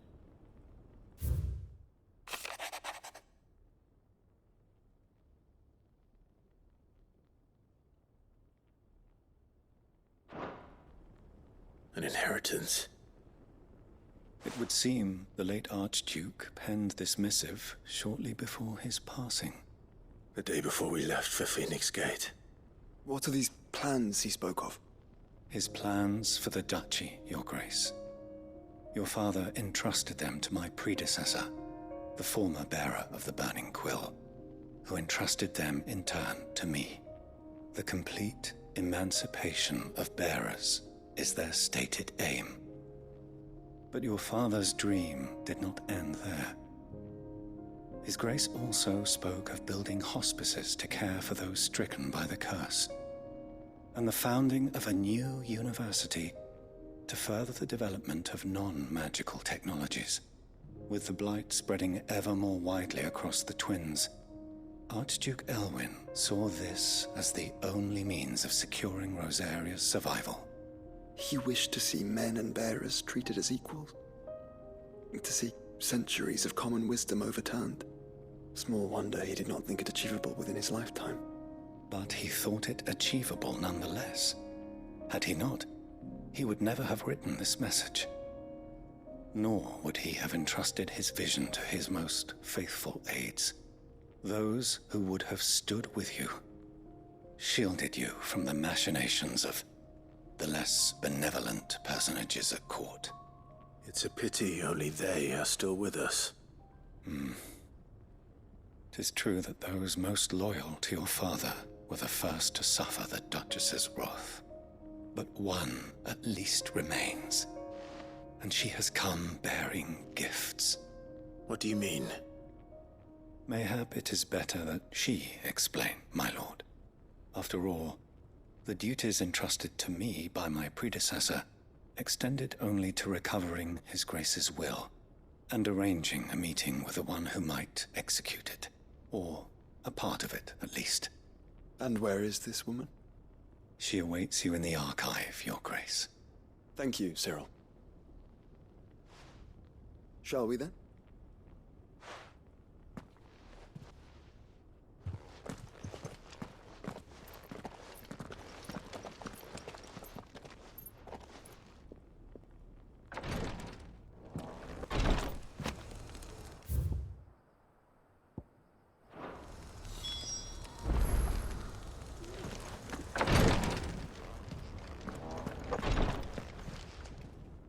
Lord Marquis, if you have a moment.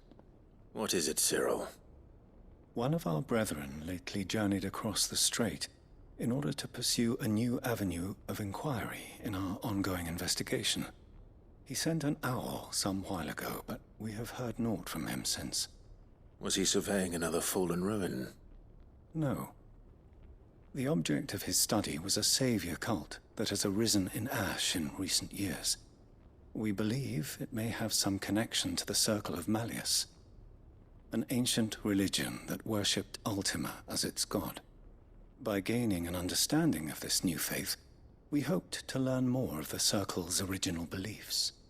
And so you sent one of your brothers to Ash, a continent teeming with orcs and Akashic. Fully cognizant of the risks, yes.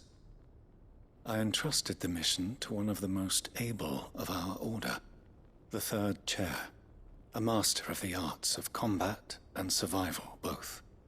Though he has been silent for some days now, I have thus far refrained from sending any others in search of him, lest they be lost in turn. Yet, it seemed only right to inform you of the situation, given your unique experience of the perils of Ash. For as you so earnestly advised me, it would not do to abandon a man to his fate, when he might yet be saved. It would not. But Ash is a big place. Can you be any more specific? Perhaps. The last owl I received from him mentioned a village where he had heard the cult were wont to assemble. Mickleburg was its name. It lies in the southern reaches of Waloed.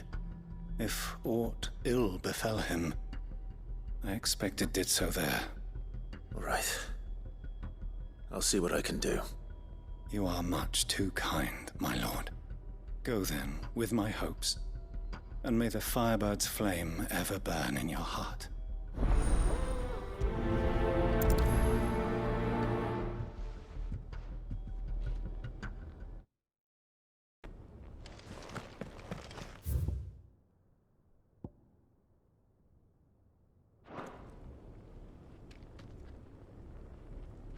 If this new faith really is an offshoot of the Circle of Malleus, then...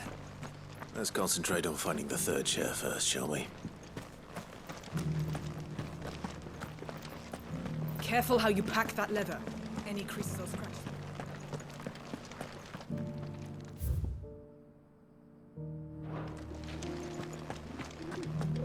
How are those new boots treating you? They're fantastic. Soft as Phoenix down, but tough as wood.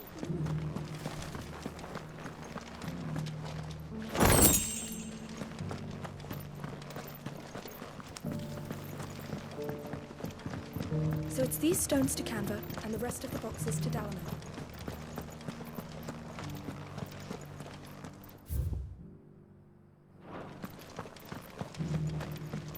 You wouldn't happen to have a decent whetstone in there, would you, madam? I'm sure I can find you something. All of these stones.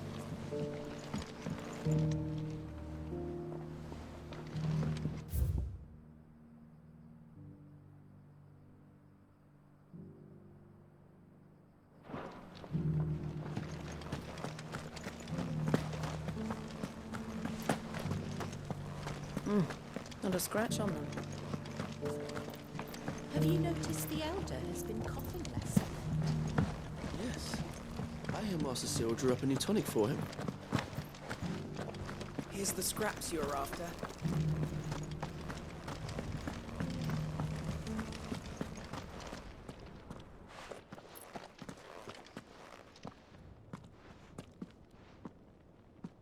My lord, your grace.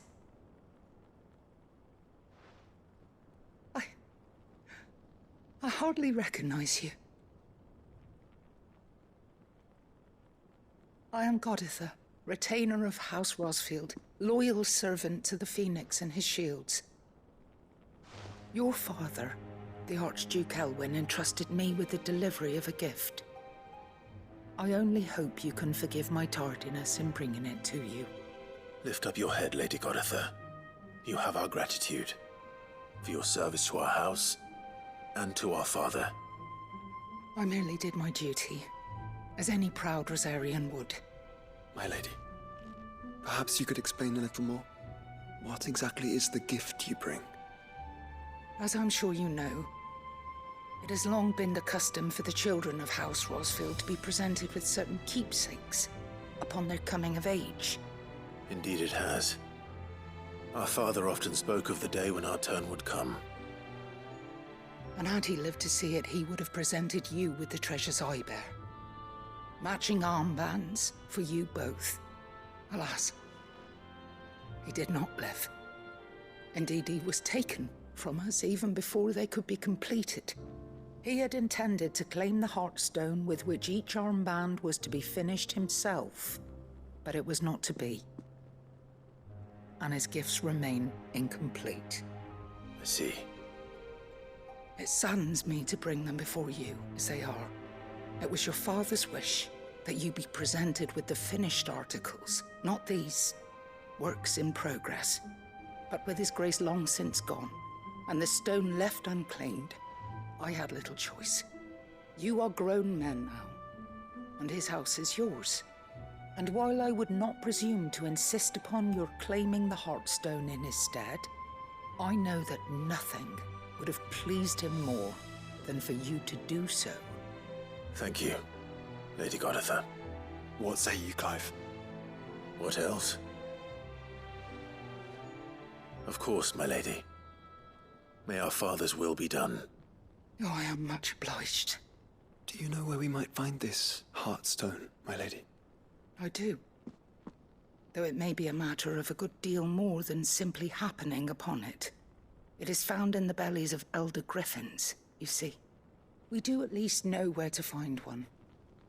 A certain specimen has made its nest in Titan's Wake, not far from here.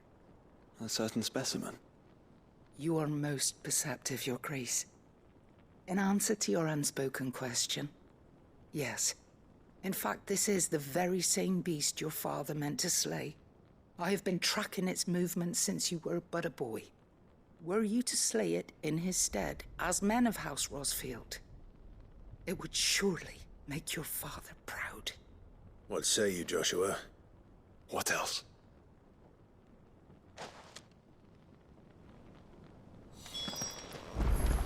Titan's Wake is to the south of here.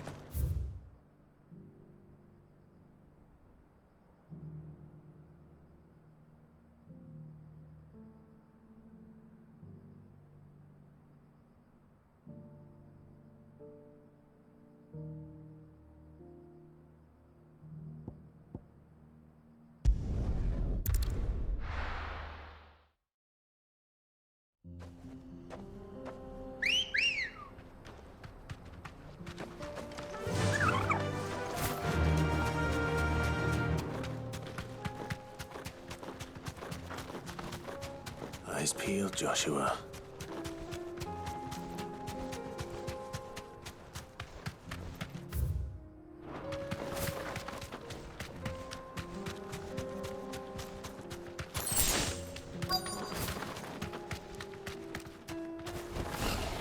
There it is.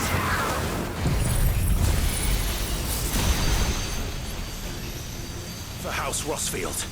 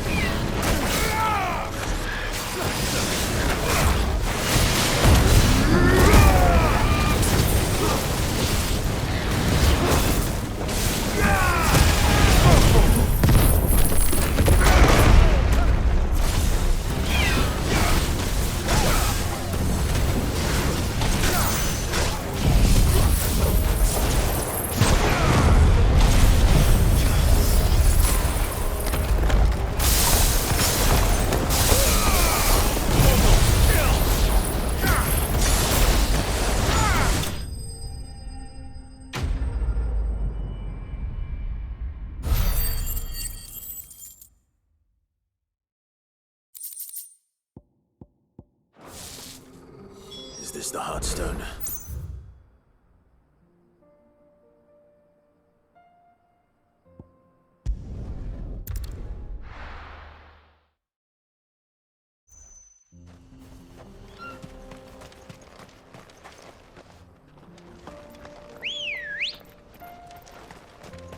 Let's go.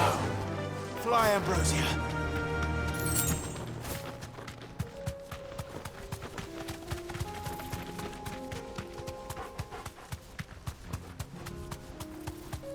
Caution, brother.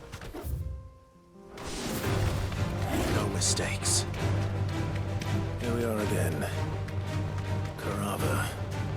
If you were a tortoise, Torgor, where would you hide?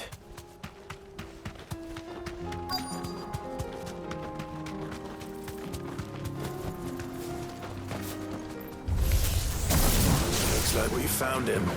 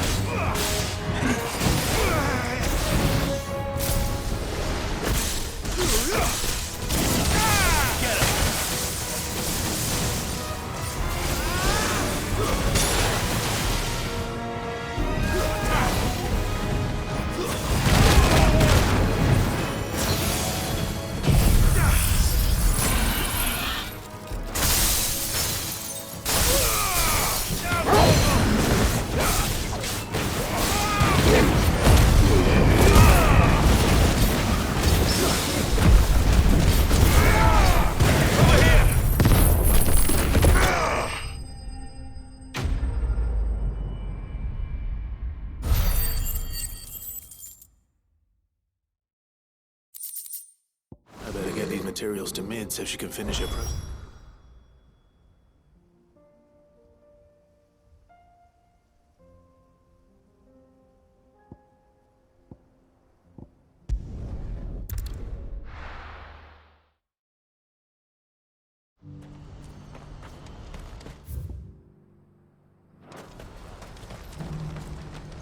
Do you see that too?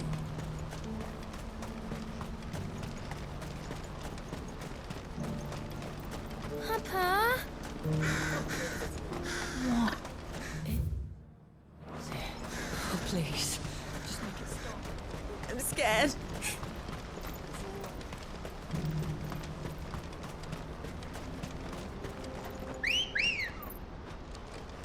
Let's go.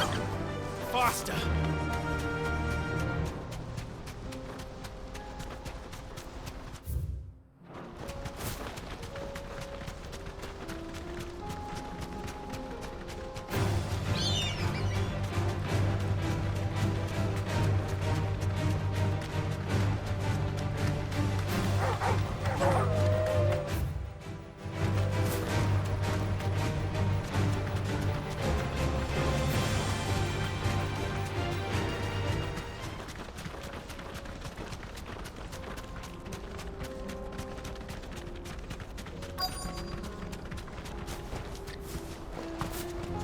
Can't be Rutherford, can it?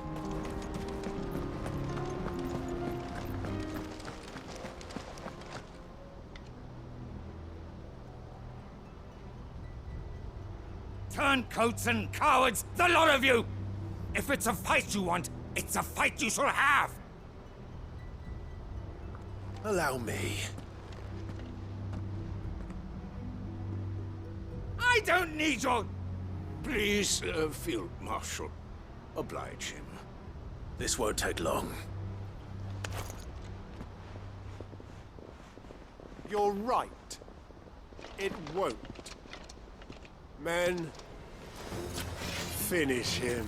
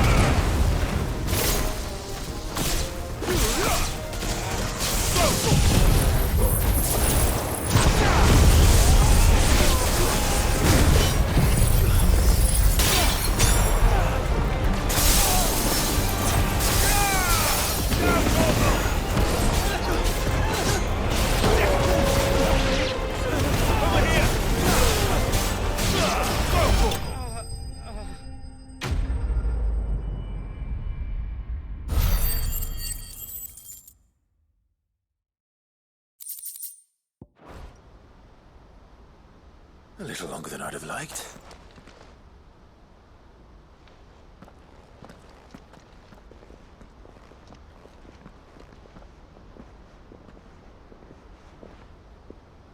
Field Marshal Havel, I presume. Are either of you injured? No, my lord. You arrived just as our escort turned on us. Fucking traitors. I'd heard reports of soldiers in the outlying regions abandoning the oaths they swore. But I hadn't thought the corruption had reached so close to the heart of the Republic. It's a fucking disgrace. Your interfering old bastard of an uncle tried to warn me, of course. My lord Marquis. Or is Sid the Outlaw more to your liking? Call me what you want. It doesn't change who I am, or the urgency of the message I bring. My uncle has a plan to right the realm, and he needs your help to see it through. Before I agree to anything, I'd have you answer one question. What do you stand to gain from all this? I won't deny that I might benefit from further chaos. But I seek a new beginning for all of us. And while the choices I've made may not always have been the right ones, I know I made them for the right reasons. For so long, so many of us have been told how we could live, how we could die, when it should have been our decision all along. Now we have a chance to put things right. But in order to take it, we must stand together. Even if it be beside those with whom we don't see eye to eye.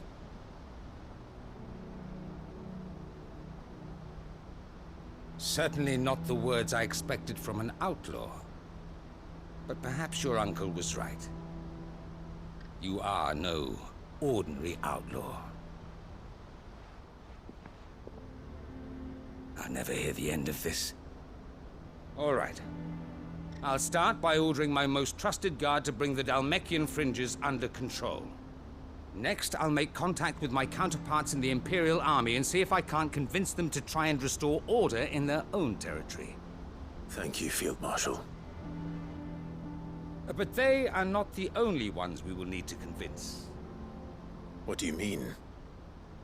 I don't doubt that I can bully some sense into a few generals. But those they answer to require a different kind of persuasion. And when it comes to honeyed words, well, we will need an envoy. One who can court even the most stubborn of statesmen. You, perhaps. I'm flattered. But I'm no diplomat either. And I have other problems to attend to. What we need is a skilled arbitrator. And I may know just the person. Is that so? And would he happen to be an outlaw too? Of a different kind, perhaps.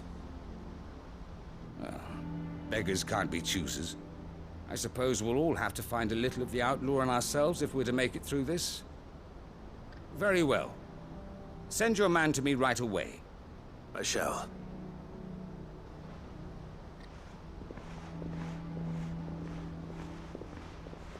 My Lord Marquis. Your Lord Uncle bade me escort the Field Marshal to his manor in Port Isolde. And I will see that my associate joins you there. Very good, my lord.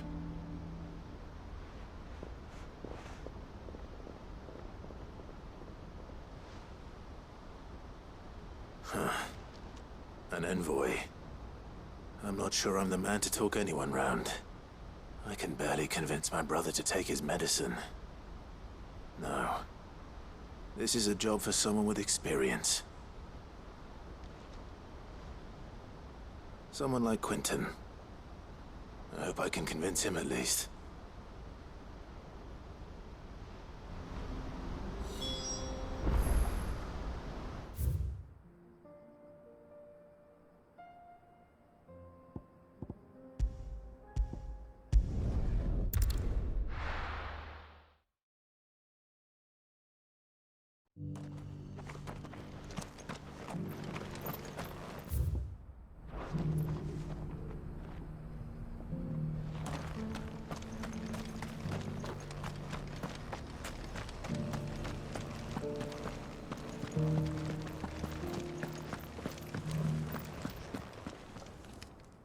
Thank the Founder you were safe. The Griffin is slain then? And the Heartstone claimed.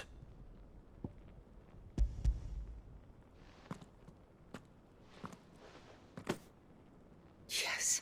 This radiant luster, like frozen flame. It is just as your father described it. Thank you, my lord. Your grace. Your father would be so proud. Lady Goditha, the lapidary is ready. Thank you, Cyril. I will be with him shortly.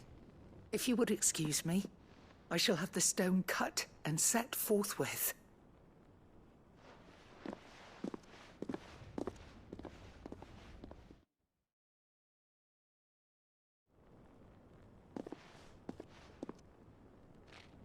The armbands are complete. Pray, take them. They are yours, after all. Heartstone is harder and more enduring than garnet, or even ruby. It symbolizes unwavering will and devotion. And the graven vines encircling the stone represent the unbreakable bonds between you. It's a message. Father knew we had enemies both inside and outside the duchy. Enemies who would thwart his vision. Only with unwavering devotion would it ever be realized. And only if we stood together, as Phoenix and Shield, as brothers in arms. Only then might those enemies be overcome. Indeed. His Grace knew the enormity of the task he would entrust to you, his heirs. But this was more than just a message. It was a promise. That he would always be with you. Thank you, Lady Goditha, for remaining the steadfast custodian of our father's will. Forgive me, my lady, but there is something I don't quite understand. The Undying told me that after Father died, Mother claimed all of the ducal treasures for her own. Even if the armbands were incomplete, she would surely not have overlooked them. So, how were you able to keep them from her? Because I was the keeper of the vault.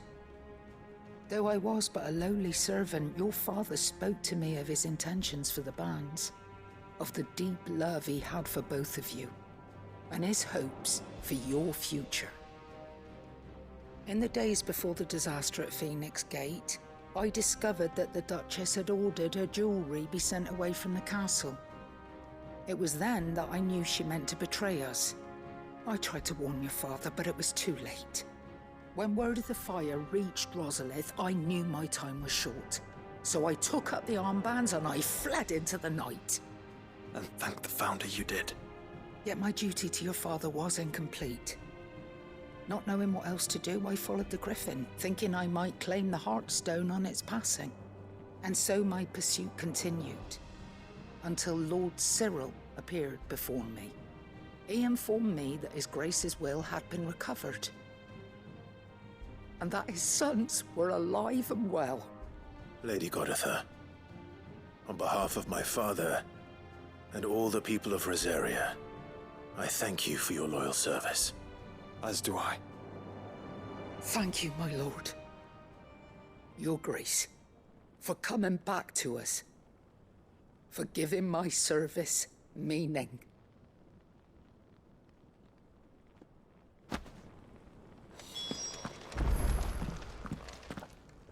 The bands suit you well. It must be gratifying to finally receive the inheritance that was denied you for so long. It is.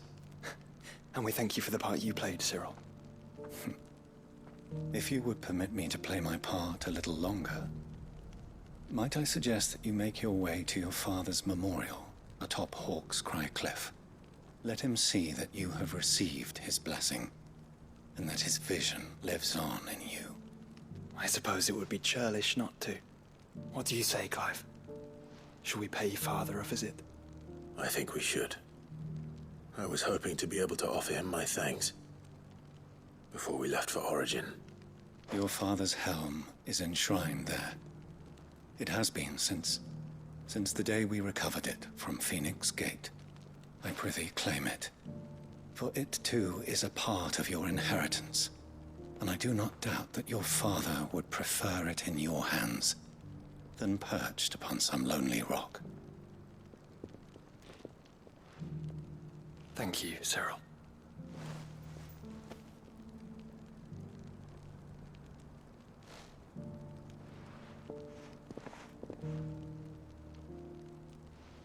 Come on, Clive. He's waiting.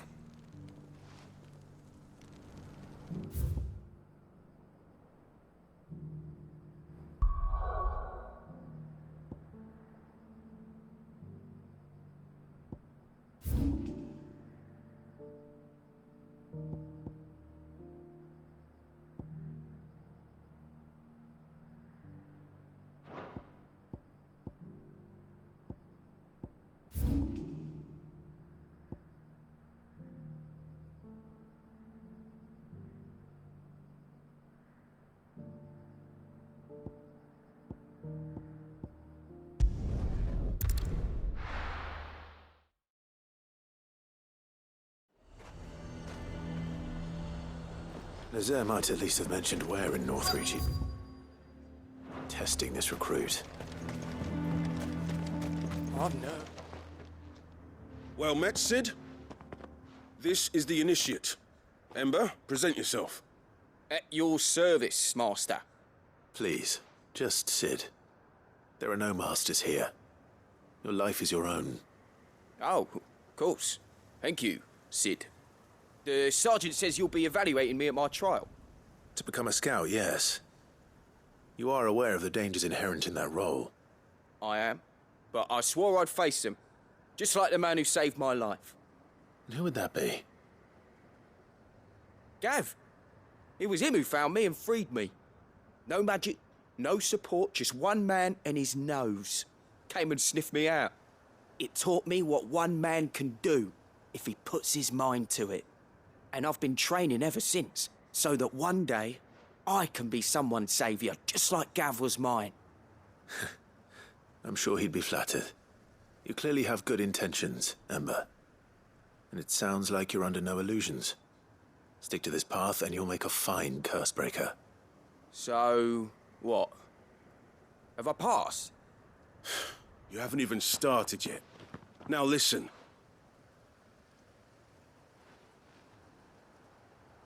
Not far from here is an Imperial lookout, Eastwatch. The guards there record all their sightings in a logbook. You are to find it and bring it here. And bring it here, right. Anything else? No. Sneaking into a heavily guarded Imperial outpost and stealing the logbook would be quite sufficient. You'll need to assess the situation, determine a point of entry, create a distraction and effect an escape, all without being discovered and thrown into an Imperial oubliette.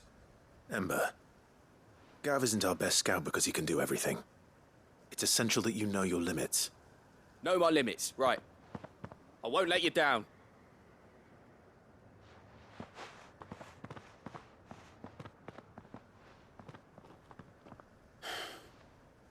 It shouldn't be as dangerous as I made out. But keep a weather eye on him all the same, would you? On my way.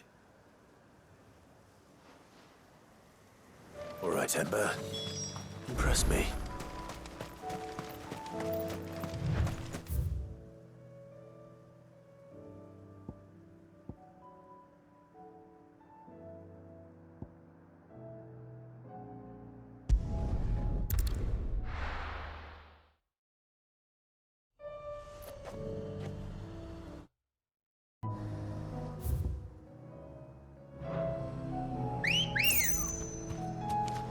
Ready, go? Faster!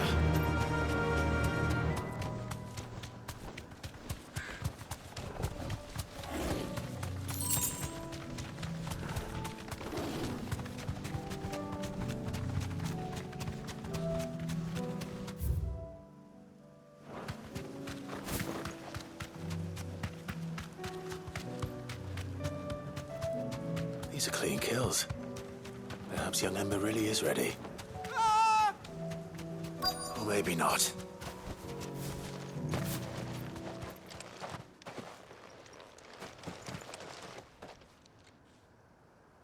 Damn it. Ember, draw your sword! I can't! Then run! If you want him, You'll have to go through me.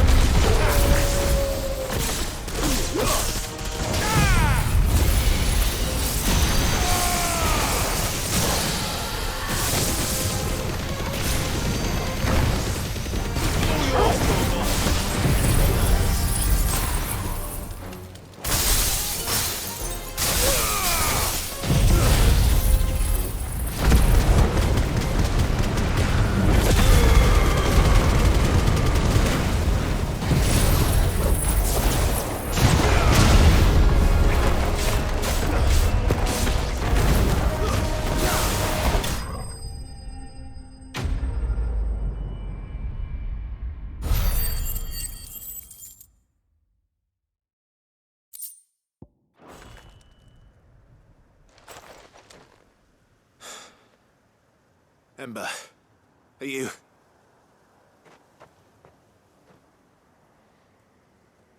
Gone. Of course. Scouts really are a rare breed. Back to Northreach it is then.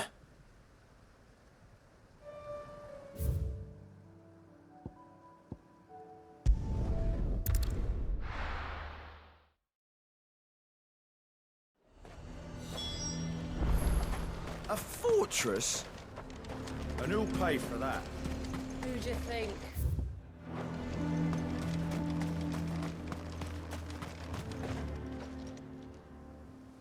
I didn't expect you back so soon. Where is Ember? How did he fare? I thought I'd find him with you. He must have fled. I followed him to Eastwatch, where I found him being set upon by a wild Avis. He was just standing there. Didn't even draw his sword. I had to step in and take care of things. But by the time I had, he was nowhere to be seen. I assumed he'd set off in your direction, but apparently not. I'm sorry, Sid. I knew the boy had a nervous streak, but he seemed like... The right man for the job? I believe this is the logbook you tasked me with retrieving. Eh? How did you... Don't you tell me you breached the tower while Sid was busy saving your skin. What? Wasn't that what you asked me to do? To bring the thing back without getting caught? He has you there, Nazaire. And he did it all on his own. But Sid, he did what he thought was best. And now I have to decide whether I agree. Of course. We'll await your evaluation back at the hideaway. Don't you leave my sight. Yes, Sergeant.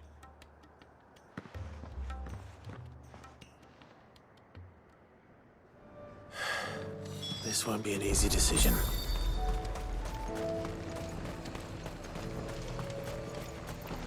And what can I do for you?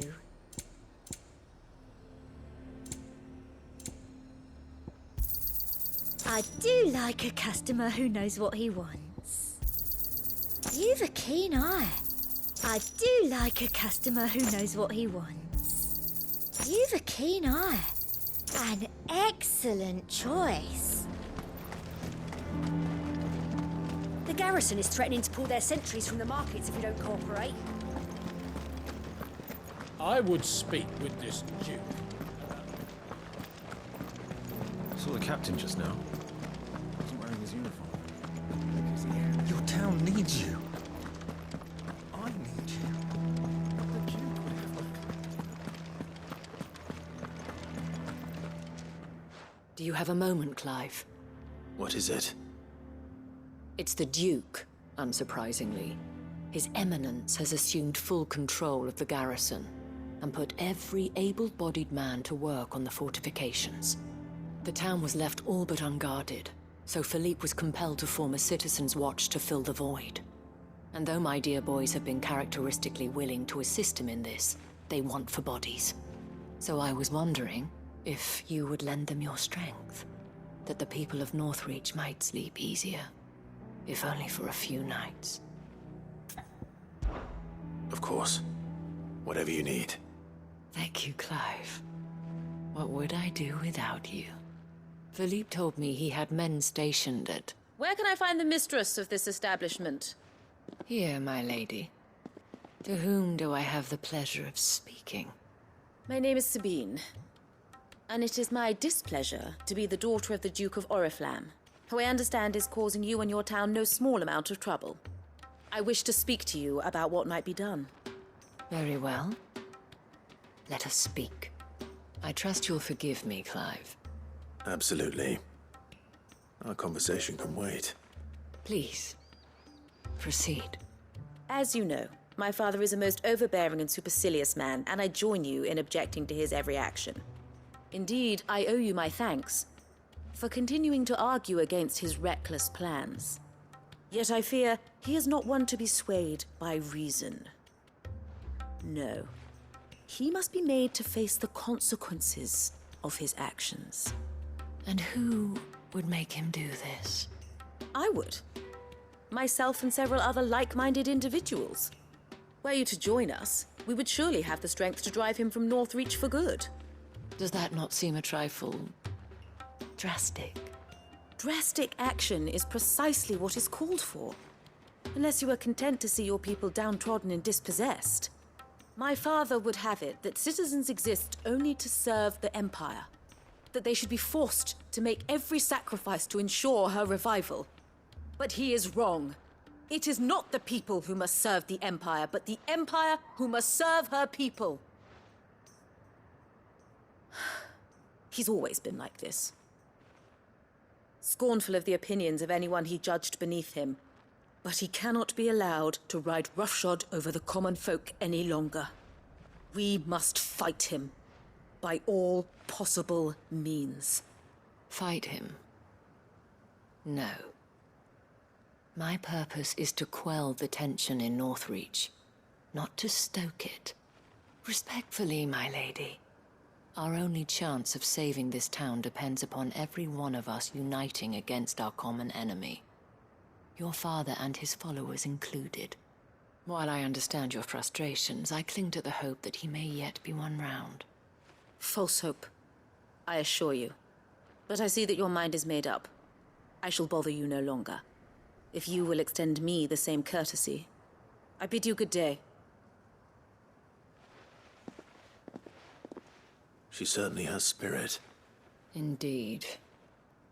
But unfortunately for us, that spirit is only likely to harden the Duke's resolve, which may be enough to seal the fate of this town. Not that she cares. This is all about her and her father. Families. I'm sorry, where were we? Ah, yes. I was about to tell you of Philippe's plans for the town watch, but perhaps it's better that you heard them from him.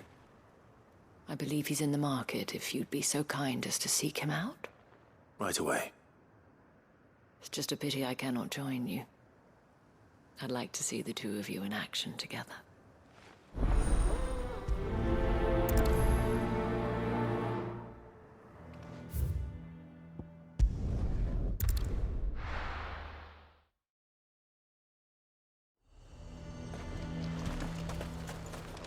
He'd have our coin, our stock and our stalls, and we're just supposed So to... you're content to abandon... Please, I beseech you. If you are a true son of Northreach, you must fight to defend your home. That's exactly what I am doing, milady. Or trying to, at least. The land is crawling with fiends, and someone has to keep watch. Even when our true enemy is hiding in the garrison? Fine. You're not the only able-bodied man in Northreach. Thank you so much for your help.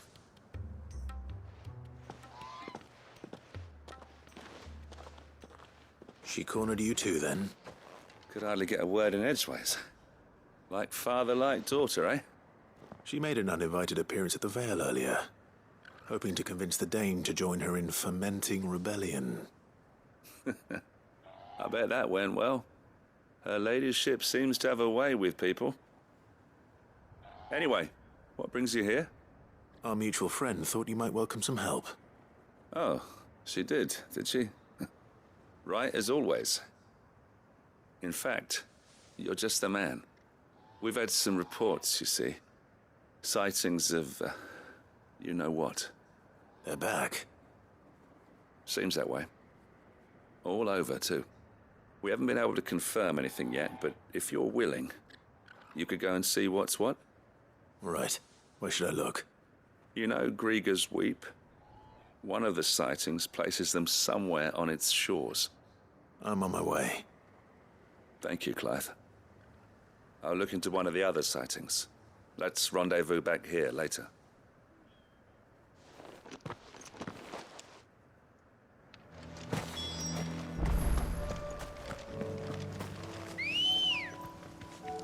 Good girl. Fly, Ambrosia.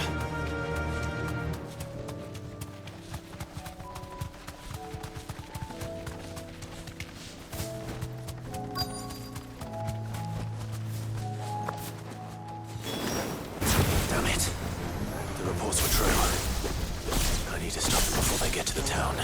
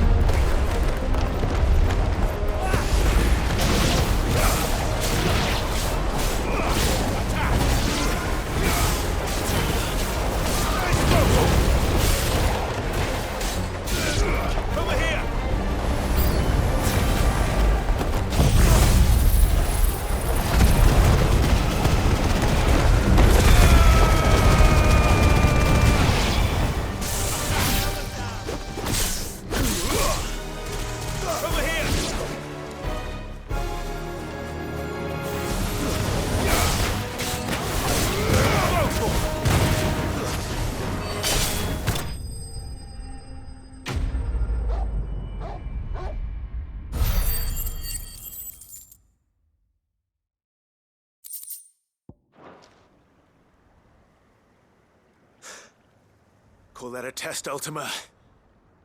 Clive, it's me. Are you all right? I am. But it seems the reports were true. The thralls have returned. I dispatched the few that I found, though. Well, that's something, I suppose. But what were they doing south of town? They all came from the north last time. We might be able to fend off an attack from one side or the other, but from both? Do you have eyes in the north? Some. I should probably go and have a look, though, just to be sure. You head back to Northreach. I want you there just in case war breaks out while I'm away. What do you mean? Her ladyship's been busy working her magic on the townspeople. stirring up ill feeling towards her father. But she'll have her marching on the barracks if we're not careful. What? This is exactly what the Dane was afraid of.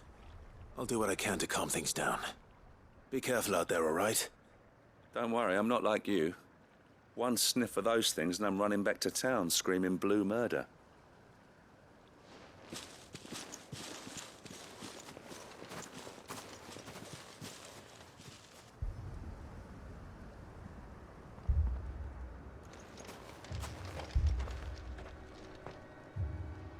Do you not see, Father? The people of Northreach have given enough, and only a fool would ask for more. Listen to me, Sabine. Where would our people be without their country, hmm? The Empire is their sword and their shield. It is she that ensures they can live without fear. And now she teeters on the brink. Without their sword, how will the people fight? Without their shield, how will they protect their kin? Can the unarmed stand against the advancing hordes? No. But there is yet hope. A new shield, a new sword. A new empire. We can rebuild Sandbreck, just as Great Griga wills it. Perhaps we could, Father. But we don't want to. Not if it is built on the broken backs of the people. Please, let us not quarrel in the street. You must see that no good will come of this. Our fight is not with each other, but with the threat that draws ever closer to our gates. A threat that your sword has yet to rid us of, Your Eminence. You will hold your tongue, whore! You may have filled my daughter's head with your heresy, but I will not be corrupted. Corrupted? Your daughter's opinions are her own, as you would know if you had ever deigned to listen to her. At least I hope they are your opinions, and not posturing born of a family feud. Northreach deserves better than that. Northreach deserves better than you, Carla. Yes, I know who you are. The slut of Twinside who bedded a Brandit. Jealous, are you? That a woman might choose a bearer over a pious man of Griga. Clive! I met a swarm of thralls coming south from Oriflamme. Hundreds of them. Too many to count. Oh, fuck. No. Work on the fortifications has scarcely begun. We will retreat to Caer Norvent and there make our stand. Did you hear me? That was an order! While this is but a heartfelt plea, let us make our stand here and protect our homes. Protect those that we love. Together, for Northreach!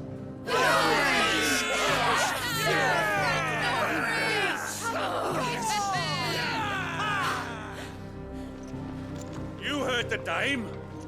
What are we waiting for? Pikemen to the gates. Archers to the roofs. Quickly, come on!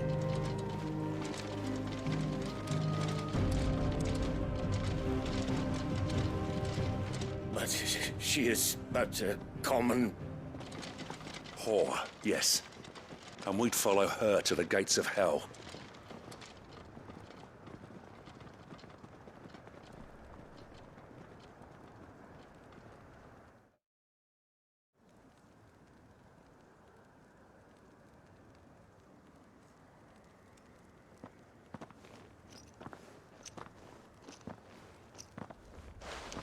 The men have their orders, and they look like following them.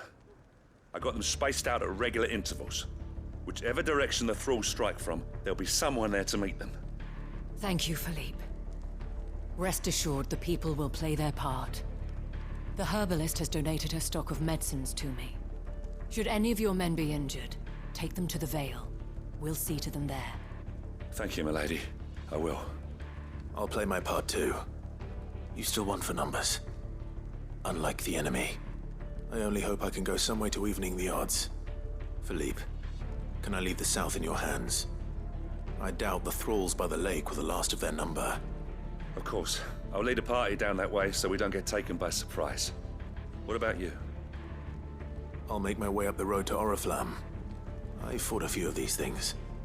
And while I can't promise to hold them all back, I should be able to thin the herd. All right. But take care. Thank you. Both of you. You can thank us when it's over. Till then, madame.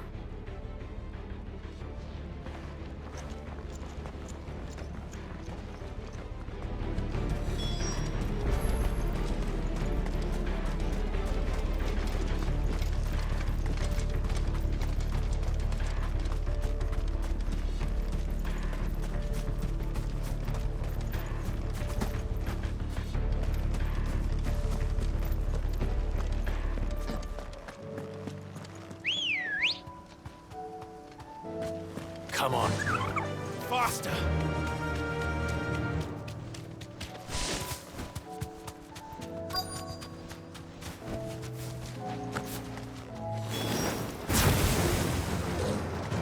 There are so many of them. Not for long.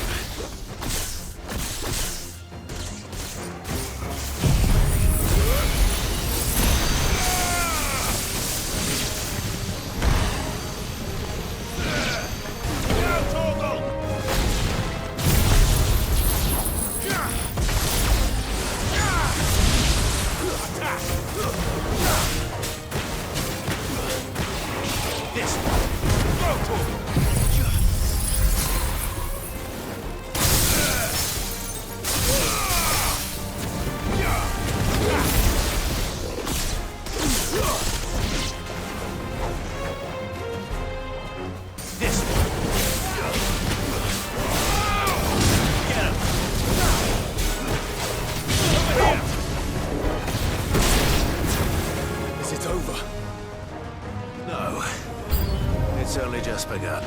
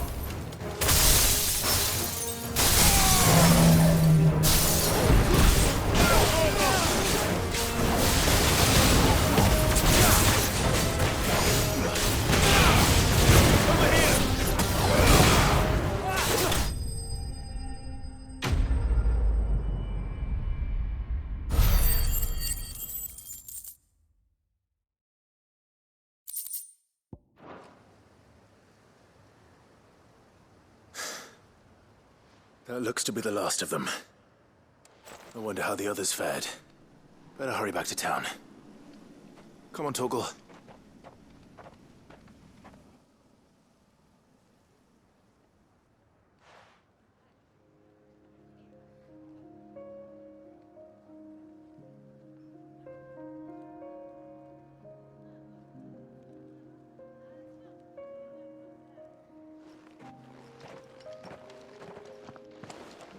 Clive, it's good to see you. And you. The road to Oriflamme is clear. How did you and your men fare? Well, we ended up fighting for our lives down by the lake. Took a few nicks, but nothing the girls of the Vale can't put right. Glad to hear it. Well, it seems we've survived. For the time being, at least. I thank you both for answering the call. You were right. And I was wrong. About everything. I had thought that the only way to unite the people was under the banner of Empire. That without a strong hand to guide them, they would drift apart, to be borne hither and yon by the eddying currents of fate. But you brought them together. Not by force, nor by the exercise of goddess-given authority, but by simply being one of them. By knowing what they feel, because you feel it yourself. Our purpose was ever the same, Your Eminence. You were merely distracted by a loftier vision of empire and glory, while our eyes beheld matters closer to home. You have the right of it again. As did you, Sabine. His Radiance said it himself. Sanbreque is naught without her citizens. I forgot that, and I am sorry. I'm sorry too, Father. I should never have taken things so far. I only wanted you to understand how the people felt. How I felt. But my anger got the better of me. Do not blame yourself, my dear. This was my doing. I should have listened to you. To all of you. Your Eminence, your ladyship, I do not doubt that you came here with the best of intentions. But I believe the same could be said of us all. We all want safety, security, prosperity. Not just for Northreach, but for the entire realm. And we may yet achieve it. If only we work together. Will you join us in this? Yes. We shall. Thank you, Your Eminence. Now that that is settled, I must go and see to the wounded. The Vale's doors are always open to any soldier in need of relief. And today there are more than ever before.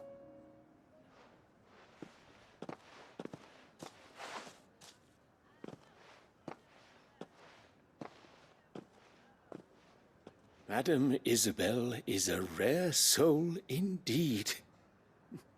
In these dark times, I see that it is not men like me who should lead the realm, but women like her. You're right. If only I'd listened to her when I had the chance. Forgive me for saying so, milady, but you still do. The Dame said it herself. We can turn things around. We just have to work together. And that goes for you, too. You're one of us now. One of you? Well said, Captain. Let this be a new beginning. Not only for Sanbreque, but for us. Well, since there's nothing more to be done here, I should see if Isabel needs any help moving the wounded.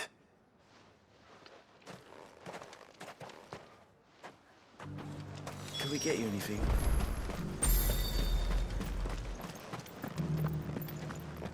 There's no need to worry any longer.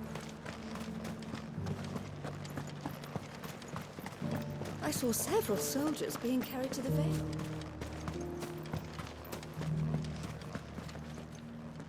How goes the treatment of the wounded? I'd be happy to man one end of a stretcher if it would help. You've helped quite enough for one day, Clive. Thank you.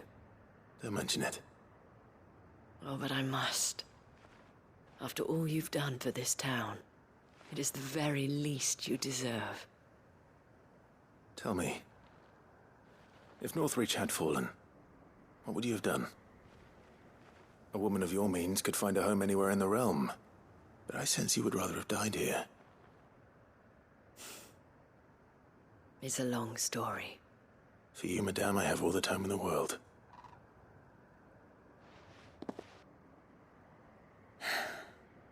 Very well. Long ago, I had a life in the crystalline dominion. I was Carla then, courtesan to the nobility. So sought after was I that it was only they who could afford my time. Alas, those halcyon days were not to last. For naive as I was, I fell in love with a bearer. He was my master's guard, the gentlest man I have ever known. After they discovered us together, he was whipped bloody and forbidden from ever looking at me again. And so we fled. Not that we had anywhere to flee to. We wandered, aimless and starving, half dreading, half praying that the next day would be our last. Until we found ourselves here, in Northreach. It was the Vale that took us in, that fed us, clothed us, and healed our hurts. Those that could be healed, at least. My love was already too far gone. He passed away. He did. Not long after we arrived. But at least we were able to share a few moments of peace before the end. It was the greatest gift I have ever received. But the generosity of this town and her people did not end there. The men and women of the Vale supported me through my grief, shared in it, though I was still a stranger to them. They treated me like a sister. And so I swore that I would always do the same. That I would return the kindness that Northreach showed me. That I would repay my debt to the Vale.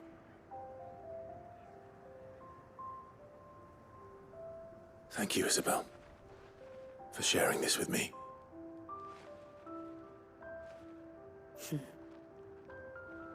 You're a lot like him, you know. Perhaps that is why I have such a soft spot for you. Never stop fighting, Clive. And I shan't either. I know that it will not be easy to keep Northreach together. But our efforts will be rewarded. Just look at us now. The people, the soldiers, even the Duke of Oriflamme and his daughter, all united in defense of this town that we have come to call our home. And what of you? Can we count on your support too? Always.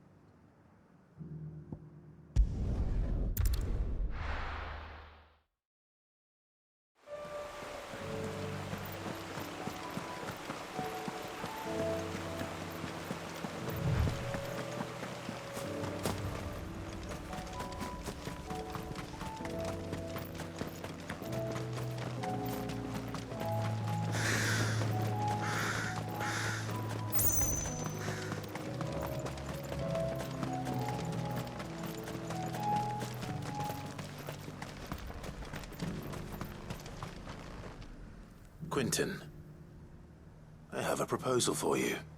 Do you now? Something tells me you'll be asking more of me than a cask of Gotand gold. Go on then. Propose.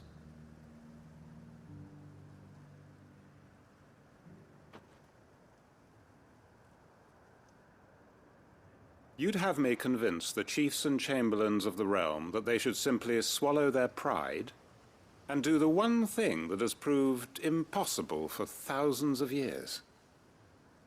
Was there anything else? Perhaps I can fetch you a meat pie as well. I know it's a lot to ask, but I can think of none better suited to the role. And you'd have me give up what little I have left to do it. I told you, Clive. The people of Lostwing are my family, and I cannot abandon them. You'll have to find someone else. I'm sorry to hear that. So am I. And why might that be? What he's asking. How's it any different to what you've done so far? They want you to speak for those who can't speak for themselves. That's what you do best. If it's the vineyard you're worried about, we'll see that the grapes are picked and the tons filled. You know we will. It's not that.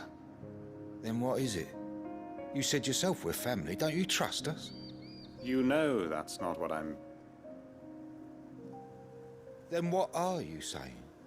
That only we are worth saving? Why turn your back on everyone else? You convinced us we could build new lives for ourselves, and if you can do that, who's to say you couldn't convince the entire realm? A stirring argument. I fear that any rejoinder I make might fall somewhat flat by comparison. So you'll join us? Where do you need me? Field Marshal Havel will want to speak with you in person. He's currently in Port Isolde. I can arrange for a party of Cursebreakers to accompany you there. That would be very much appreciated. I hear the roads are far from safe these days. Hopefully not for long. My uncle will want to know.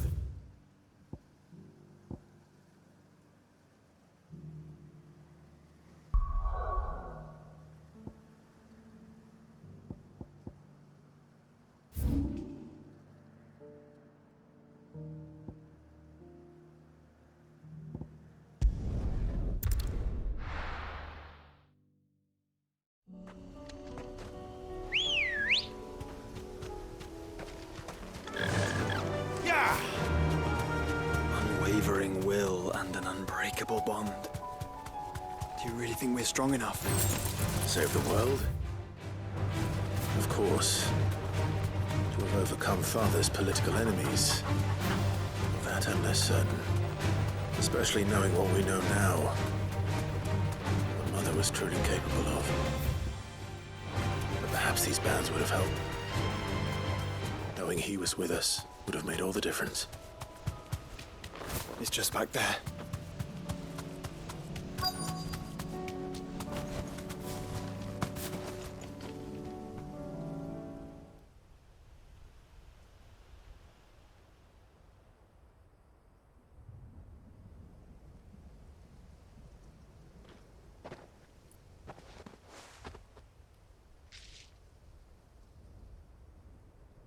Father always fought for what he believed was right.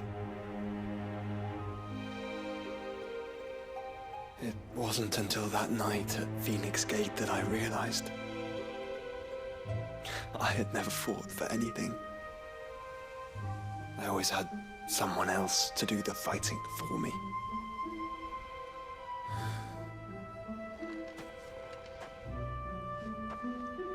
No matter how fate conspired against him, he never lost heart, never looked back, never stopped fighting. To me, he was the greatest of men.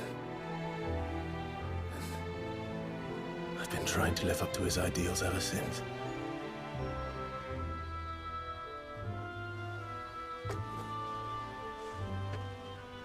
We all have, Clive. We all have. And we'll keep trying. Because that's what he would have wanted. What he would have done himself. Even if it meant standing against the very gods in the heavens. I shall be borrowing this, Father, if I may. That you might watch over us as we follow in your footsteps.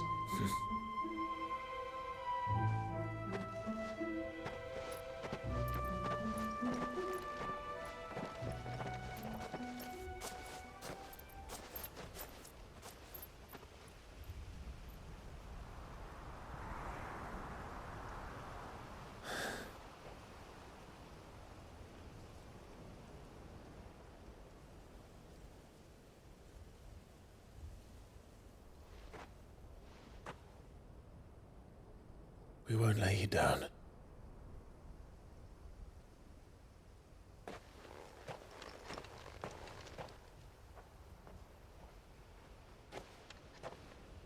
Onward, then? Onward. To the end. And to a new beginning.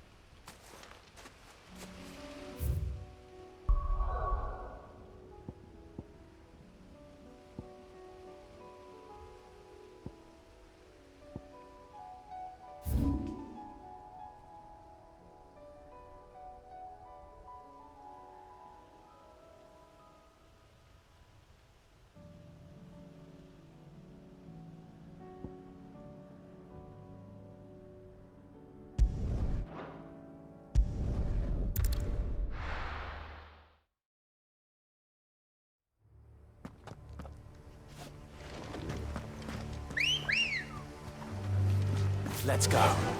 Fly, Ambrosia. Doris is waiting for me near Balmung Dock. The longer she's out in the open, the more likely she is to be found by a Kashik. I need to hurry.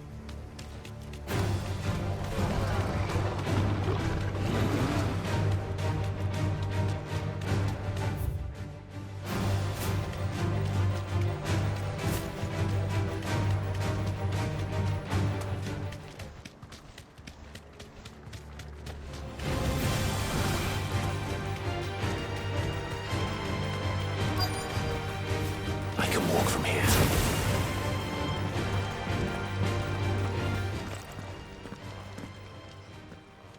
There were no guards, I take it. None manning the gates, no. It's a different story inside, though. The corridors are crawling with Akashic. Most likely guards left behind when the Wardens ran. If Chadwick was being held here, I worry that he may already be. Don't give up hope just yet, but let's move quickly. Let me check the ground floor. The ether stick is there. Then I'll search the upper level. Good luck, Sid. Stay safe.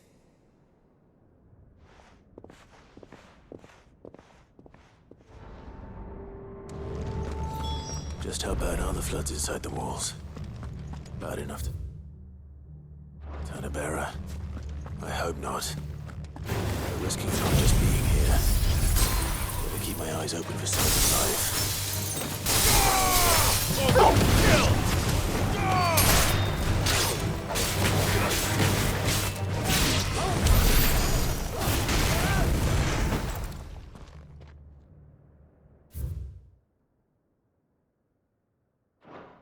So this place was no ordinary prison.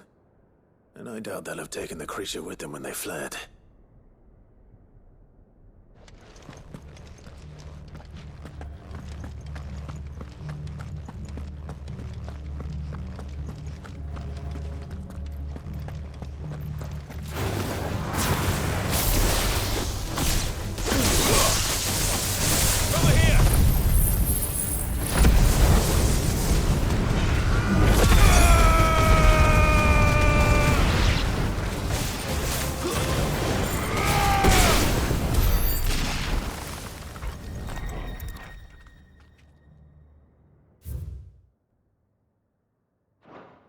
Minimal loss of Waluda lives. And what happens when they run out of bearers? Even the Imperials take better care of their branded than that.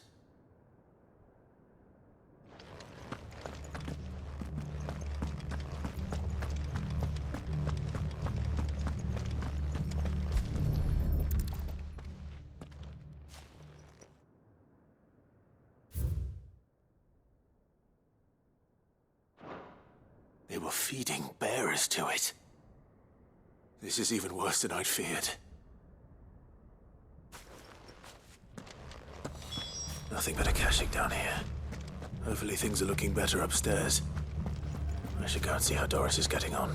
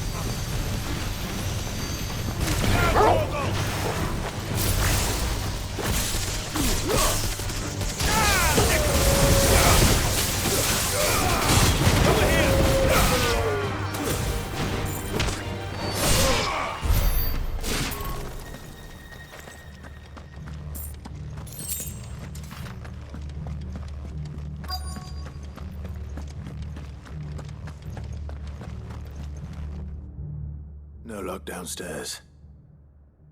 But I did find out that this place was more than just a prison. Something far more sinister was happening here. I know. I've been reading some of these documents, and it can't be true, can it? Bearers die every day in service of their masters, but this is so much worse. Pitting bearers against a wild beast armed with nothing but their wits? And all in order to bring about more death. And not just those who could fight, but the elderly, children even, and those who wouldn't or couldn't were disposed of. Whatever that means. I'm afraid it means they were fed to the monstrosity they kept here. Then we're too late. And I was a fool to bring you here. Don't say that. Did you find anything else? A key. But it doesn't fit any of the locks on this floor. Perhaps it will fit one of the doors downstairs. There's a corridor I haven't searched yet. Finish up here, then come and find me when you're ready. All right. I'll be there in a moment.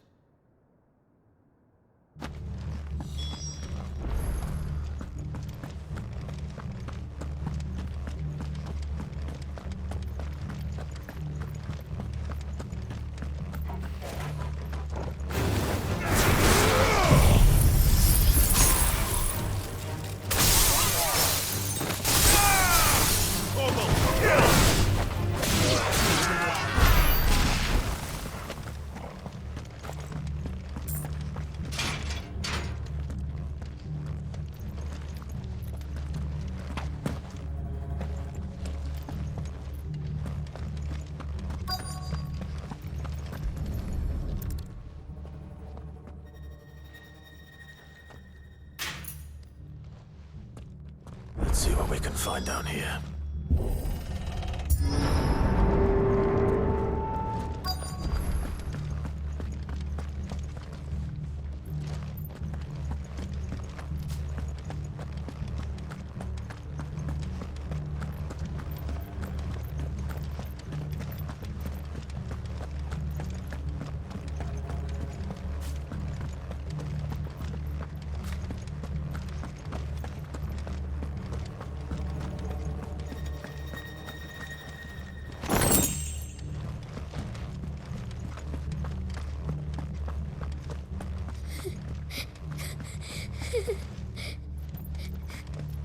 A survivor. And she sounds close.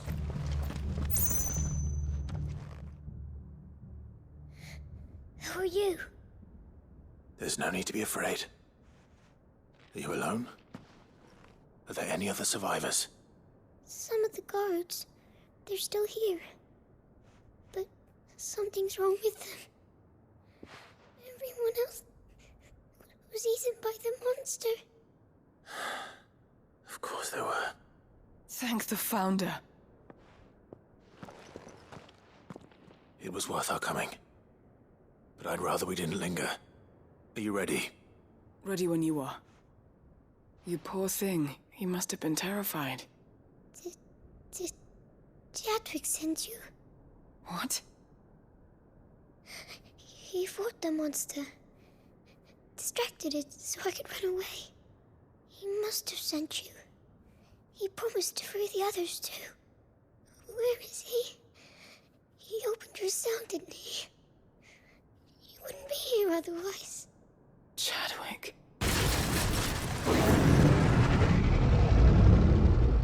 Was that? Monster's back! Chadwick, help! We have to get out of here. Doris, keep the girl safe. All right.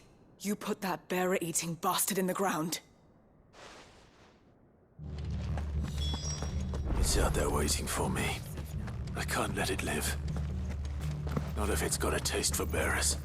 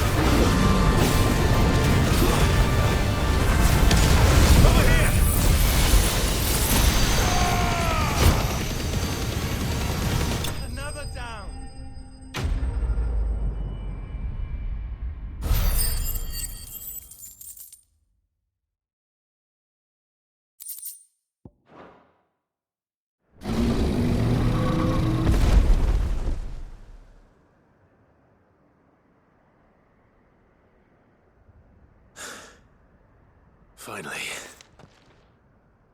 Sid, are you hurt? I'm fine. I think.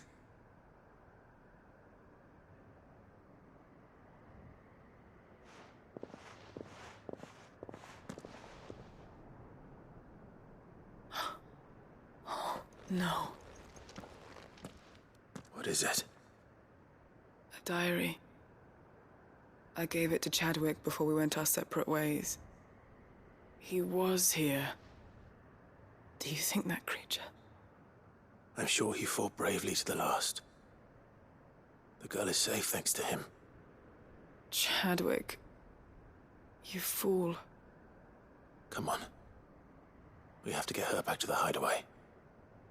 We don't want his sacrifice to have been in vain. No. Of course not. I'll see that she's looked after from now on. It's the least I can do.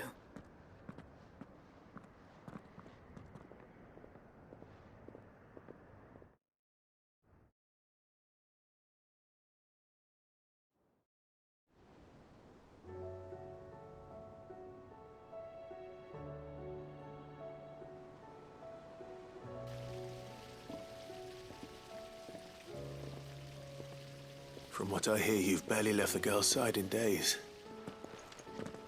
I hope she's recovering from her ordeal. She is. Slowly but surely. She's far tougher than she looks. I thank the flames we found her. If we hadn't... I know. But we did. I'm sorry we weren't able to save Chadwick. There's no need to apologize. Without your help, I would never have found out what happened to him. How he fought to the bitter end to save her. To save Haida Marie. That's the man I remember. The man I thought of as a brother. I wish I could have met him. I'd like to hear more about your past. If you don't mind, that is. Of course. You already met my former master. She trained Chadwick and I to do two things. Kill and obey. We were supposed to be sold to the highest bidder when the time came. But no bid was ever high enough to convince her to part with us. For years, we were her daggers in the shadows. But we could never quite shake our doubts about the things she made us do. And then, one day, we just couldn't do them anymore. So we escaped. But staying together was out of the question. They would have found us too easily. After so many years of training, the pull to serve was always strong. It scared me to think he might have taken another master, become a dagger in someone else's hand. But even in captivity, the battles he fought were his own. And he died not as someone's tool, but as a hero. Haida Marie is proof of that. Bearers can cast off their shackles. And the Cursebreakers will show them how. I'll fight until my dying breath to see it done. For Chadwick, and for all of us. Thank you, Doris. We'll be counting on you.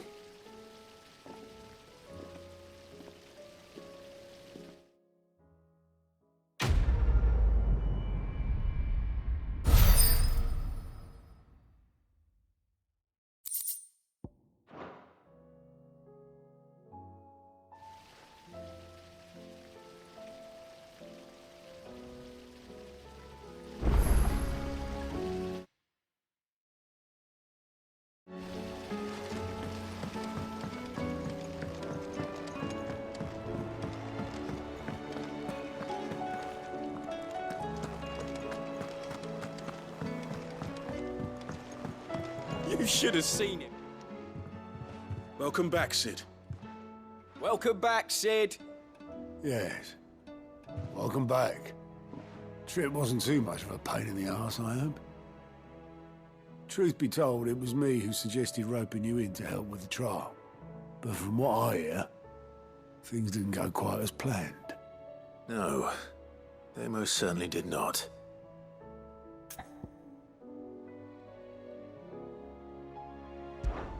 Amber lost his nerve in the face of a beast of prey, but he didn't lose heart.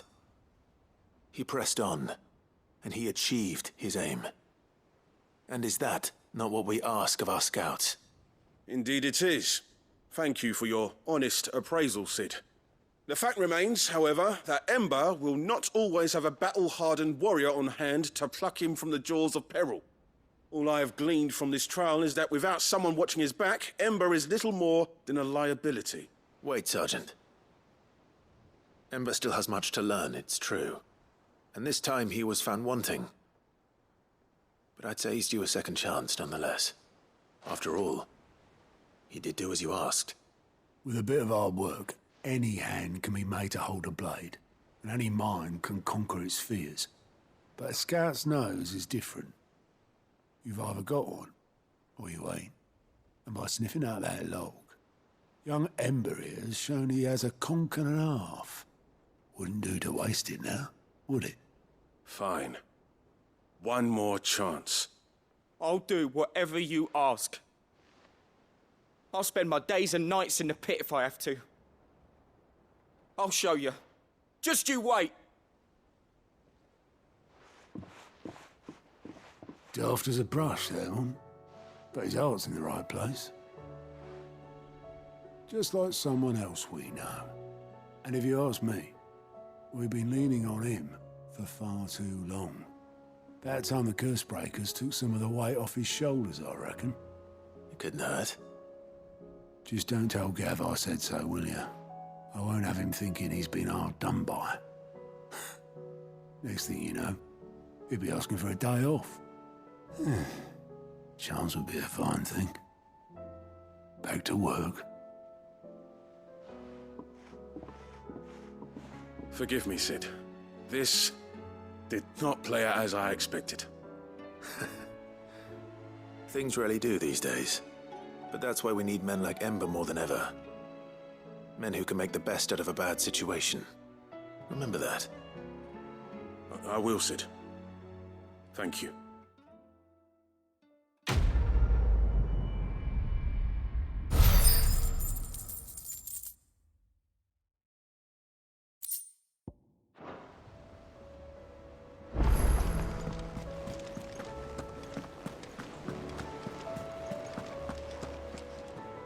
Uncle, I bring good news.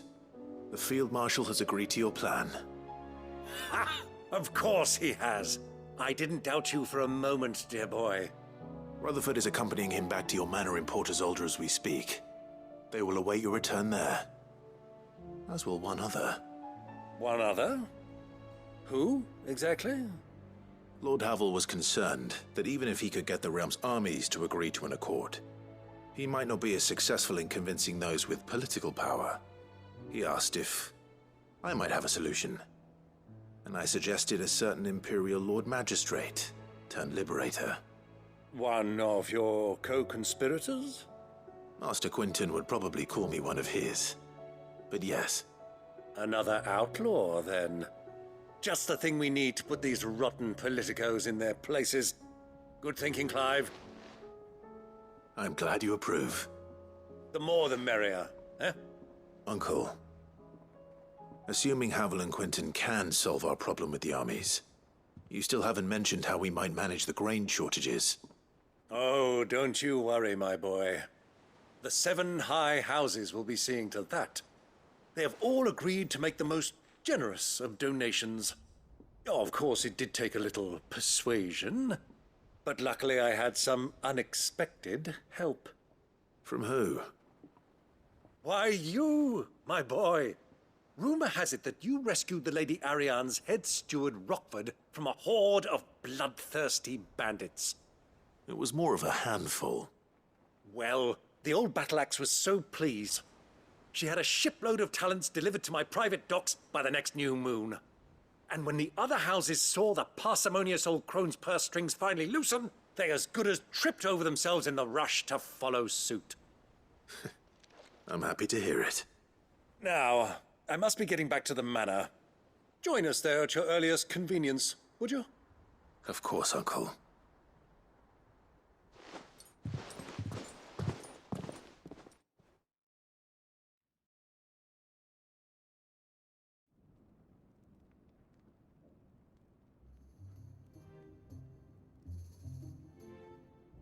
And how, pray tell, will we get that grain to the capital if the roads are still overrun with Akashic? You'll find another bloody road. I only have so many men, and I'm not about to send them headlong into an ether flood. That is, unless you'd have them turn as well. Well, I'd certainly eat less. Says the man with a belly bigger than a band of curls. My soldiers actually need their rations. Without any food to keep them going, they'll be dead even before you've sent them on your fool's errand. If I may, gentlemen, perhaps I might suggest an alternative approach. Though supply routes are indeed disrupted, there is no shortage of ships. Indeed, they bob away in every bay from here to Randalar, awaiting a safe haven. Allow them to make port and fill their bellies full of grain.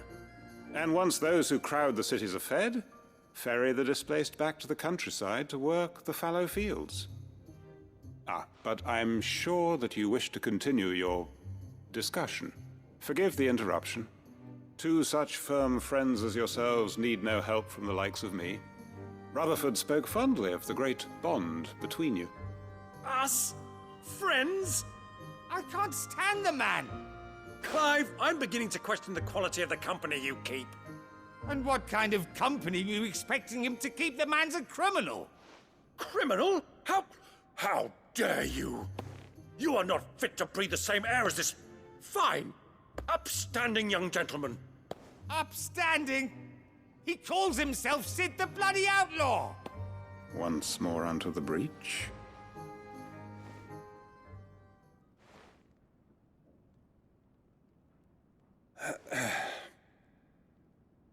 Shall we begin again? What we seek here is not to create a new nation, nor to claim the thrones of those that already exist. We wish simply to bring stability to the realm that mankind might weather the current storm. And to do that, we must convince those in power, the generals, the statesmen, the nobles, that our cause is just. There will be disagreements, yes, and I imagine some resistance, much resistance. But we cannot let that deter us. If we show them the path, show them that we walk it ourselves, then I am confident they will follow. The fate of the world lies in my nephew's hands, but the well-being of her people lies in ours. And we must not squander the chance that Clive has given us. Uncle Byron, Now, with that settled, let's move on to the signing of the Accord. For what great moment in history hasn't been accompanied by a little ceremony?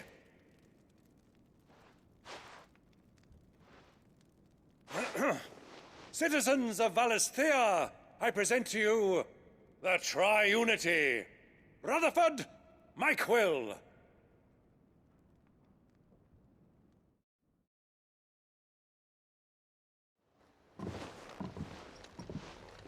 Well, my boy, the stage is set. That it is. This is the role you were born for. Now I ask only that you trust in the talents of your supporting cast. We shall play our parts to the best of our abilities, that you might have the opportunity to shine. The realm needs its Sir Crandall. And there is no better Crandall than you, Clive. I want you to keep this signed accord as proof of our faith in you. I will. Thank you, Uncle.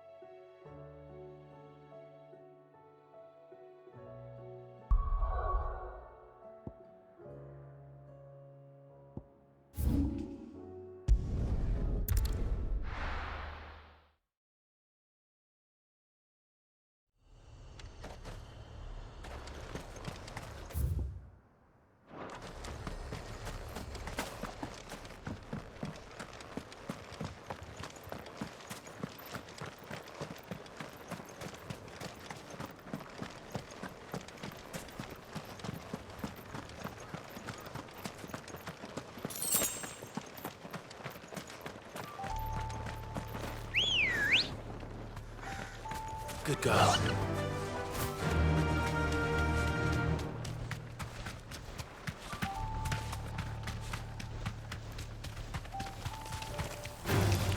Time to fight.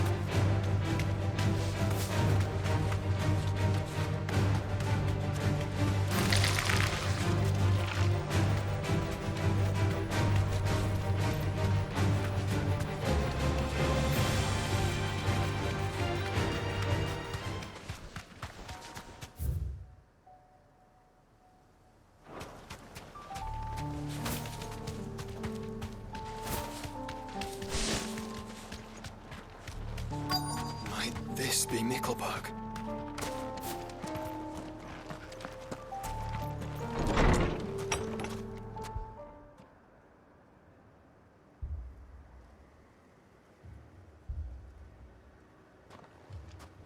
These people aren't turned. And the village seems safe enough at least.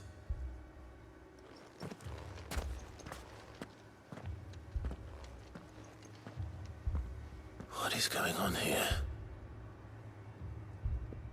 Ah. Did you, too, heed the call? Heed the call? No, I came here looking for someone. To be honest, I wasn't sure I'd find him here. Let alone all of you. Is that so? What are you doing here? Is this where you live? It is my home. The others, they heeded the call. You keep saying that. What do you mean? They came here to perform the rite, just as King Barnabas instructed. This village is their altar, where they shall cast their souls upon the gentle waters and give themselves to the Lord. Give themselves? Oh, Lord, cleanse us of our sins. Let us be reborn in your loving arms. Free us from the torment of this mortal realm. They want to be saved. Forgive me, but did another foreigner like me come here? He was probably wearing a cowl. You mean the traveler from Stone? Yes. He's staying at my house, toward the rear of the village. Thank you. If you don't mind, I'll go and greet him. They seek the same salvation Barnabas did. At least the third chair still lives. Let's go and find him.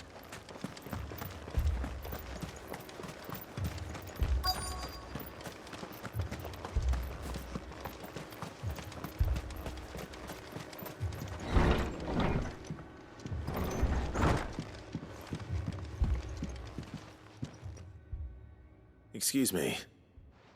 Are you with the Undying? I am. And so it would appear, are you? Lord Rosfield, if I am not mistaken. That's right. And you must be the third chair. I am. Cyril was worried for your safety. He sent me to find you. Then I must apologize. I did not mean to trouble the bearer of the burning quill. Much less you, my Lord Marquis. He said that you had failed to report.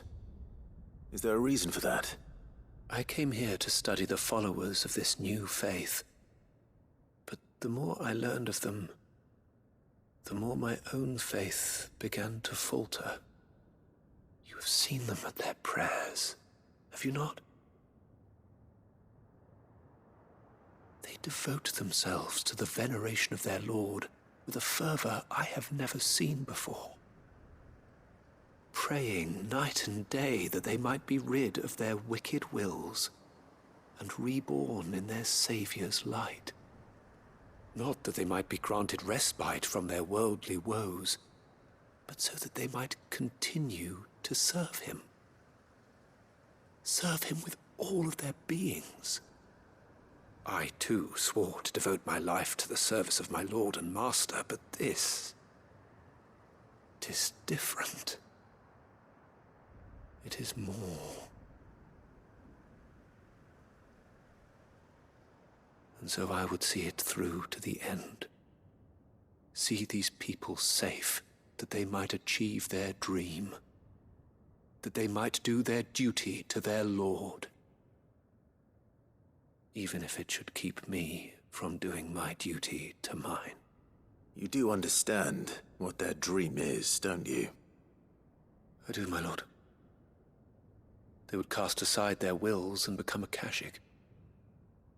I know that it may be hard to believe, but to these people, that is the very essence of salvation. Forgive me, my lord, but I must remain here. If you are to return to Master Cyril, I would consider it a great... Did you hear that, my lord? Something is happening. I'll go and find out what. Stay here.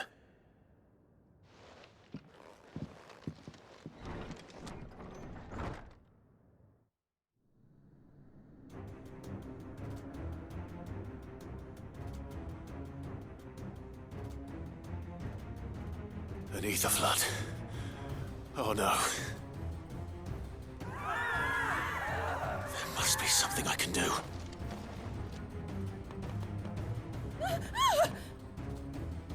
Echoes as well. Found her. Ready, brother? Ready.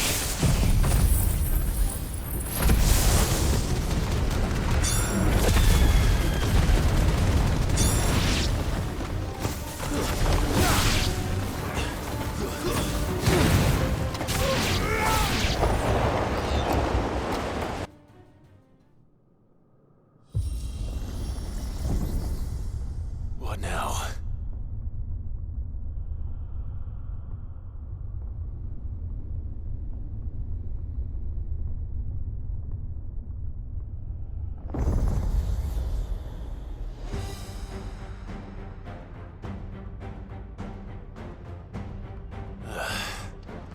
We meet again.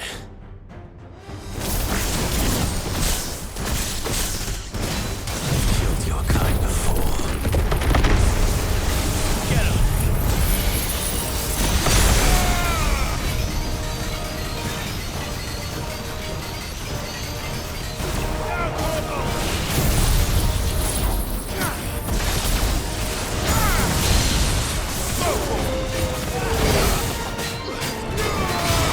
Over here!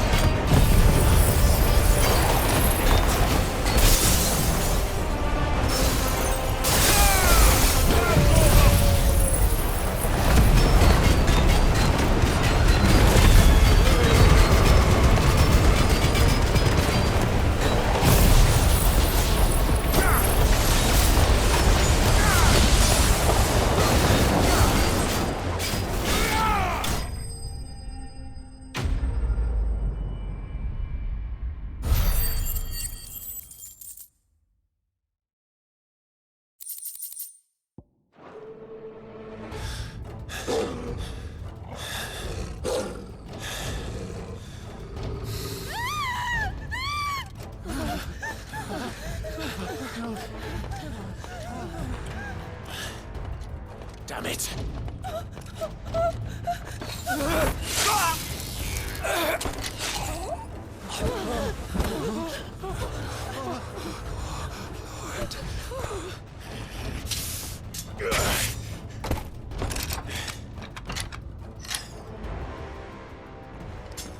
Don't you die.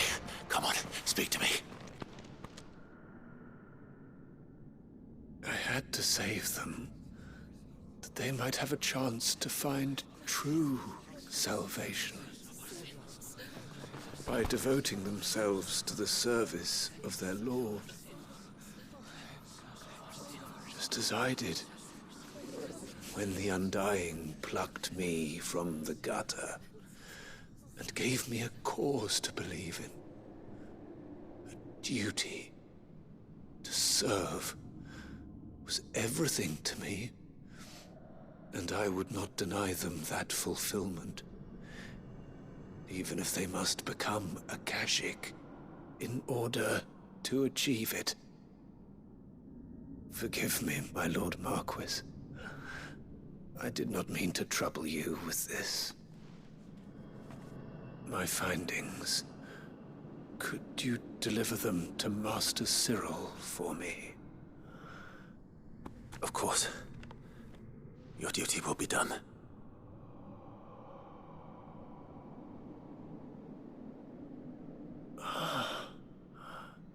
Look, my lord. They are saved.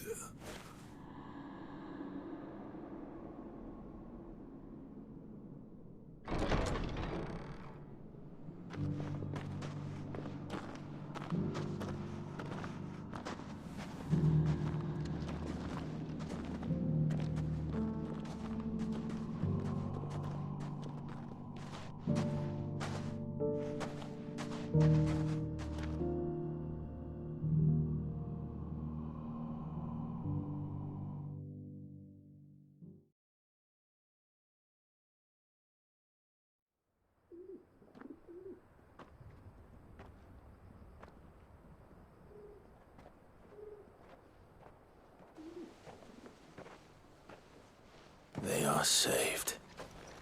Founder. I should get this report to Cyril.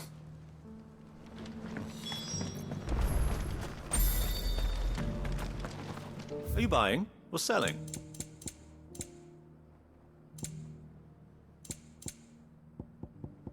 Go safely.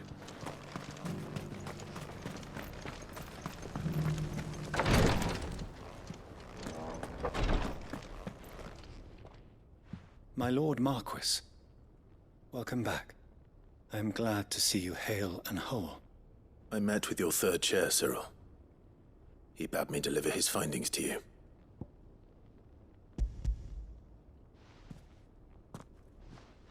Thank you, my lord. He remained in Ash? He died protecting the villagers from an echo. I buried him in Mickelberg. I'm sorry that I couldn't save him. If you could not save him, no one could. The villagers, they were believers in this savior cult. They prayed to their god that they might be unburdened of their wills. Then an ether flood came, and their wish was granted. Your brother sacrificed himself that they might live, even knowing that that life was death by another name. Then he perished defending liberty. A hero's end. For the right to choose how one dies is no less sacred than the right to choose how one lives. Sid would agree. He wanted to build a world where people could die on their own terms. A noble ambition. To die for one's cause is the most perfect expression of one's faith. It matters not how misguided others might judge one's decision to be, only that the decision is one's own. We live according to the teachings of our order. We believe in them, we protect them, and yes, we die for them. For better or worse, that is our creed.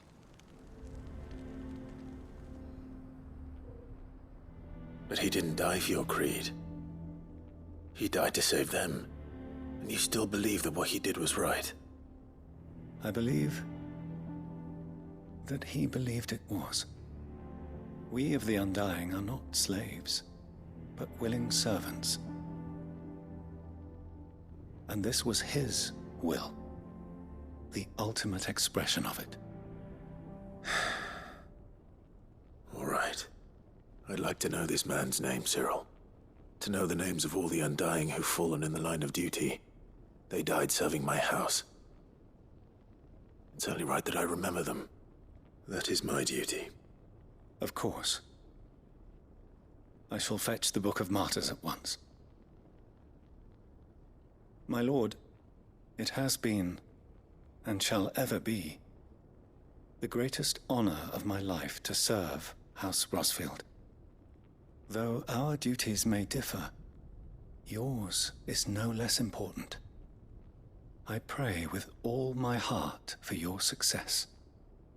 And were they here, I have no doubt but that every one of my fallen brothers and sisters would feel the same.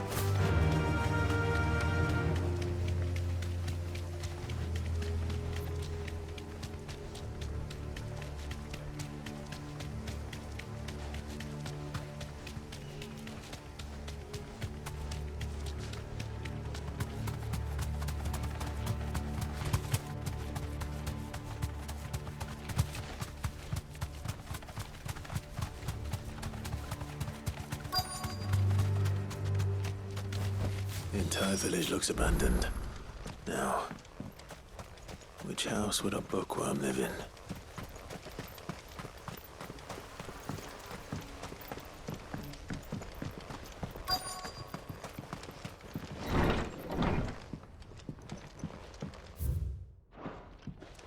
This is a Royal Army logbook. His interests were certainly varied. This is it. But if what it says is true, I need to get this back to the hideaway.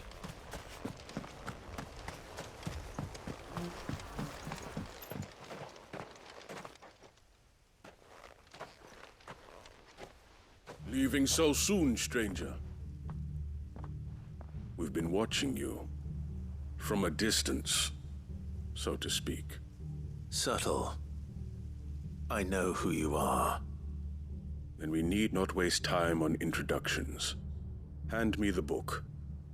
Leave it in our care and return to your life. Your care? Do you mean to burn it or bury it? That is not my decision to make.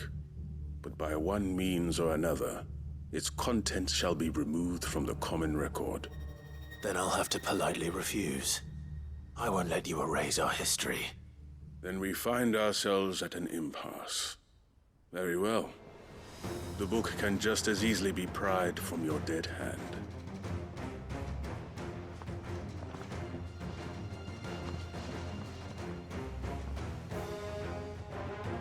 Let's see, shall we?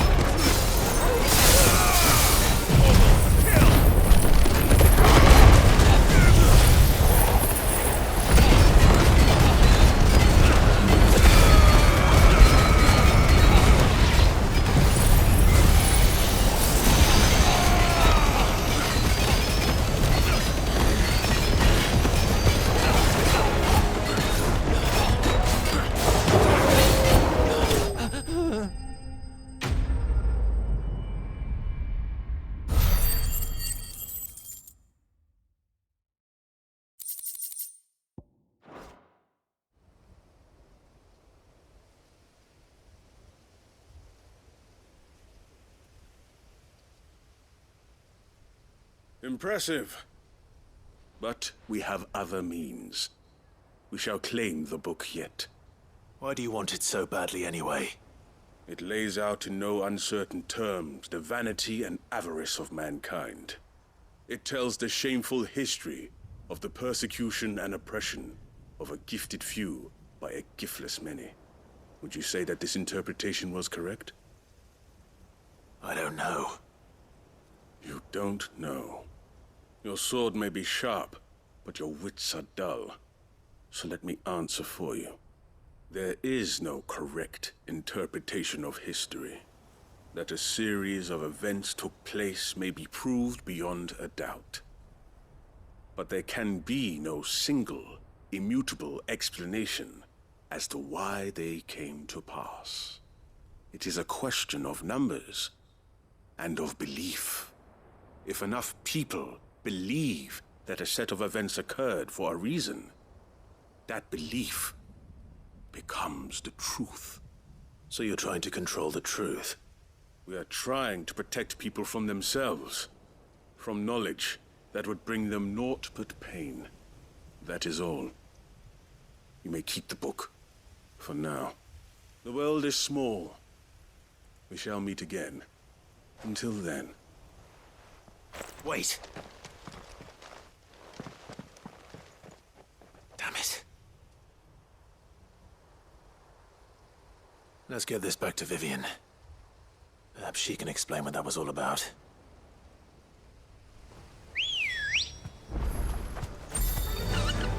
Faster!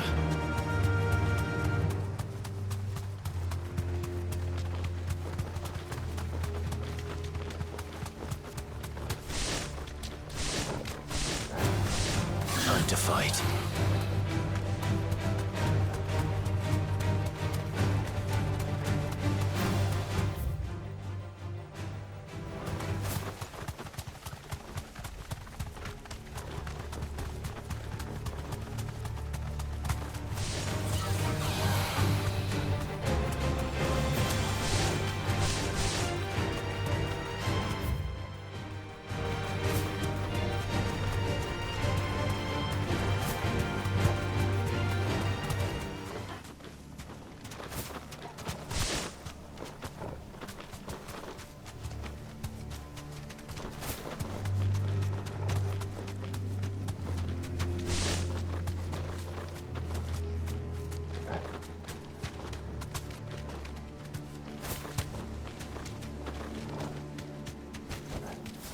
To the stables, girl.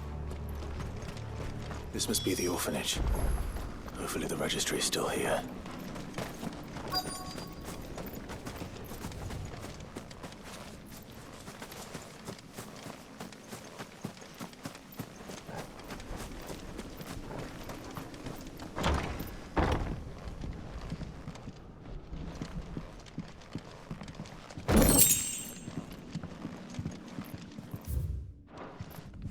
Disposed of.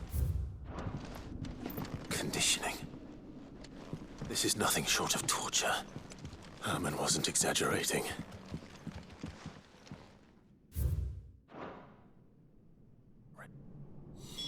This reads like a suicide note. Did the director go through with his plan? There's only one way to find out.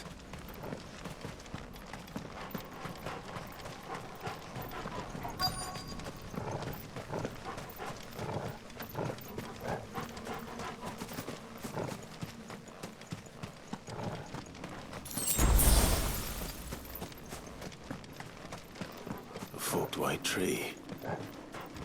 This must be the place.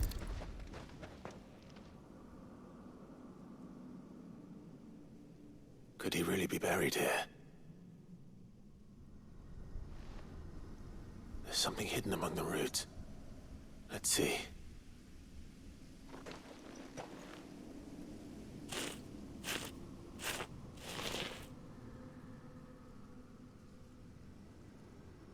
This must be the registry.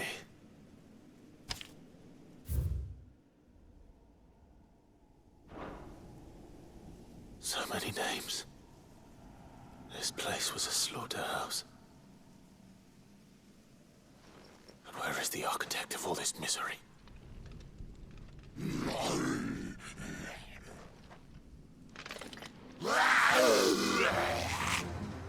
It was only a matter of time, I suppose. This place is cursed.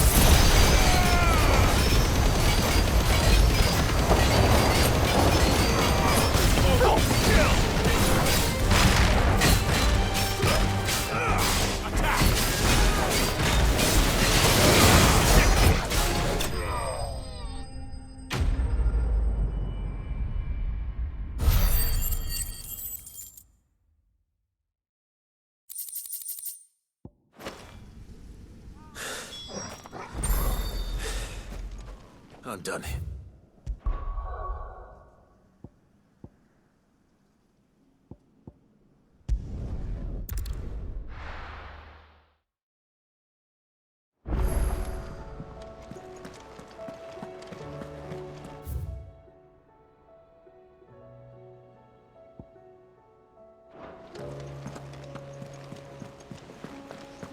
There's something about it. I feel like it's...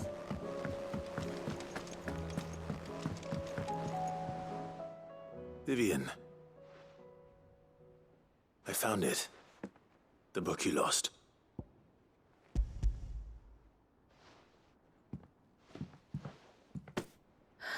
You found it.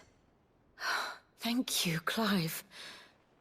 Even though I asked this of you, I was not entirely sure it would be possible.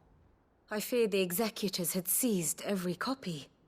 I met with one of these executors, and I convinced him to let me keep it.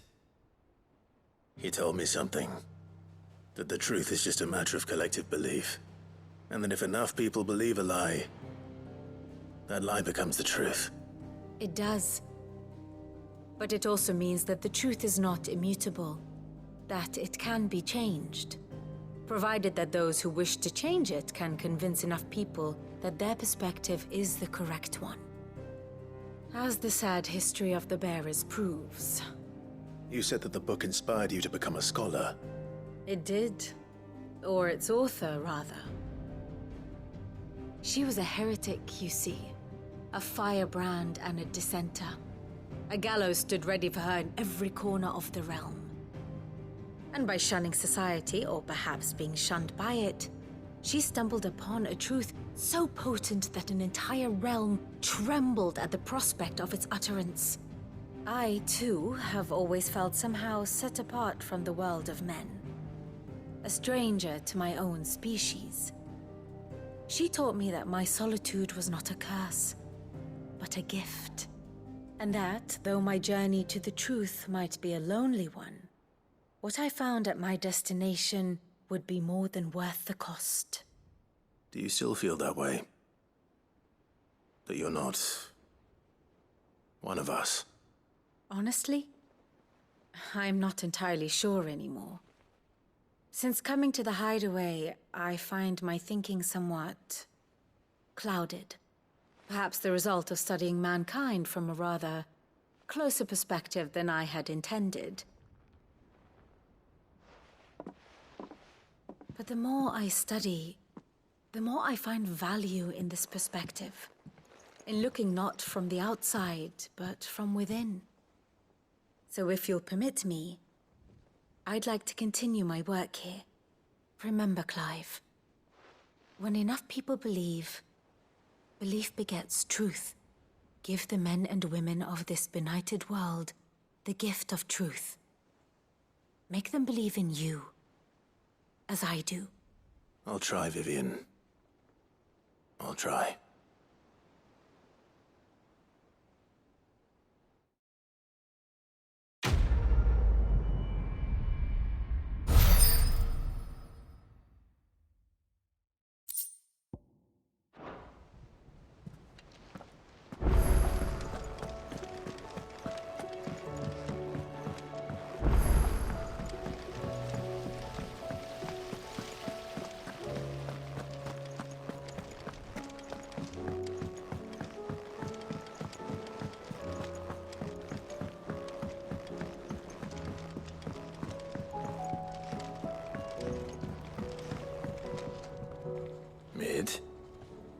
Tell me this is all you need.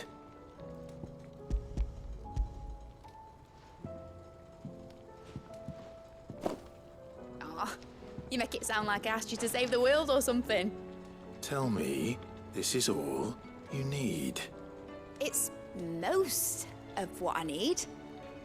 After you left, I went over the figures again, and I realised I'd forgotten a 1 and a 0. And a cogwheel. Just a tiny one. Though, that's the problem. Gears that small are a bastard to make, and I may have lost the one Blackthorn spent a fortnight toiling over. wait. The children. When they took apart your scales, there was a tiny brass gear. Now that I think about it, they didn't use it when we put the scales back together. The young'uns? But why would the... You know what? I don't want to know. I'll keep working on the model. You go and find that cog.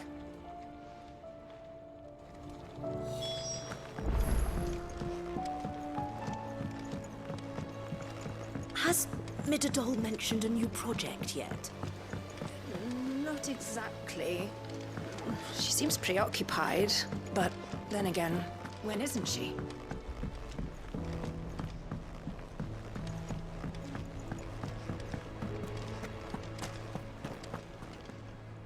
I hear that you traveled to Ash, Sid. Did you by any chance recover the names of my fallen friends? I did. Yes.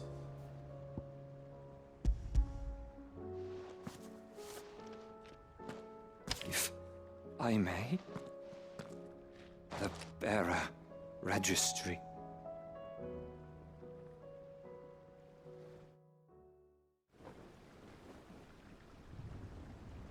The director was a brutal man. He got no worse than he deserved. The registry was all I found beneath the tree. There was no sign of a body. Or any record of what happened to the children after the orphanage closed. I pray that at least some of them survived. All their names are here. The ones we lost. My friends. My light in those dark times. I can still remember their faces, like it was yesterday. Children who were taken from their bunks in the morning, never to return. No explanation ever offered. They'd be happy to know that you survived, Herman. But why did I make it out alive, when so many others died in that awful place? It's not your fault. And blaming yourself won't bring them back. Honor their memory. See that their names live on. That way, at least. They're never truly gone. Thank you.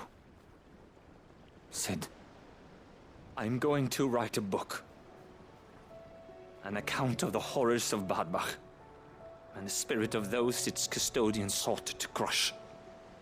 All of Valisthea will know of our suffering.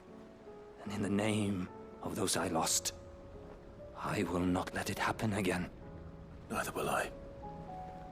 These records would have been buried for all eternity, were it not for you. Thank you.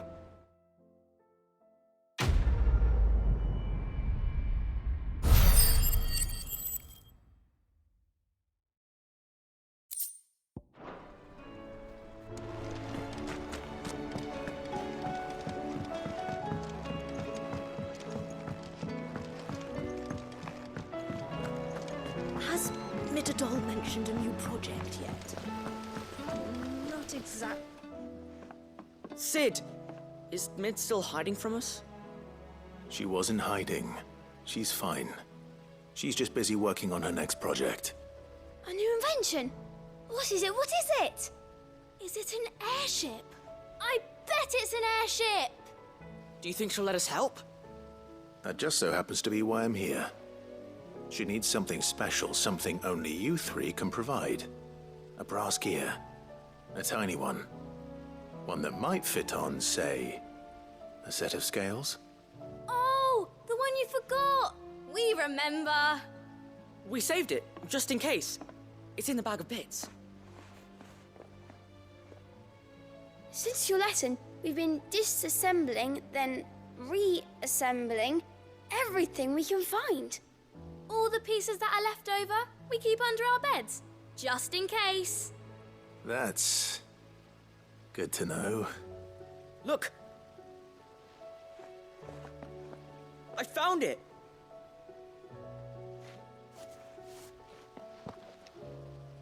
Is that all? Just the gear? We have more parts if Mid needs them. That's all for now. But I'll let Mid know about your hoard. Just in case. Thanks, Sid.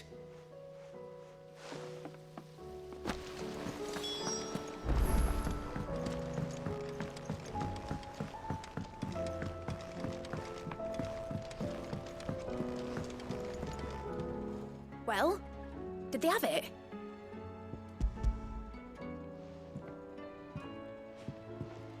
They did. And they kept it somewhere nice and safe. Will it work? Will it work? He's perfect! You're a genius, Clive. What exactly are you going to use it for? Only the most important job of all. The wings aren't going to move on their own, but with the right cog in the right place, well, you just wait and see.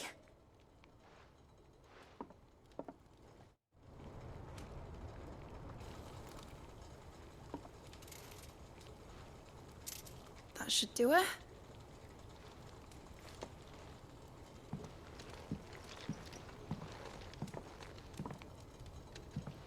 Here goes nothing.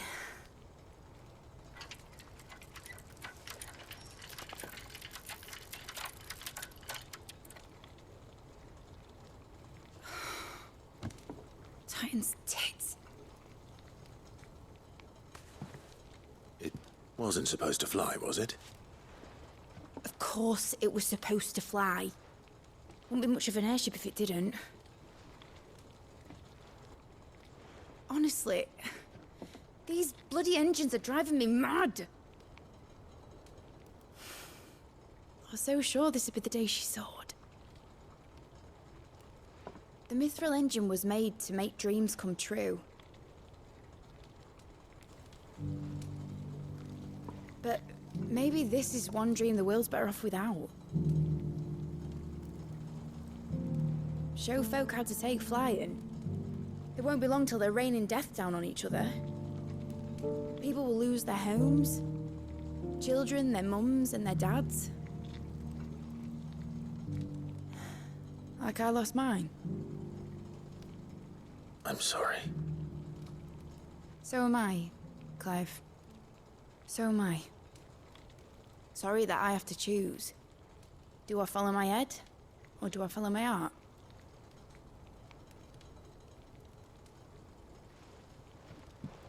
Good question. The first time I stood on the deck of your ship, felt the wind in my hair. It was like I was flying.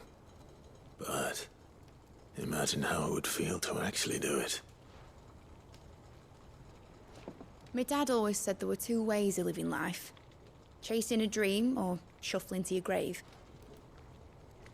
And he were right. Right about a lot of things. Not that I like to admit it. People need dreams to chase. Especially in a world like this.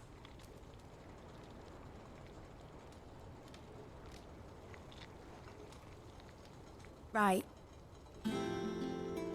When this is over, I'm gonna take all my Mithril engines to Zemeckis and sling them over the edge. I won't have my dream end up turning into someone else's nightmare. But all that hard work... All that hard work will not be used for war, Jamie. But it ain't like it'll be gone. Tell me, Clive, have you ever been on a treasure hunt? Not since Joshua and I were boys. Why do you ask? Because I'm gonna bury the engine schematics and leave behind a little riddle telling people where to find them.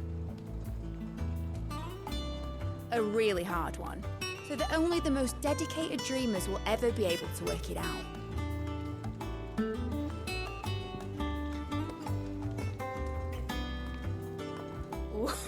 I can picture it now. Some daft general squinting at the words with a gormless expression on his mug. Like that one, yeah. Right.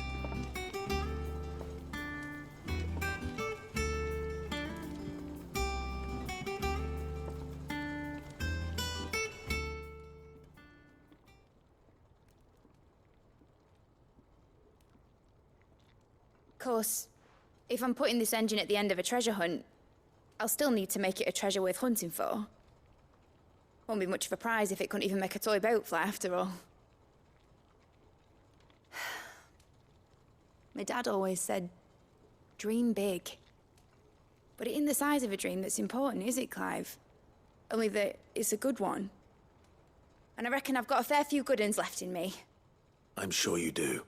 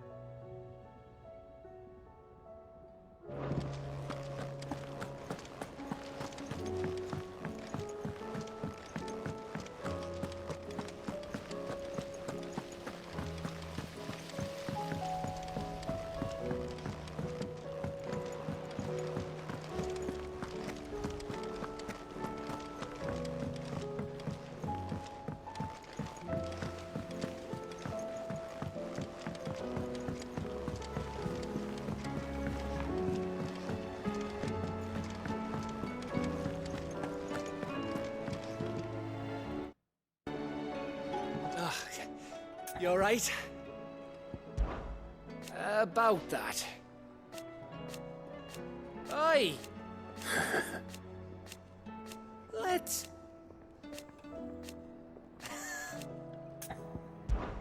Something troubling you? No more than usual. It's just... Etta's baby will be coming soon, and I wanted to make something for it. I'm sure she'd like that. Back in the north, families would always make gifts when a bairn was on the way. Yeah, let the little tykes know they were welcome in their new homes, like. So, what's the problem? Well, the problem is that Etta's due any day now. I don't know if I'll be ready in time. Is there anything I can do to help? You know, there just might be. All right then. What exactly are we making? A good luck charm. But not just any good luck charm. Not just any. No. One made from the feather of a silver chocobo. There's naught lucky in all the realm, or so we used to say back home anyway. Thing is, they're hard to come by. Had Otto and Karen check with their suppliers, but nothing. I'd try and track one down myself, only... Only the big day is fast approaching. And that's all you need, a feather. That or the bird whose horse it's attached to, aye. I was gonna start by asking around with traveling traders plying the northern borders. Well, there's no shortage of those passing through Martha's. I think I might make that my first port of call. I'll let you know if I find anything. You're a good friend, Clive. I won't forget this.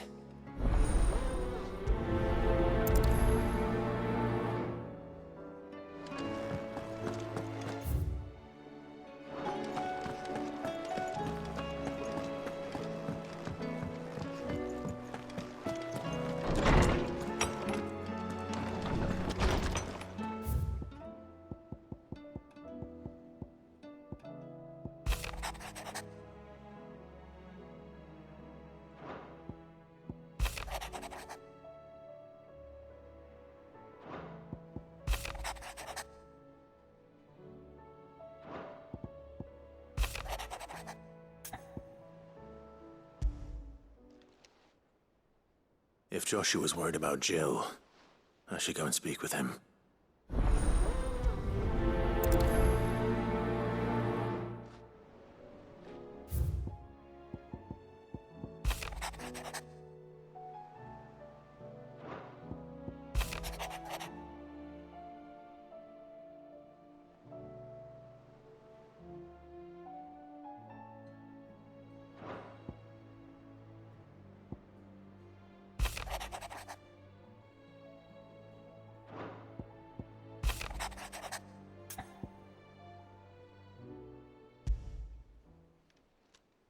It's usually me making demands of Harpocrates. I wonder what this is about.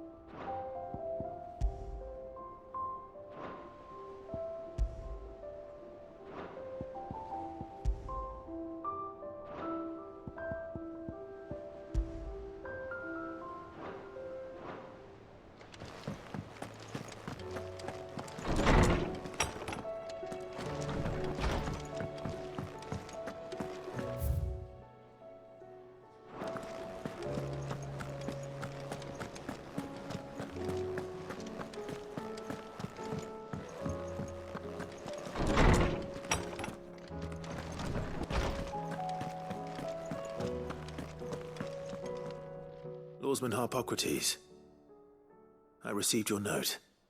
Ah, yes. I expect you're wondering what this is all about. You spoke of making amends with Dion, but I can't imagine what for. Then I should begin by telling you that I was once his tutor. This was some years ago, of course, before I joined Sid in his hideaway. At that time, I was counted among the foremost scholars of Oriflamme, and was accordingly invited to the palace to supervise the young prince's education, all to ensure that the future emperor had a firm grounding in, well, everything an emperor should. History, religion, commerce, government. Alas, our time together was cut short when Dion left to join the Dragoons, his studies no longer being deemed necessary. I had not expected to meet with him again, least of all here. Have you spoken with him? No, I have yet to find the right moment. His Highness always seems so preoccupied, especially when alone. I would not wish to disturb his ruminations with idle words of greeting. Not when I know he dwells upon the evil Ultima had him commit in the Dominion. The guilt weighs heavily on him, I know. But as you say, that was Ultima's doing. Surely you can't blame yourself. When I first met him, it was not guilt, but his people's expectations that weighed heavily upon him. And I did nothing to ease that burden. He bore it alone, until the day he could not bear it any longer. It is one of my greatest regrets that I only ever offered him my wisdom, when what he truly needed was friendship. The blame for Dion's transgressions lies not only on his shoulders, but on mine. I see. I'm ready to help you in any way that I can. Then I beg that you bring me a wild wyvern tail. Apothecaries across the ages agree that even to glimpse such a flower is to be granted inner solace. Fabulists and fraudsters all, of course. But there is oft a seed of truth to be found where even the most outlandish opinions align. Well, it can't hurt to try. Where can I find this flower? And how will I know it? You have seen cultivated wyvern tails before, I trust. The lily-white blossoms from whose roots the poisonous ink for the brand is distilled. Well, those which grow in the wild differ only in their purple hue. The harsher the environment in which they are raised, the deeper the color. There is a waterfall in Rickmal's roost across the strait, where the flowers once grew in abundance. Whether they still survive there, I know not. But try as I might, I can find no likelier location. It's all right. I'll find you a wyvern tail one way or another.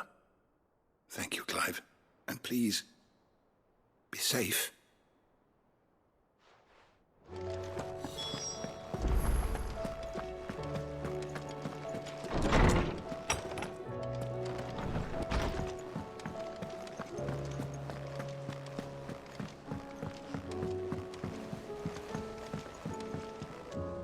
Joshua, I read your message.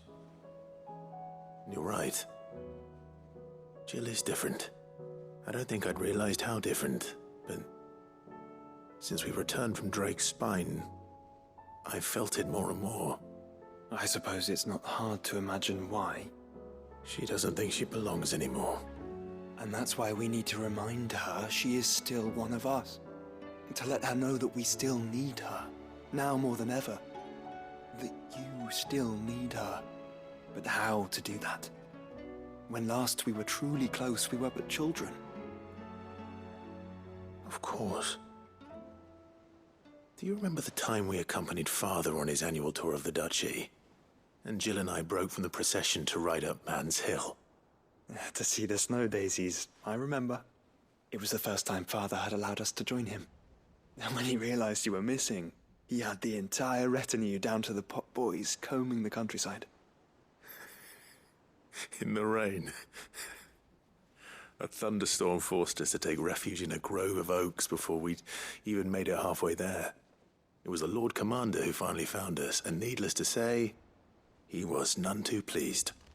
Then it seems you and Jill have unfinished business. What do you say? Man's Hill. It's not that far. Oh, true. Though I suspect it is also much changed.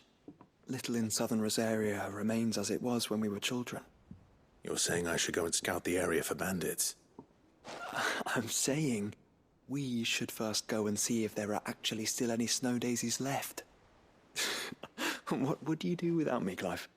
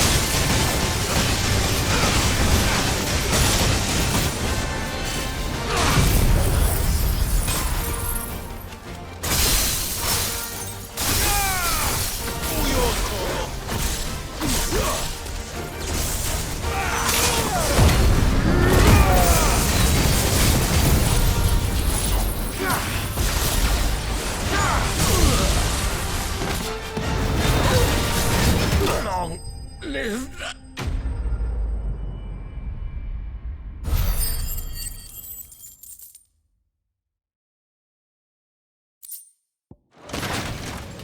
Damn it.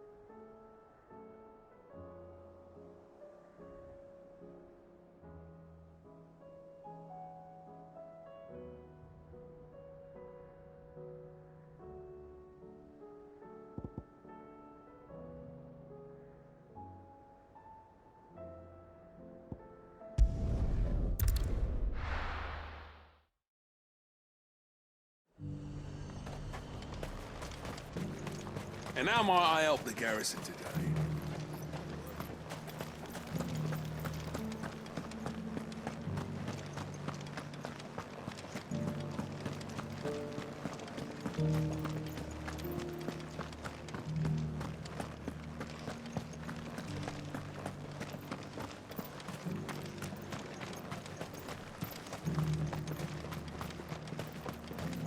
Those things didn't fight like men.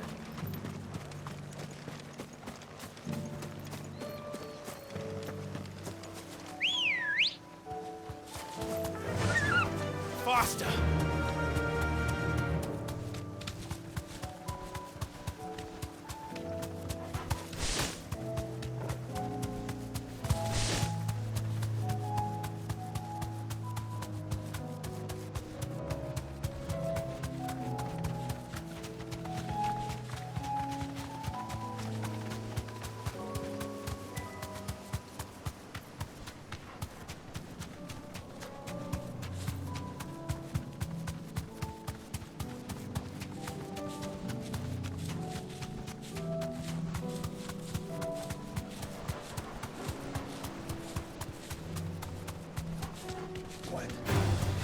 Time to fight.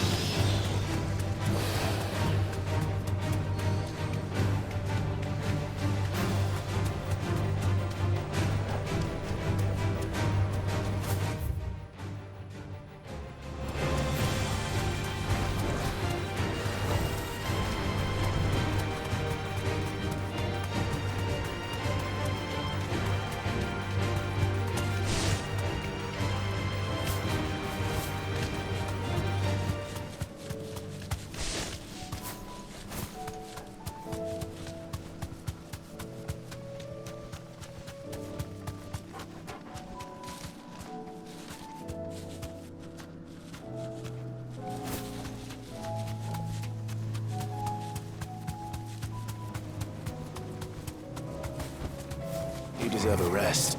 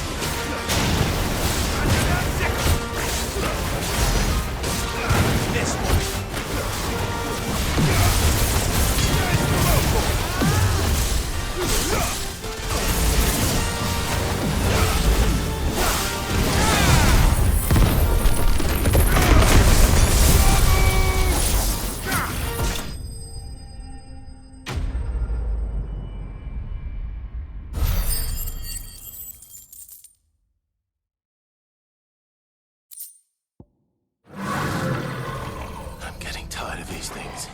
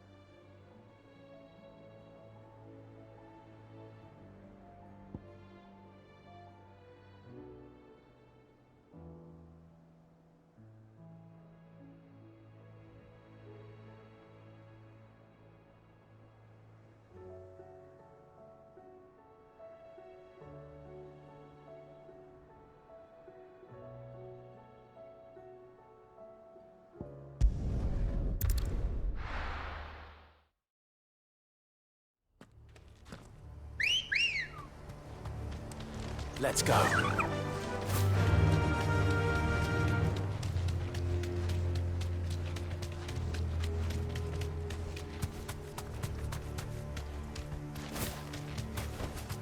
Straight home now.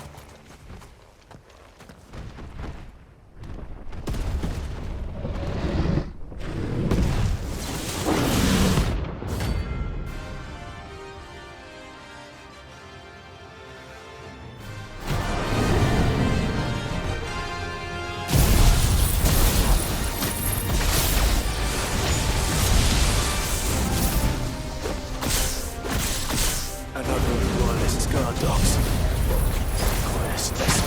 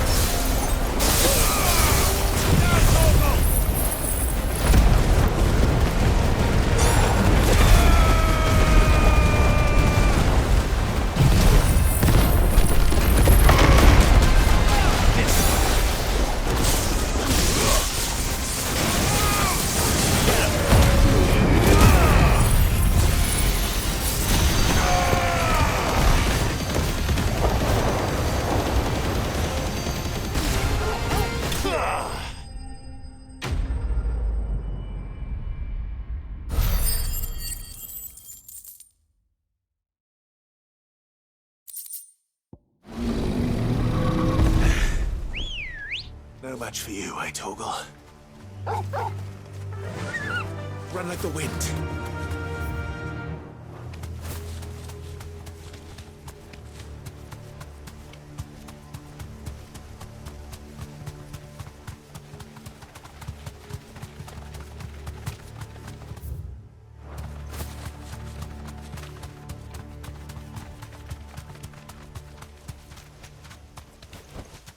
No need to ride from here.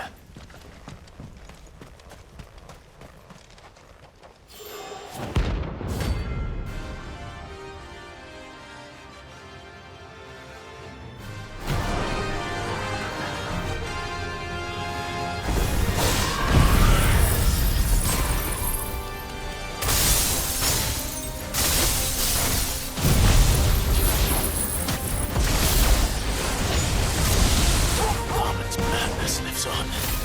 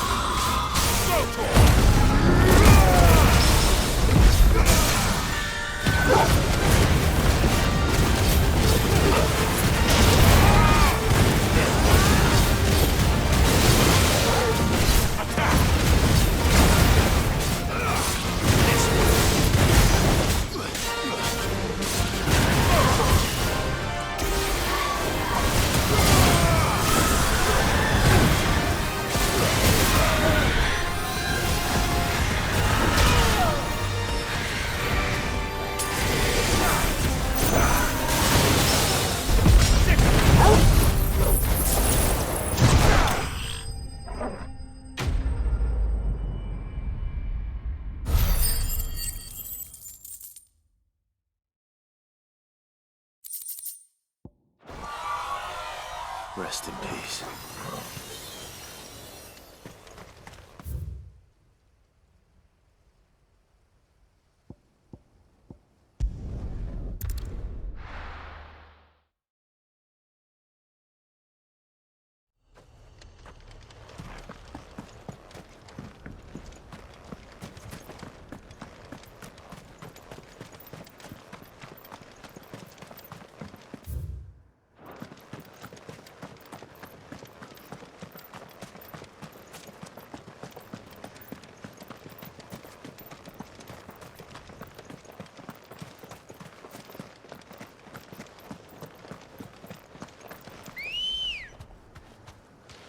Come on.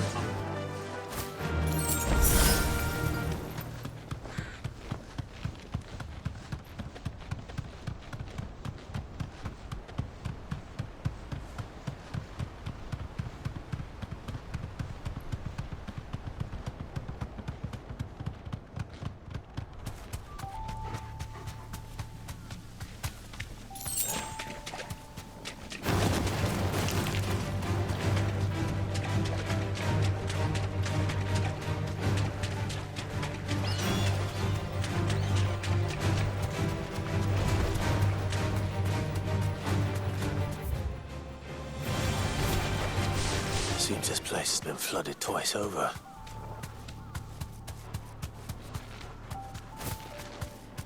Purple flowers blooming next to a waterfall.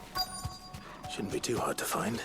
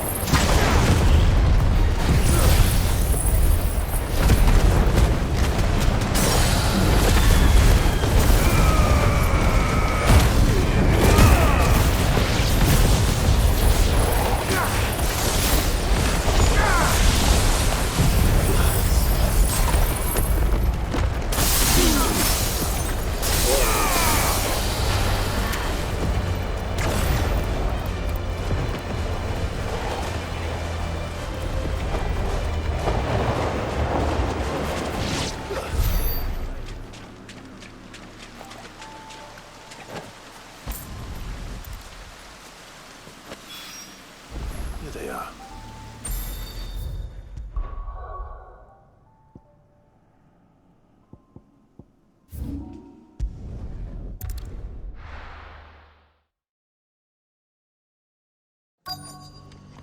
Let's hope one of the merchants here has what Gav need. Excuse me. I'm looking for something. Oh, well, then I'm your man. A silver chocobo feather. Oh, or maybe not. Though you're not the first to mention the bird around here.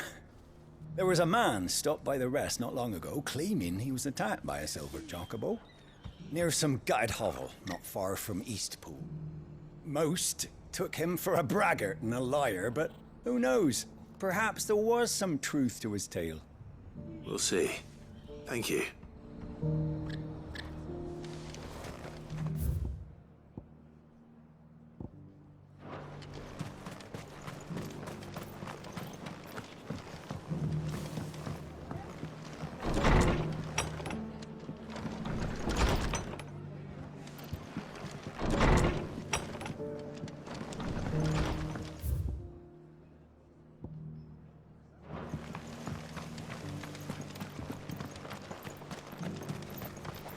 Anything catch your eye?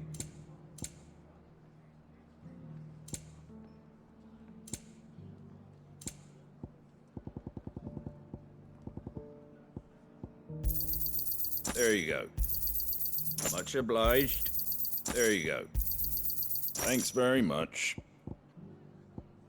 Take care out there, eh?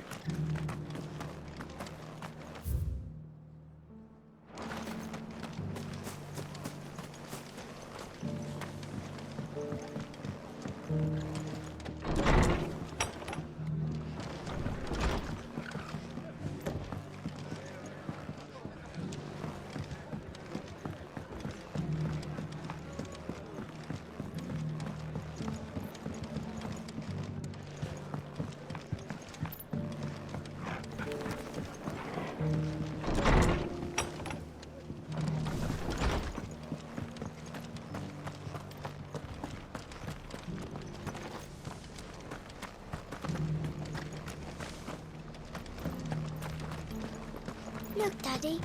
Shining so brightly. Isn't it pretty? Yeah. Pretty blooming sinister.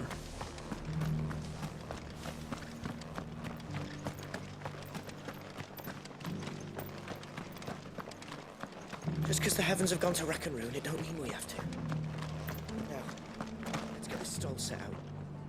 How do, traveller? You've the look of a man who could do with a new whetstone. Or perhaps a bawdy etching of the Vicerine. Maybe another time. I'm looking for a silver chocobo feather. If that's the case, rumours are all you're likely to find. No one has seen a silver chocobo for years. Word is they were all hunted for their feathers. Some northern nonsense about bringing good luck. Didn't bring them much, nor their bows. If any are still out there, I reckon they'll be doing their damnedest not to be discovered. You're probably right. Thank you anyway.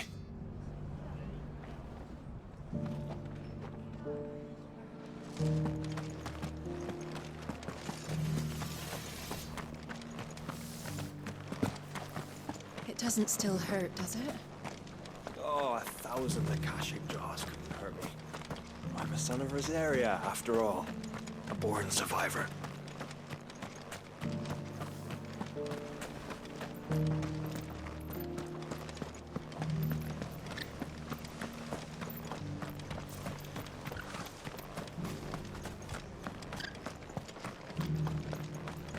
I'll build a barricade so sturdy, even a bandicoot. Can I help you with something? You wouldn't happen to sell silver chocobo feathers, would you? I deal in fruit, not fancies. But if it's fancies you're after, I suggest you try Rhiannon's ride. Was a silver chocobo seen there? Oh, yes. If you believe the ravings of a madman. It wouldn't be the first time. A silver chocobo sighted in the hills near Rhiannon's Ride.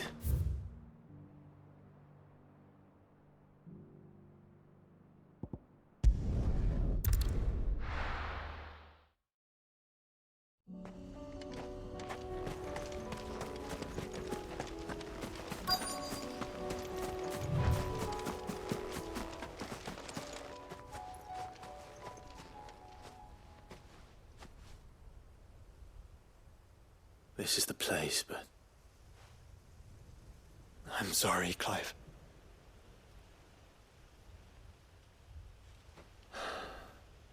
There's nowhere been spared. What do we do now? We keep looking. Man's Hill cannot be the only place where snow daisies grow. Perhaps, but...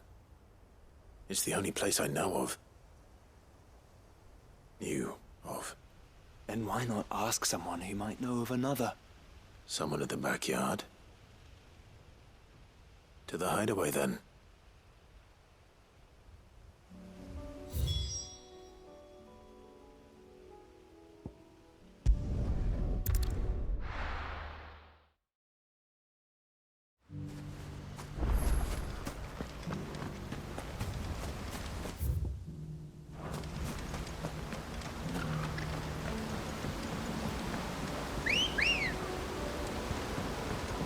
Good girl.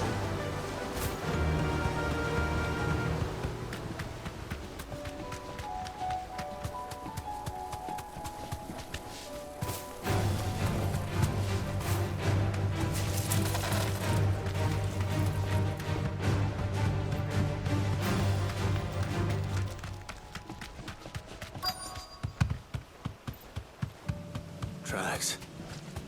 They're not left by bandits for a change.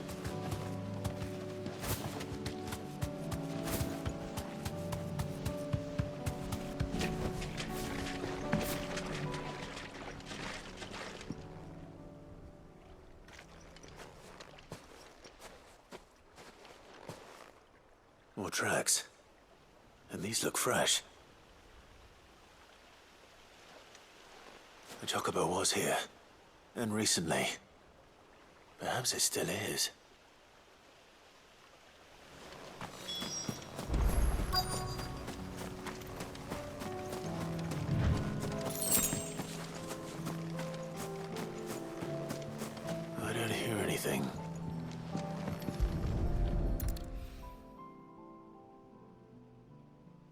be damned.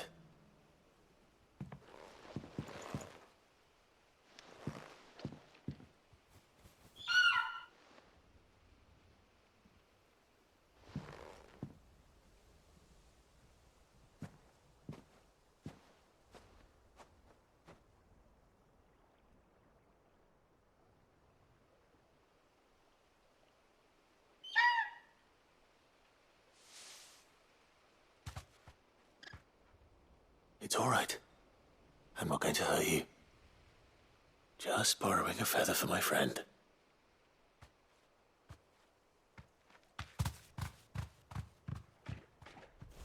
Thank you. Let's get this back to Gav before they change their minds.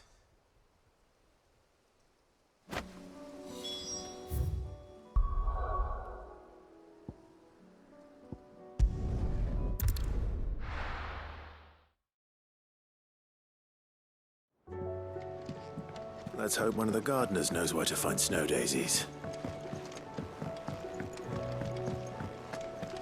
It was no trouble at all. Clive, you're back. How'd you get on? Any luck? Any luck, you say?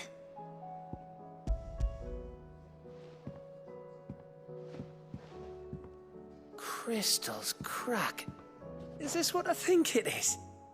Where in the hell did you find it? It's a long story.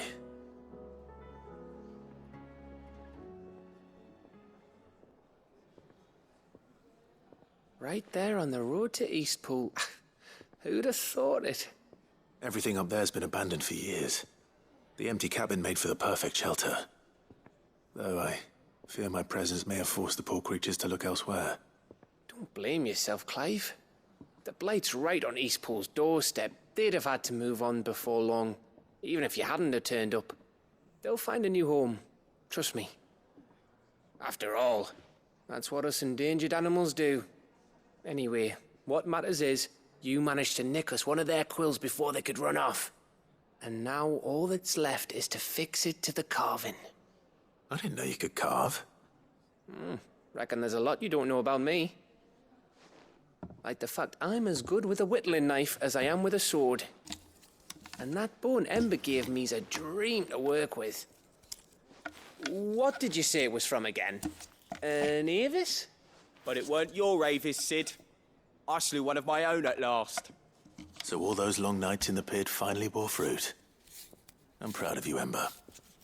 Don't speak too soon. I ain't done my trial yet. There we go.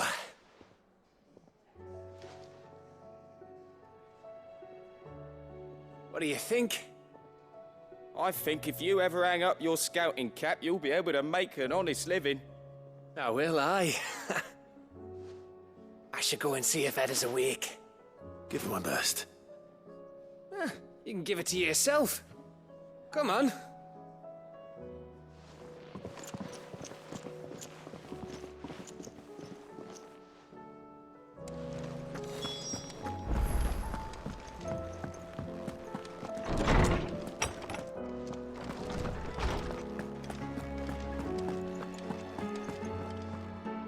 Oarsman, I found the flowers you were looking for.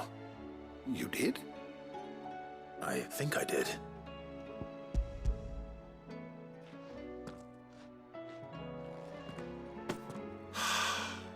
You did indeed. My dear boy, thank you. You wanted to make Dion a gift of one, did you not? Shall I invite him to join us? Oh, I don't... It's no trouble. I'll go and fetch him.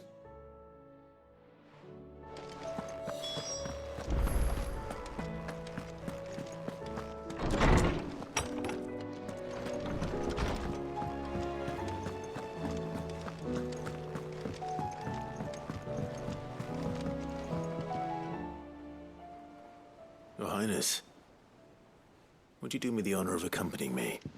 No. It is time, then. No. Only to the shelves. Our lawsman has something he'd like to give you. Master Harpocrates. No. I dare not show my face before him. Not after everything I have done. I have taken countless innocent lives.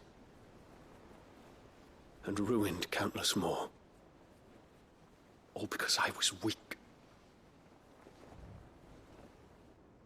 I have sworn to atone for my crimes or die in the attempt. But were I to meet with him again, and see in his eyes what I have become, I fear that my resolve might falter. Then that is all the more reason to do it. Test your resolve. Prove to yourself, and to him, how strong it truly is.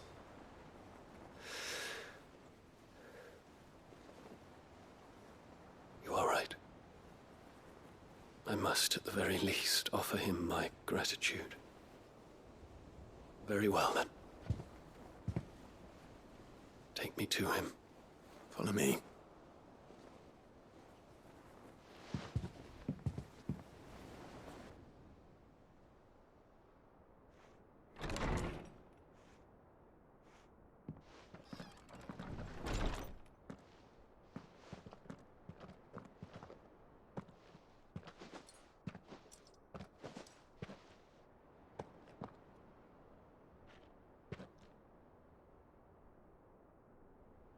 Even now, I hesitate to approach him.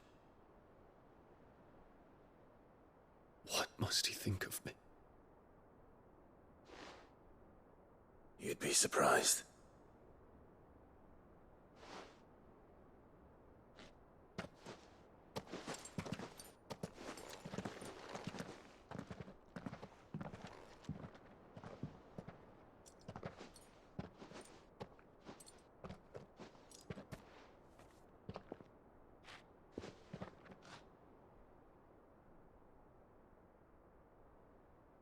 Master Harpocrates, pray, accept my apologies for leaving your tutelage before my studies were complete.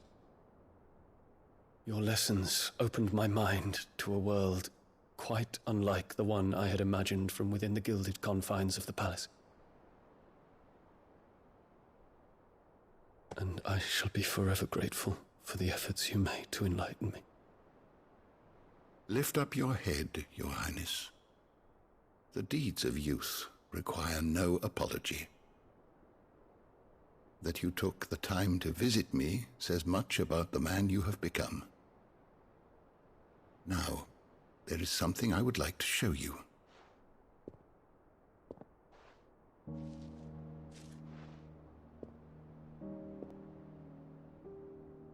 Is that a wyvern tail? The color is unfamiliar to me. Because it is unique to those found in the wild. Something in the harsh environments in which they grow lends them this striking hue. Their roots are indistinguishable from those of their hothouse cousins, but once they bloom, the difference is immediately apparent. In this flower, I see you, Your Highness. Its roots were the roots of a wyvern tail, with all that implies. But they do not define it, just as yours do not define you. I want you to have it, that it might remind you of this truth.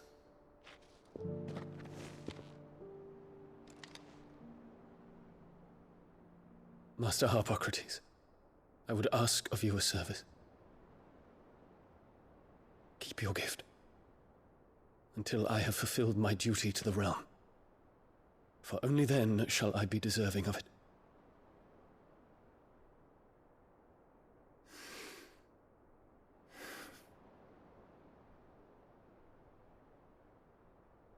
As you wish, Your Highness. I shall await your return.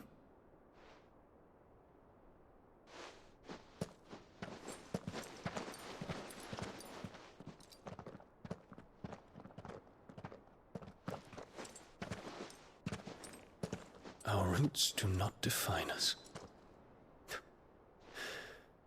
No wonder my stepmother didn't like him.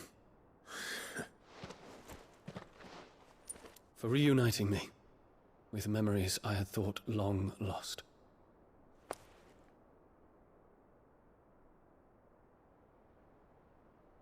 I shall not forget this.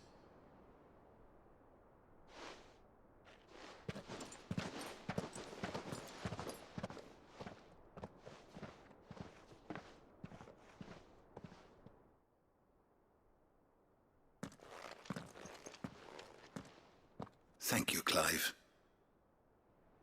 Were it not for you, I fear I might never have found the right moment to speak with him. Not to mention the wyvern tales. I shall plant their seeds, that I might not disappoint His Highness upon his return. I hope the soil in the hideaway is to their liking. Why, these flowers bloomed in the bleak, black wastes of Waloed. I'm sure Nigel's yard will suit them to a T.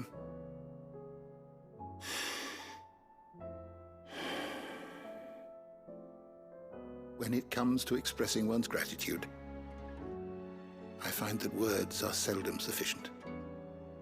Here. What's this? A stolas quill. Or more precisely, my stolas quill. 'Tis said that an owl's feathers are steeped in the wishes it hears over its long lifetime. All those words just waiting to pour out onto the page. So consider this my wish for you.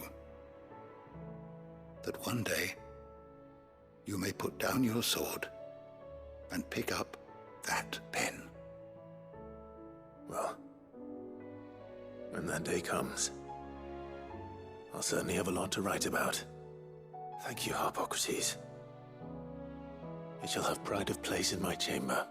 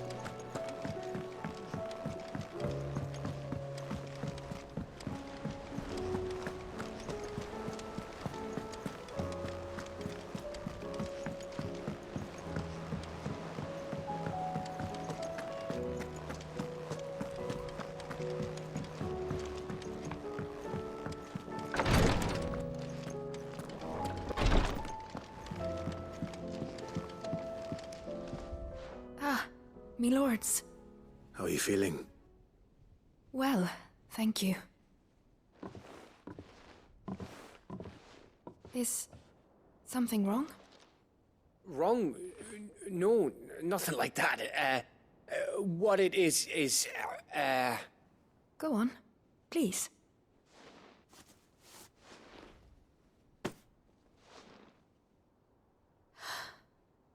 It's beautiful. Did you make it? We did. It's from all of us here at the Hideaway. Your new family, like. It's a good luck charm. We may come up north when a band's on the way. I mean a baby. To let him know that they're part of the family too. Oh, I hope you like it. I don't know what to say. I thank you, me lords, for everything. If there's anything you need, just let us know. I will. Clive, fancy a swift off? I'm thirsty. I could be convinced.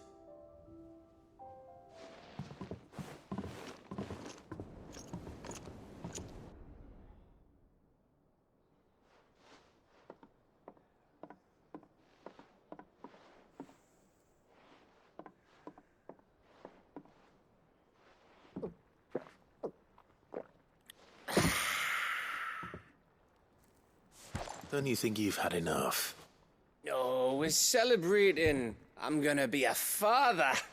I think Edda might have something to say about that. Ah, you know what I mean. Bit of light in these dark times.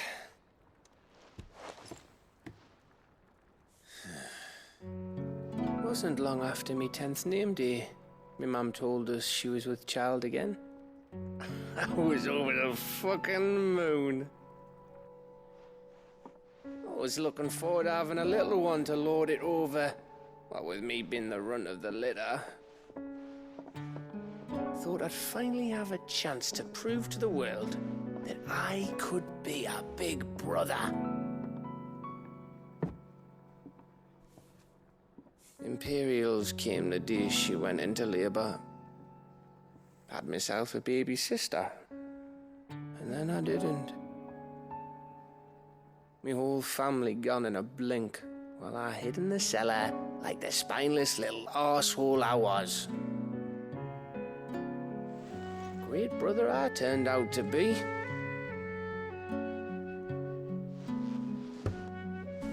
I'll never be a leader. And I'll never be a hero. I'm just a daft little dog who comes running when his master calls. I'll never be like you, or Sid, or Jill, or even Torgal. Have you finished? Maybe.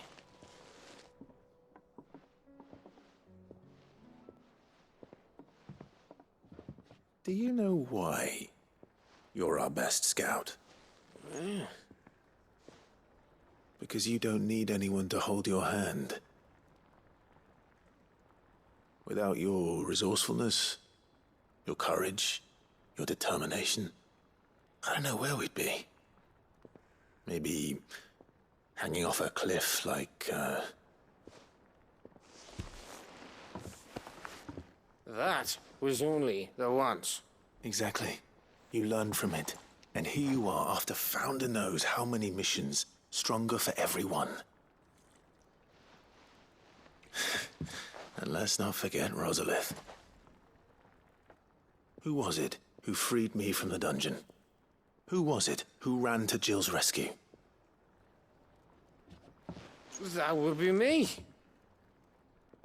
Because you're our brother, Gav. My brother.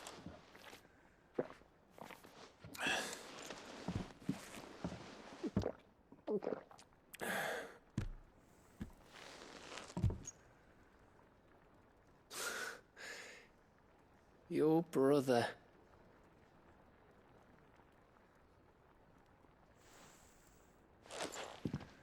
Which means that when the time comes,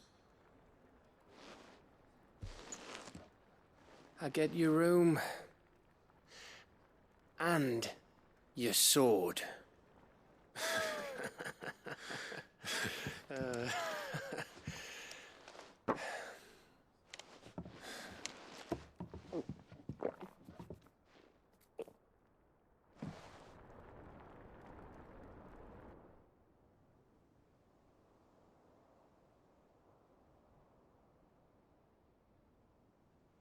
I may have had one too many. you may have had 10 too many. I said I was thirsty. Better get back to work anyway, after I walk this off. Clive? What is it? Thanks for, you know. I know.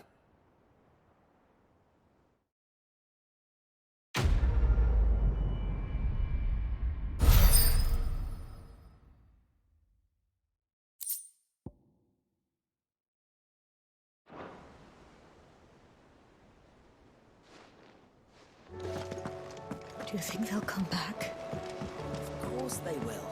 It's just a big crystal.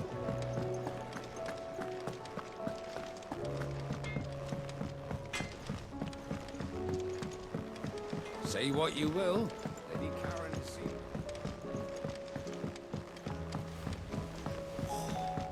That should tide us over till the new moon.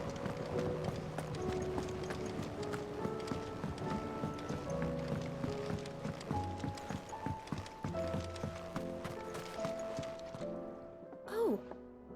What brings you down from the heavens, Sid? I need your advice. Joshua and I are looking for a place where snow daisies grow. Preferably in abundance. Snow daisies. Then you'll want somewhere not too hot and not too cold. And where the winds are strong enough to carry the seeds. I reckon Man's Hill would be a good place to start. There in the Royal Meadows, perhaps? Both have similar climbs and the right elevation. If the Blight hasn't claimed them yet. Right. Thank you. Did you learn where we might find our flowers? The gardener here mentioned the Royal Meadows in Sambrak. Ah, the fields beyond Northreach. Well, if that's the case, then Yote was right. I recalled that she kept a record of our travels, you see. So I asked her if she'd perhaps noted anywhere that snow daisies grew, and she mentioned Oilafeist Bay. Whose shores border the meadows. Off we go then.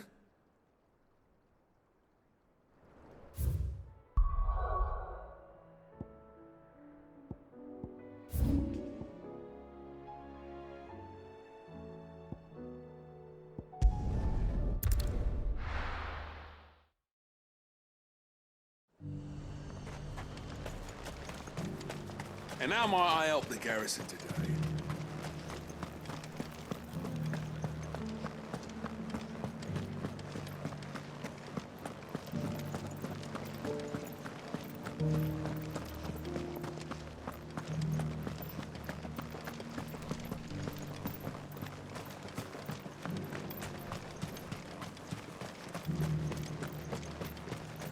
Those things didn't fight like men.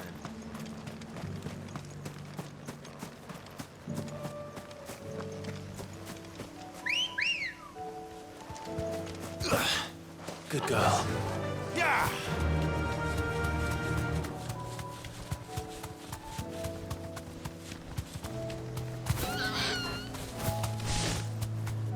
The meadows are vast. Where do we even start? Yote mentioned the coastline. We can start there.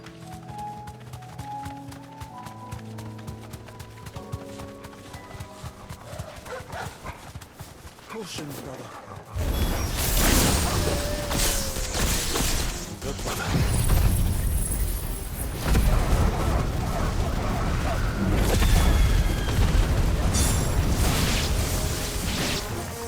Do you see them? I do. The flowers and our friends.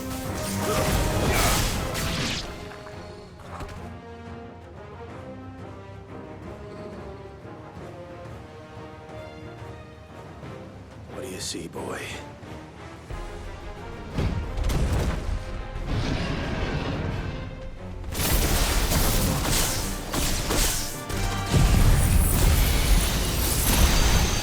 Let's hope this is the last one.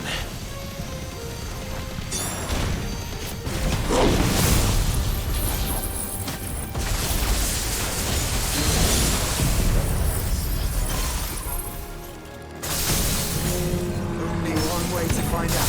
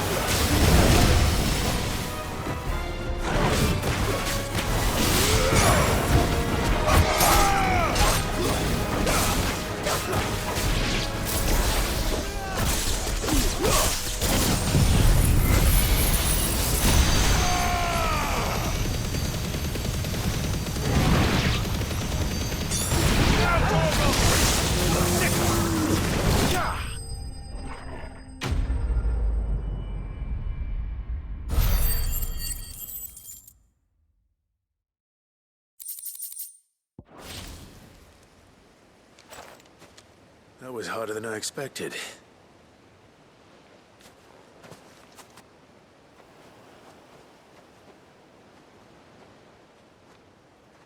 But found her. It was worth it. They're beautiful. Do you think Jill will like them? She'll love them. Come on. Let's go.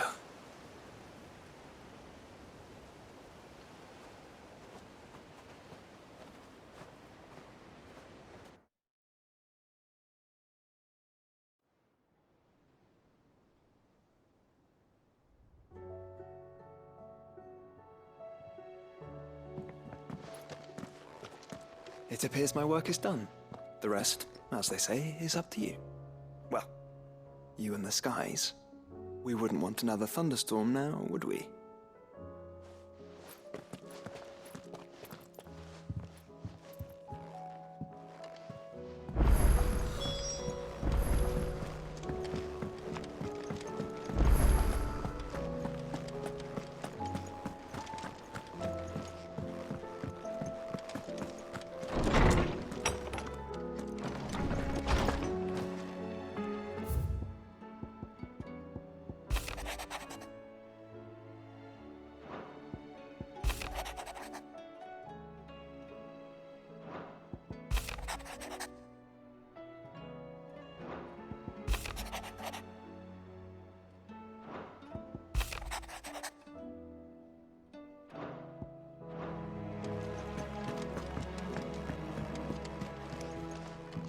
Jill, there's something I'd like to show you.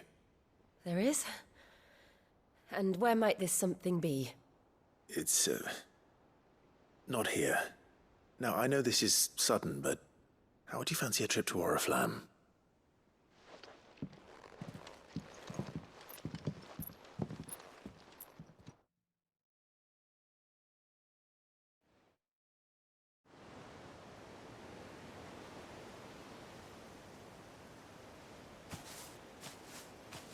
There are so many.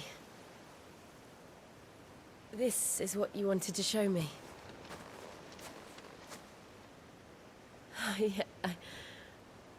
I don't know what to say. You don't need to say anything. The smile on your face is enough. We've been worried about you, Joshua and I. Do you remember when I took you to Man's Hill? Or tried to? How could I forget? You saw me crying and thought a change of scenery might lift my spirits. In the end, it earned me a nasty cough and a stern scolding from your mother. But I felt wonderful nonetheless. I'm sorry.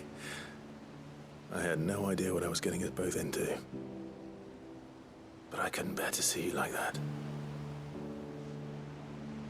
Before we left, my chambermaid told me she'd overheard your mother talking about my marriage prospects with some of the noblewomen at court. They were debating whether it would be more profitable to marry me off to one of the high houses instead of saving me for the ducal line. No one thought to ask me what I wanted. I was nothing to them. A pawn at best. I felt so trapped. So lonely. I didn't know. But I wasn't alone. You were there. Your hand in mine as we ran for those oaks.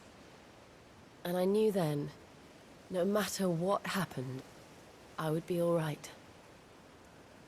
I'll never forget that feeling.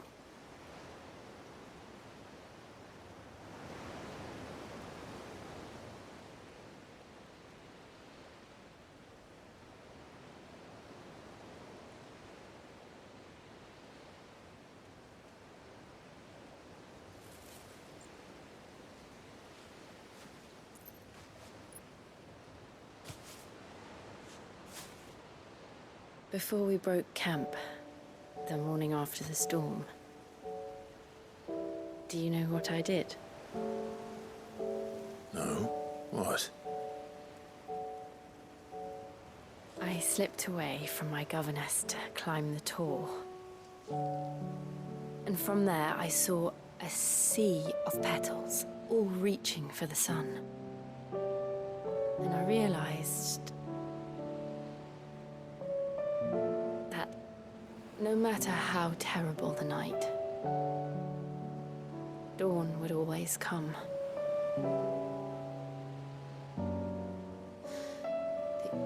That you would always come for me. And you have. Again and again.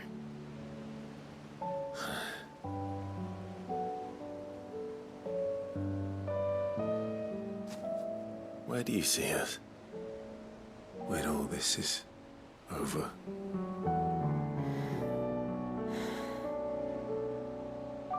I don't know.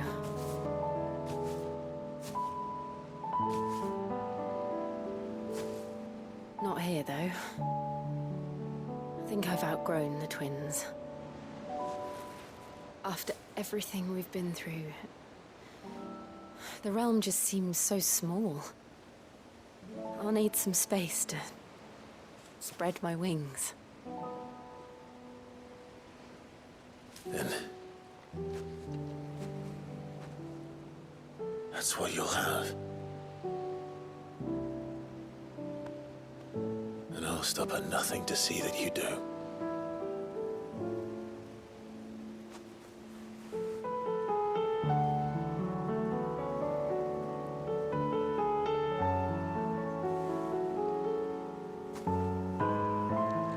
I never was much good at garlands, but it'll have to do.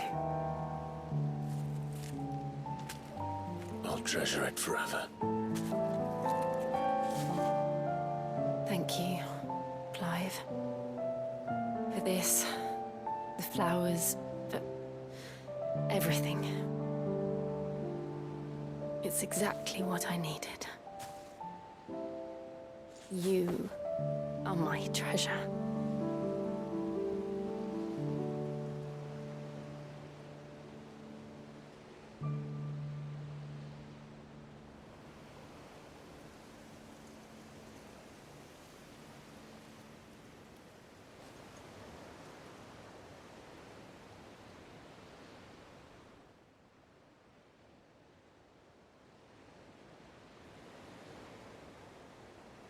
We should probably be getting back.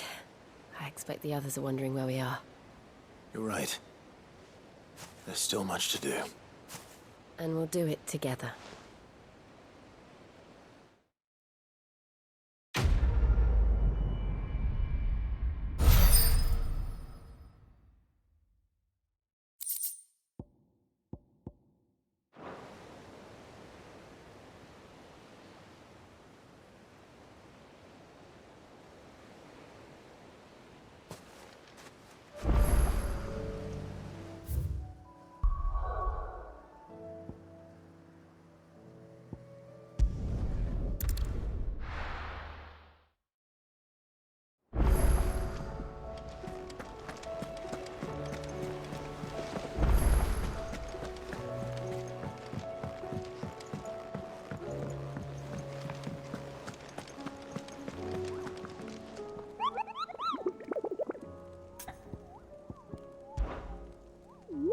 You're not from the forest.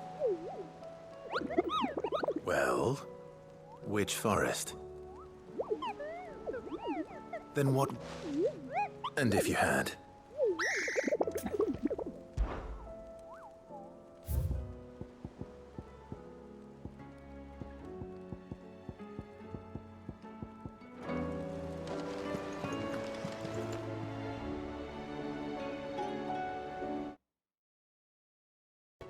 Oh, I wasn't expecting you back so. You earned this. All yours. Here you are. You earned this. All yours. Here you are. All yours. Here you are. You earned this. Here you are. All yours. Here you are. All yours. You earned this. All yours.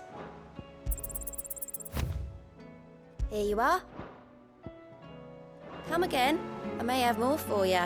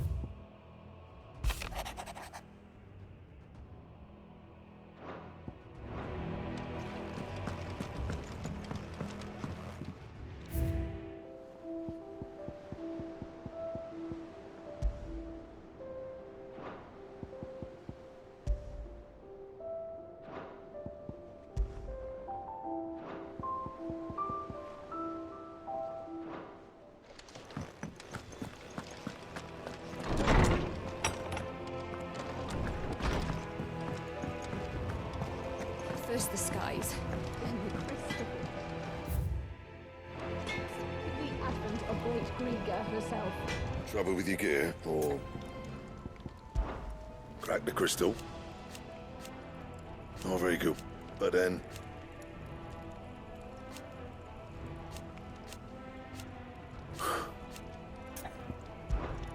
so what'll it be?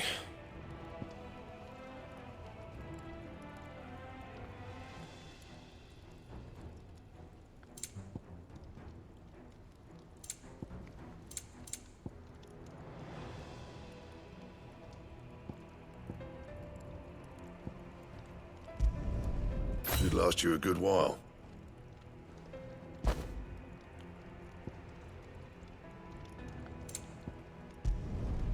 Not bad, if I do say so myself. Should last you a good while.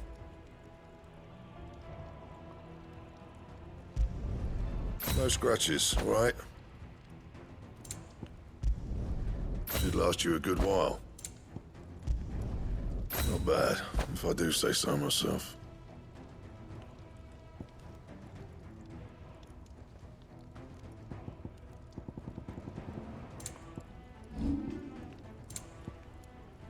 And?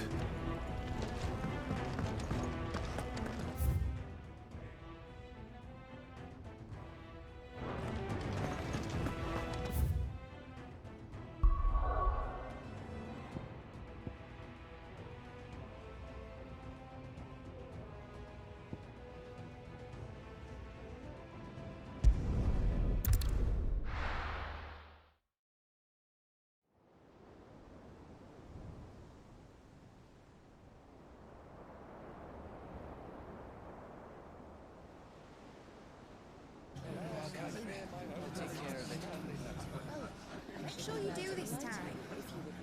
Oh, and while you're at it...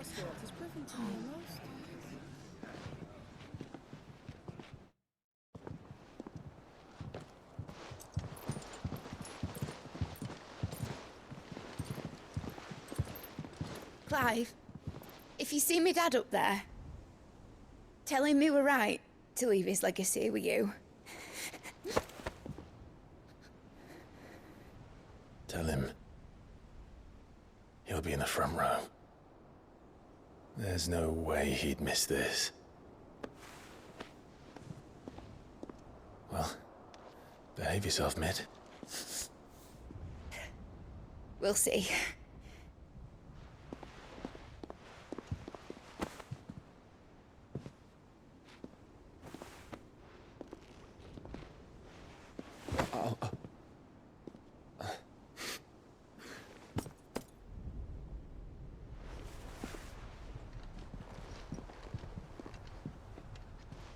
So, you're in charge now, Gav. And what does Taya have to say about that? Come back before she finds out, eh?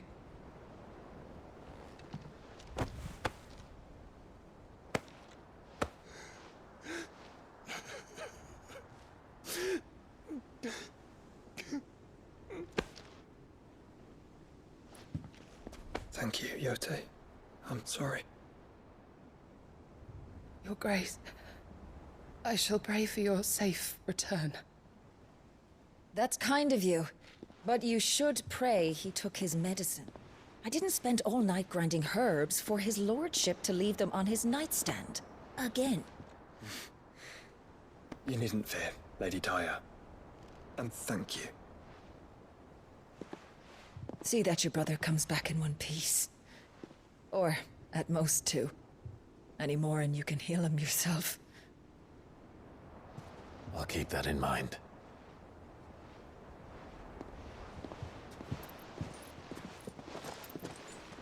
Well, there's nothing to say that hasn't already been said.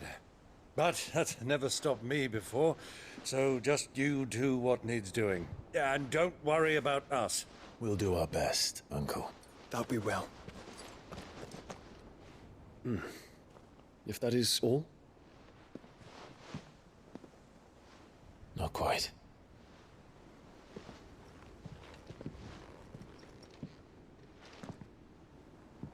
Jill.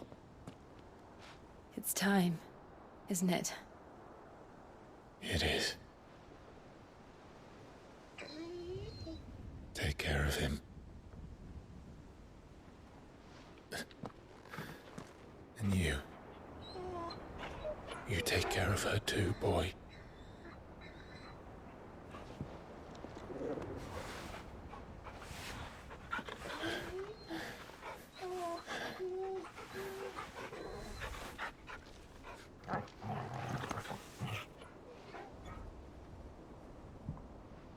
Don't forget, Clive. We all choose our own path. Believe in yours. I do.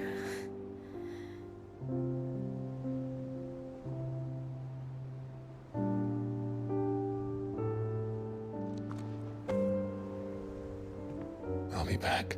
I promise. I love you, Jill.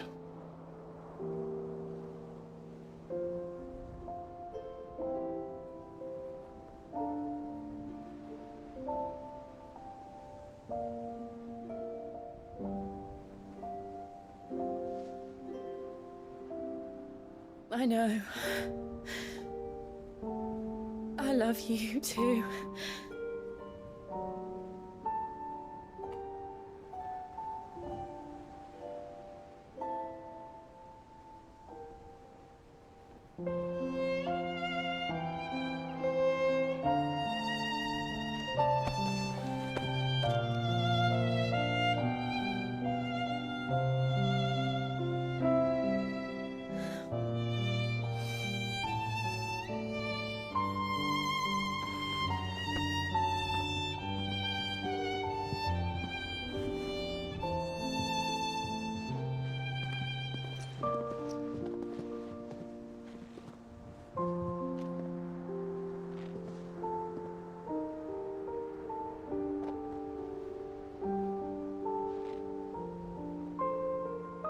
Now, we have a god to kill.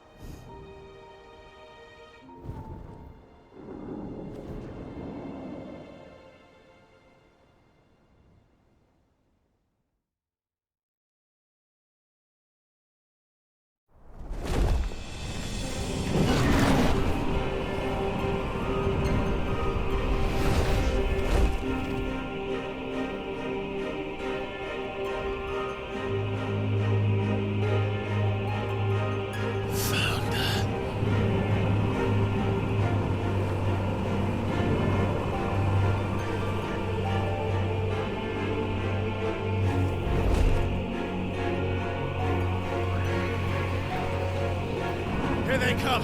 Hold on, Joshua! Already am!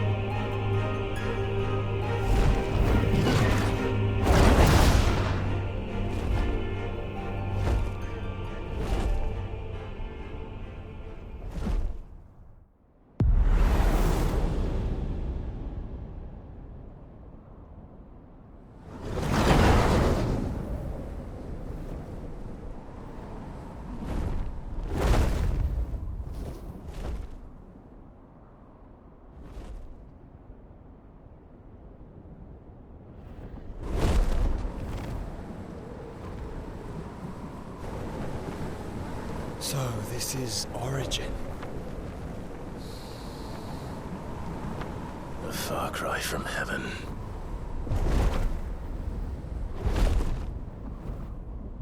Where it all began, where it all begins, our ark, your architect.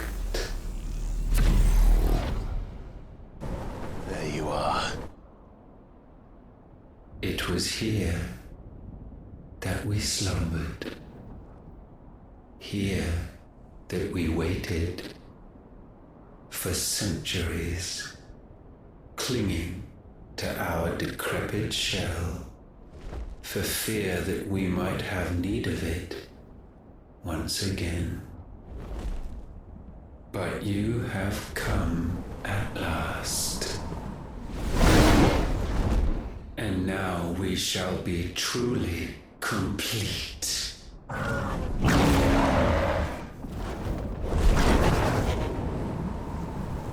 Well, there's 3 of us and 1 of him. Let's make it count.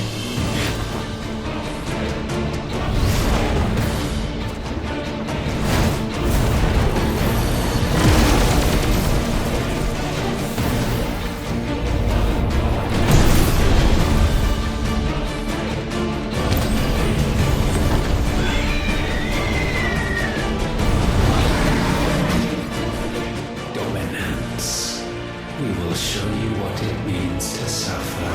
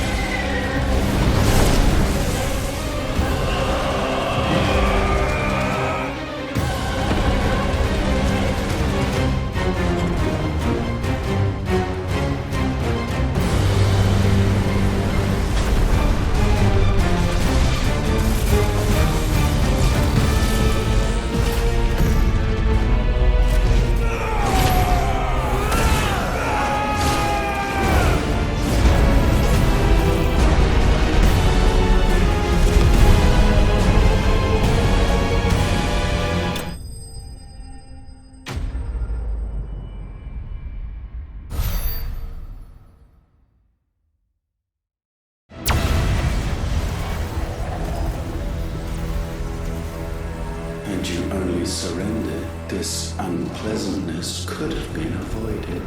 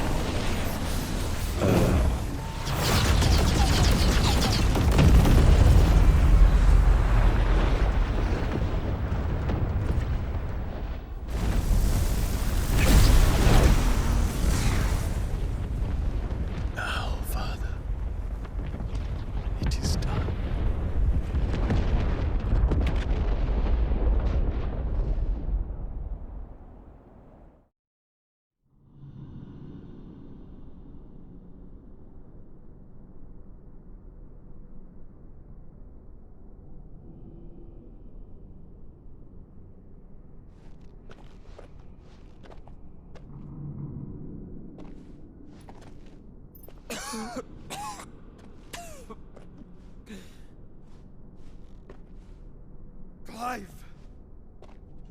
Clive!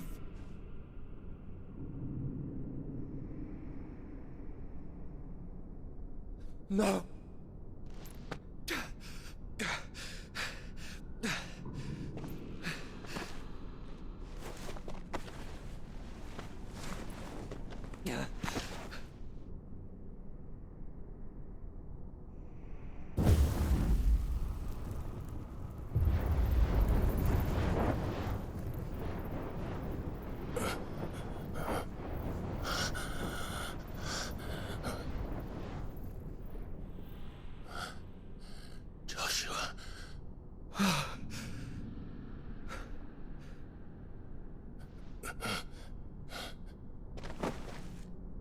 Thank the Founder.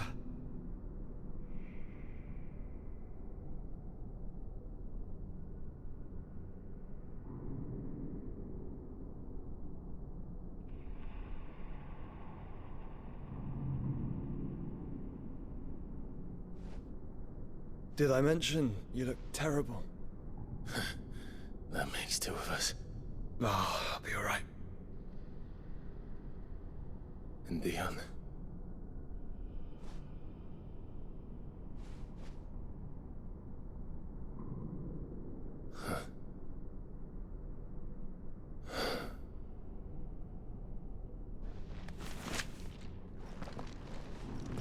Take my hand.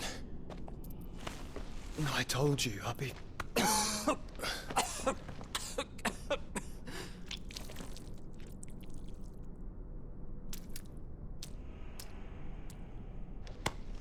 Come on. Thank you.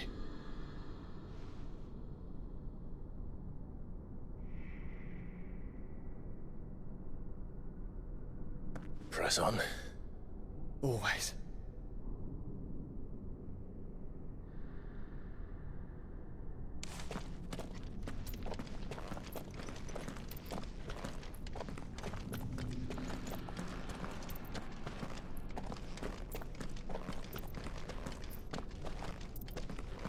I'm sorry about Dion. Don't be. Please. He did what he had to do. And it's time we did the same.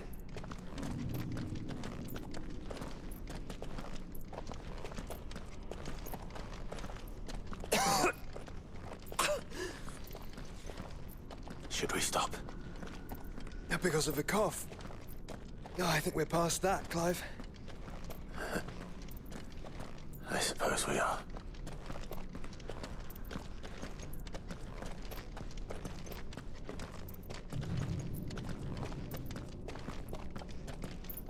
That light. So cold. So empty. We're close, aren't we?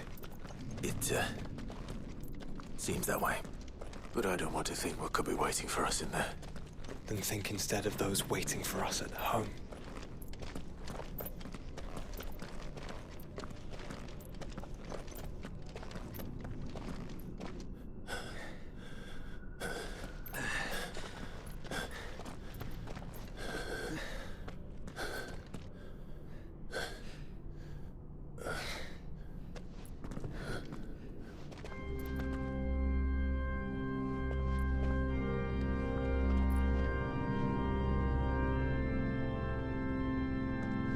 Clive.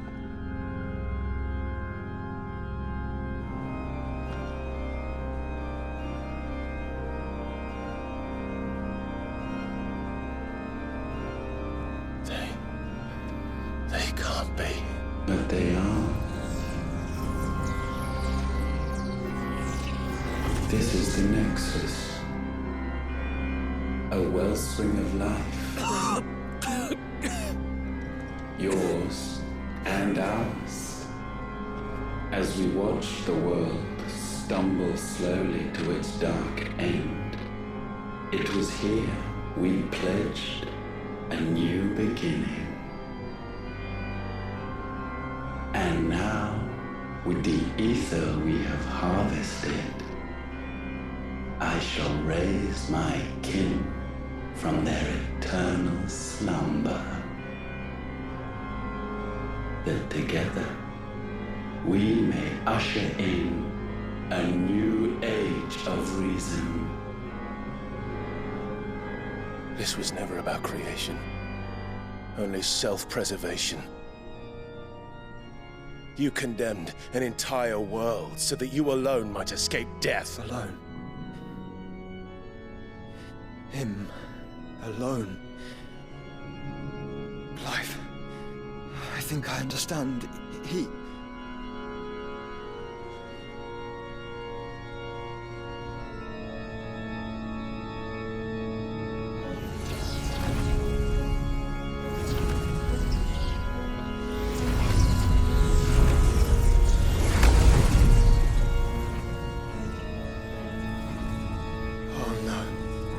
They sacrificed their flesh to become beating hearts of crystal that pumped the land's lifeblood from the depths of the earth unto this very chamber. And thus would they labor still, long after their work was done, had you not set them free. You meant for us to destroy the Mother Crystals. It's what you wanted all along. You have our gratitude, Mythos. In this you have served us well. You have both served us well.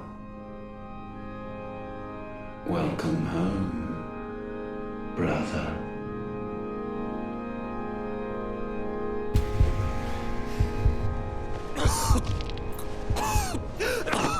Joshua.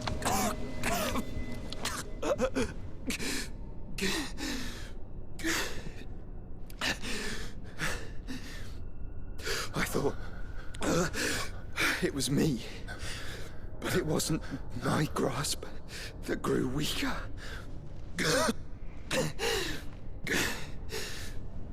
It was theirs that grew stronger.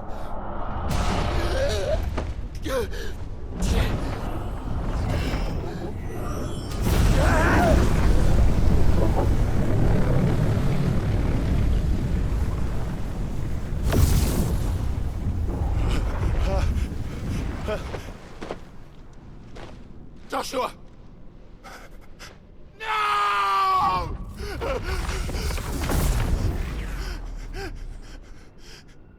And now we can become one.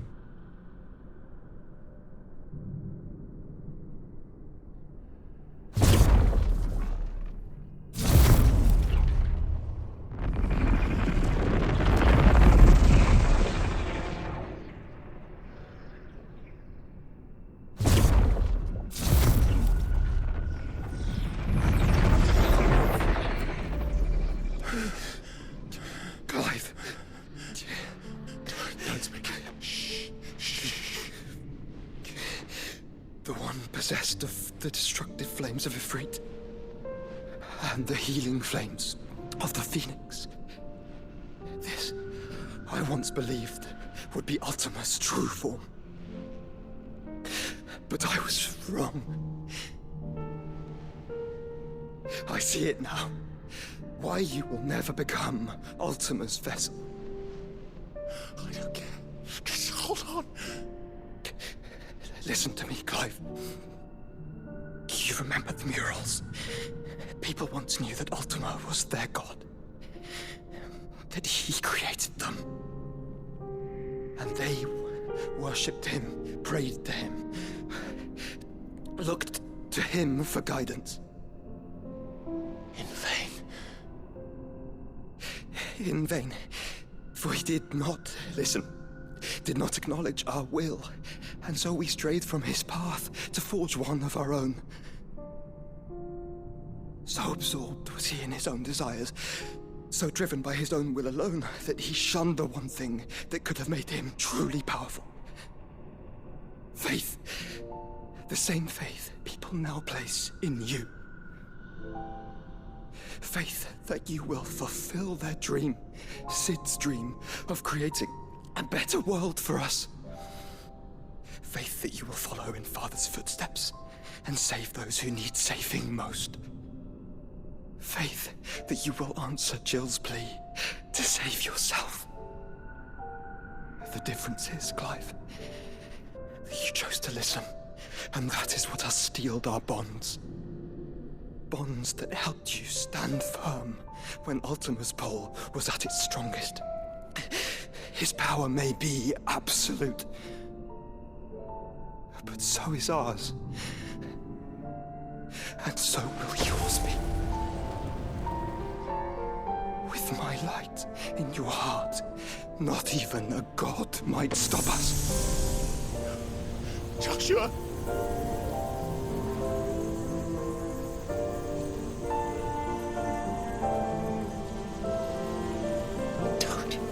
Don't do it, you're... Enough, Clive. My body is too far gone. If the wound does not take me, the curse will.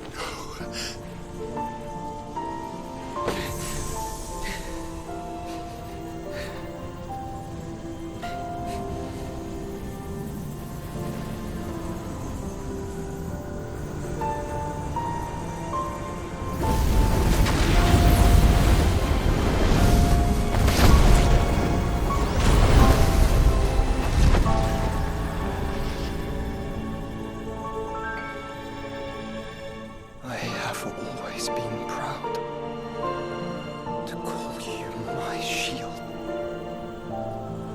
But now, it is the world that needs you. Thank you, Clive, for being my brother.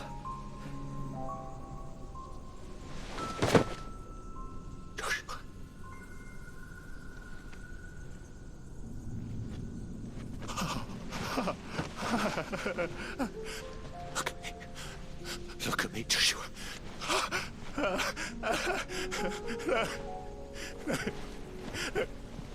Open your eyes! Open your eyes, Damien!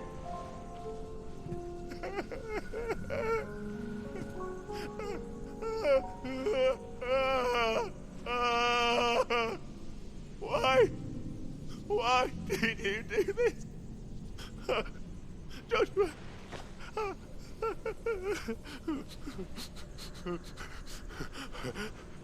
Joshua!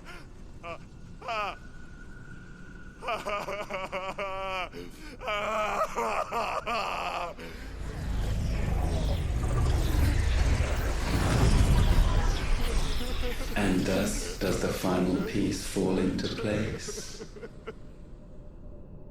The incantation primed, but one task remains. To empty the vessel.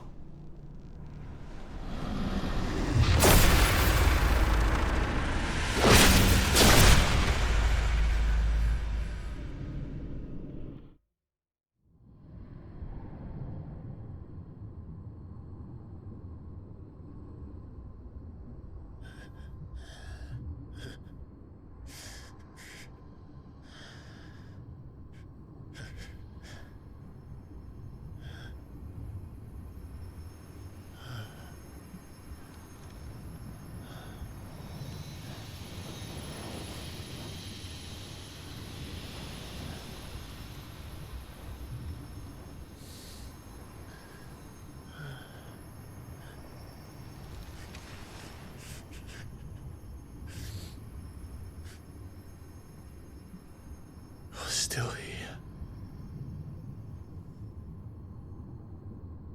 With me to the end.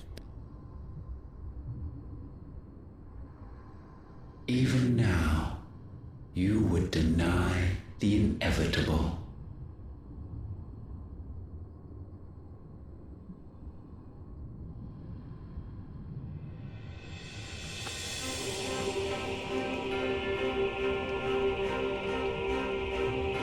That's what you always have. And always will.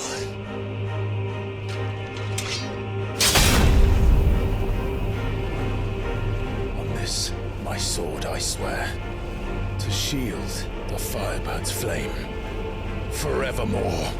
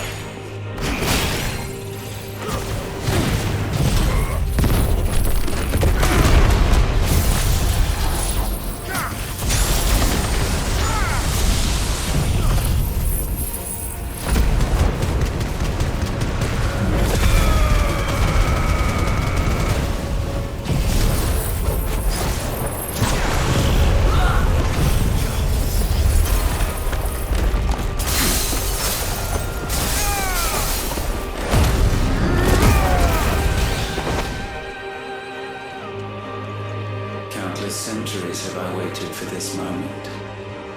This moment in which I might revel in my creation, only to find it profaned, and so it must be cleansed.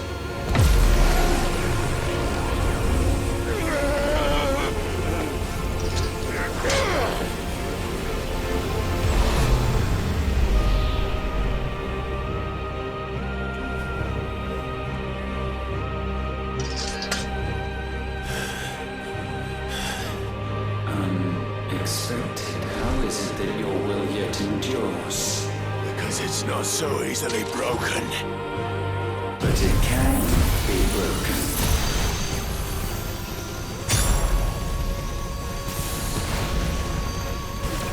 And I shall see it so. For such is my will.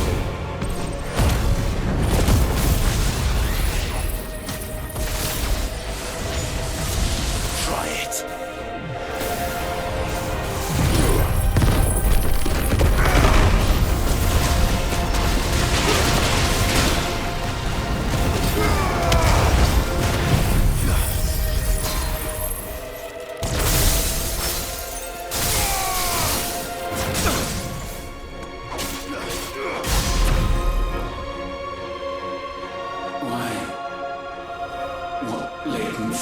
feeds these flames? I sense more here than mere will. Is this Logos? Have you truly become free? No, I forbid it. You are not a god. You are but flesh and bone. You are not one of us.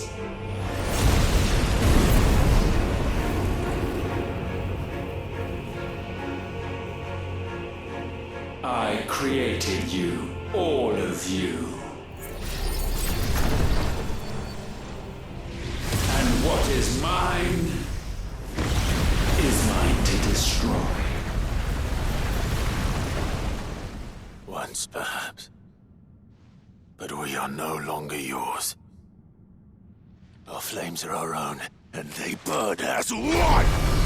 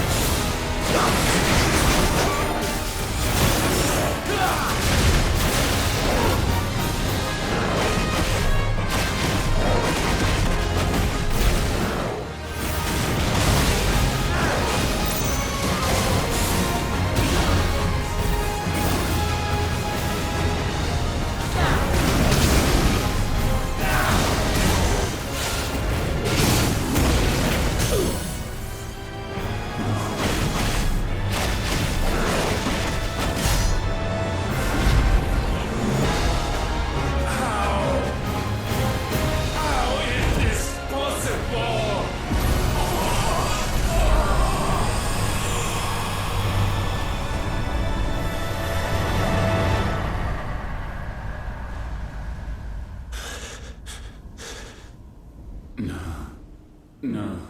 No. My will is inviolable. Something is wrong. You're afraid. You always have been. From the moment the Blight exposed what you were, weak, you conceived us to prove otherwise. But the result shook you to the core.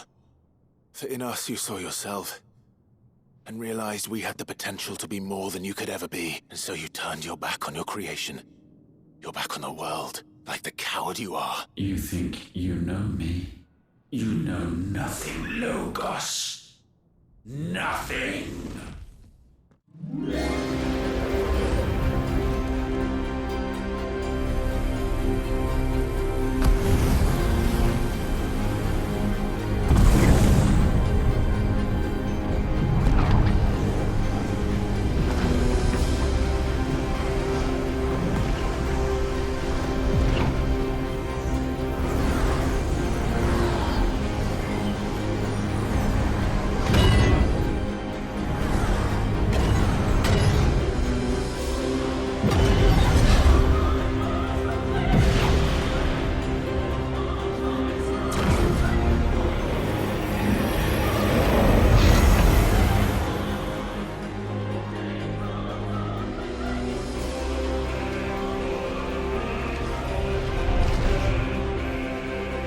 Bathed in light, I stand above you, my rebirth complete.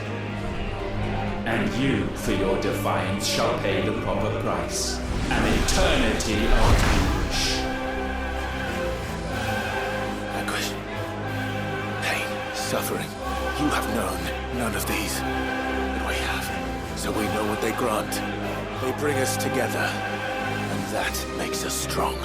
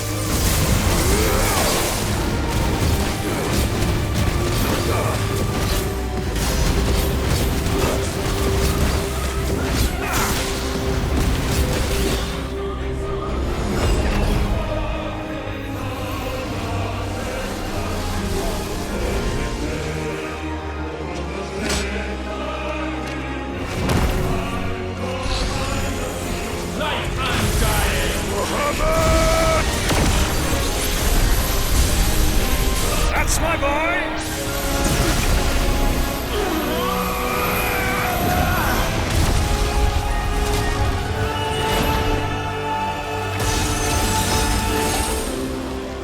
As I'm feeling. Shiva! Together!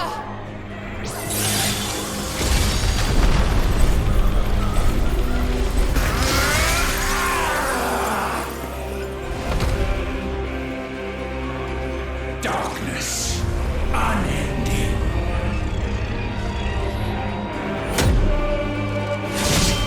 Odin.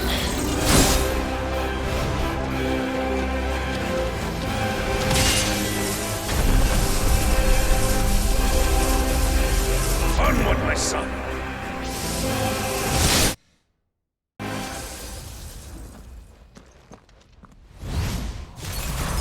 No, mine is the altar at which you pray.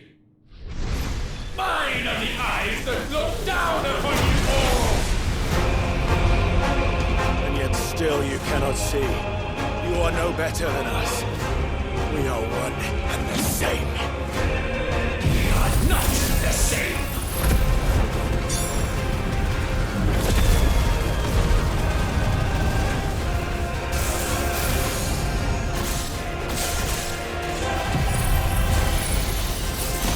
No man might stand beside me. None.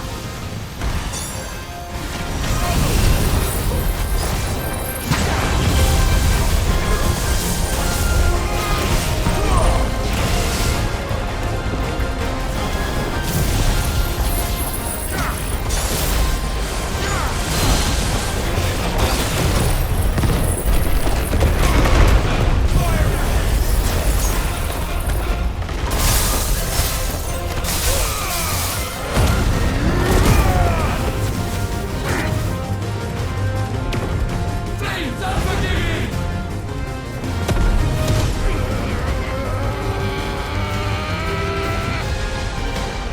With me, Phoenix.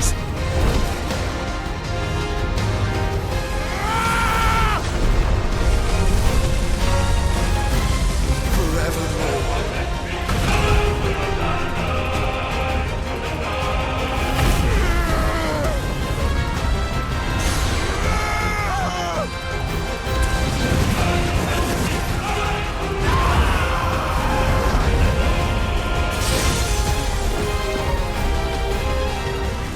So sure of your place atop the world, you refuse to acknowledge those below. You chose to remain alone. And so you shunned the one thing that could have made you stronger. Pushed away the hands that could have raised you higher. I do not need you. You are anyone. And that is where we are different. I could not have made it here on my own. I carry with me the hopes and dreams of my brothers, my sisters. And it is they who will give me the strength to end your reign. Cannot end.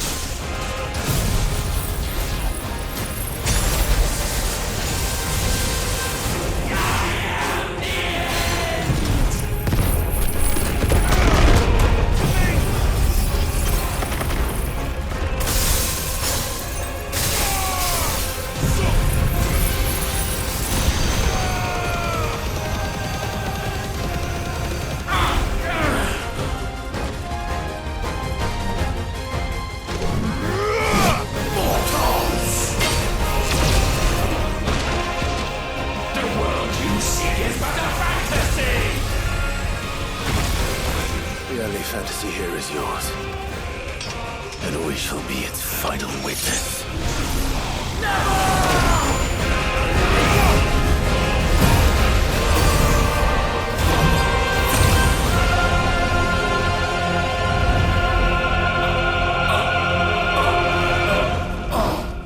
I said, it's over!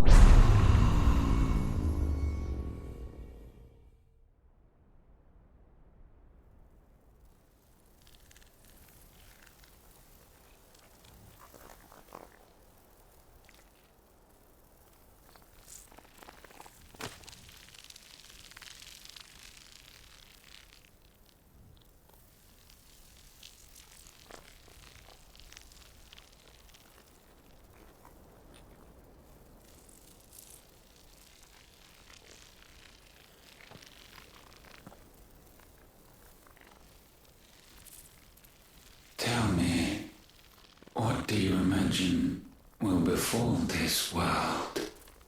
Now that you have gained your precious freedom. I honestly don't know. But I doubt it will be pretty. A sorry tale of sin and suffering, hardship and pain.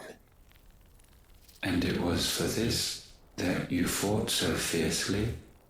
Why? It's who we are. We fight. We survive. We endure. We don't need a reason. We are imperfect creatures. When we stumble, we reach for a shoulder to lean on. When we fall, we stand back up.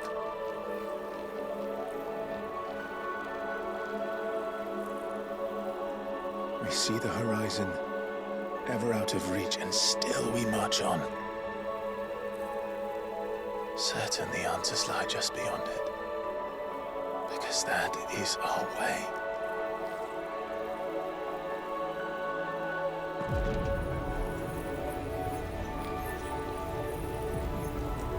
My congratulations. Relish this victory, knowing that you have but delayed the inevitable. Your world is already dead.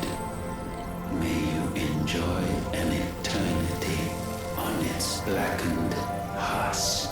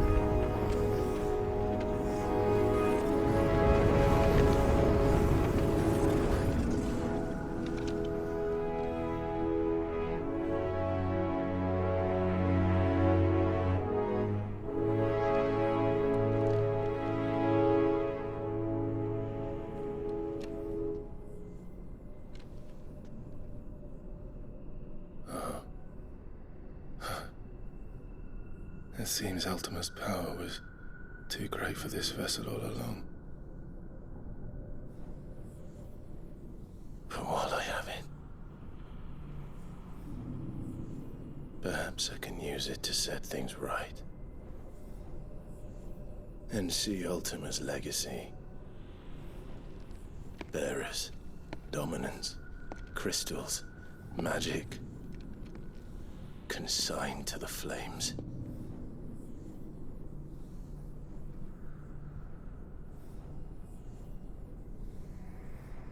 Even if it means the end of me.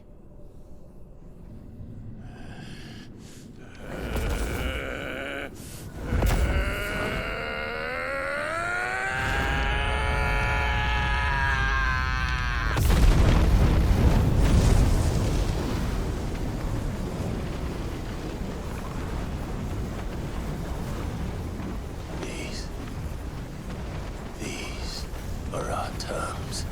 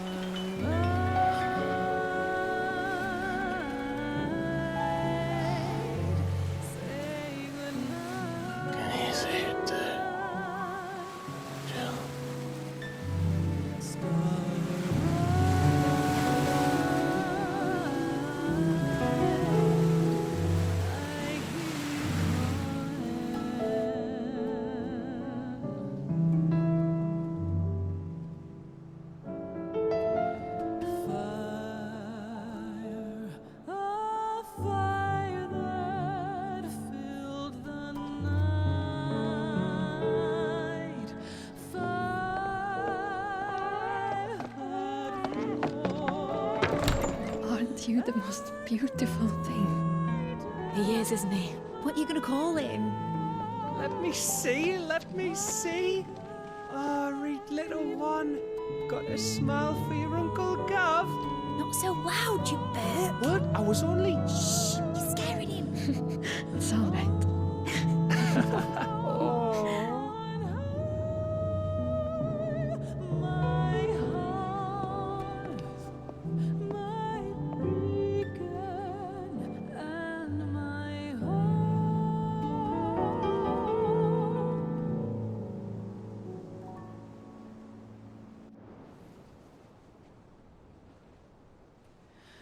A sky of scattered tears,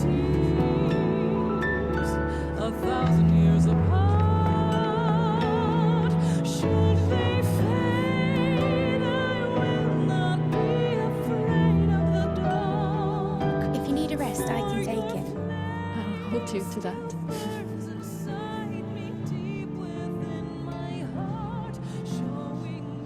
The world's yours now. Yours to do with as you please. That's what Sid wanted. That's what they both wanted.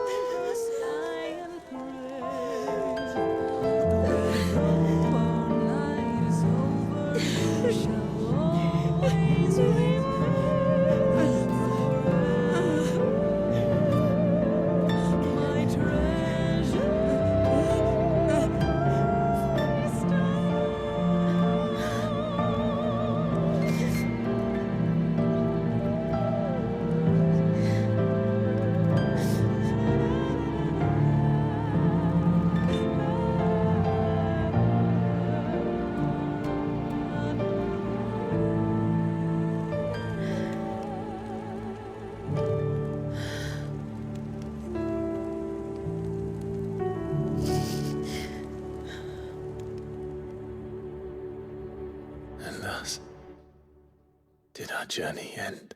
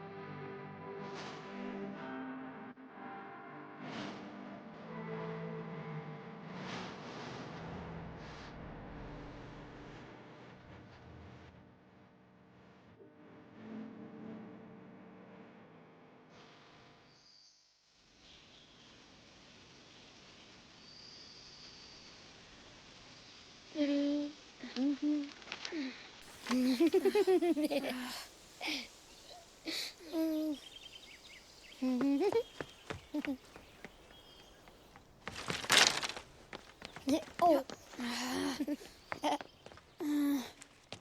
Every time. Will you light it? Yes, Mother.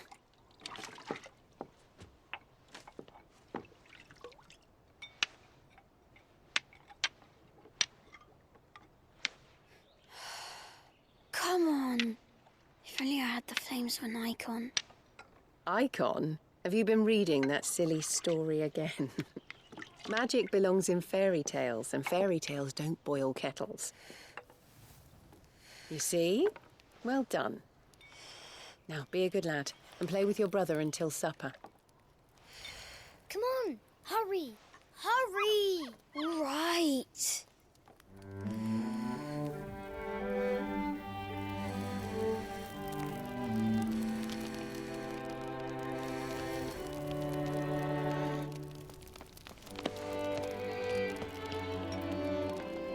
Right, let's play the saint in the sectary.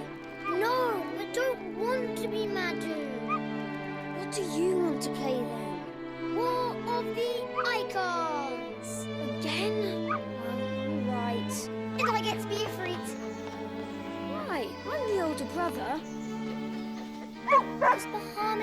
so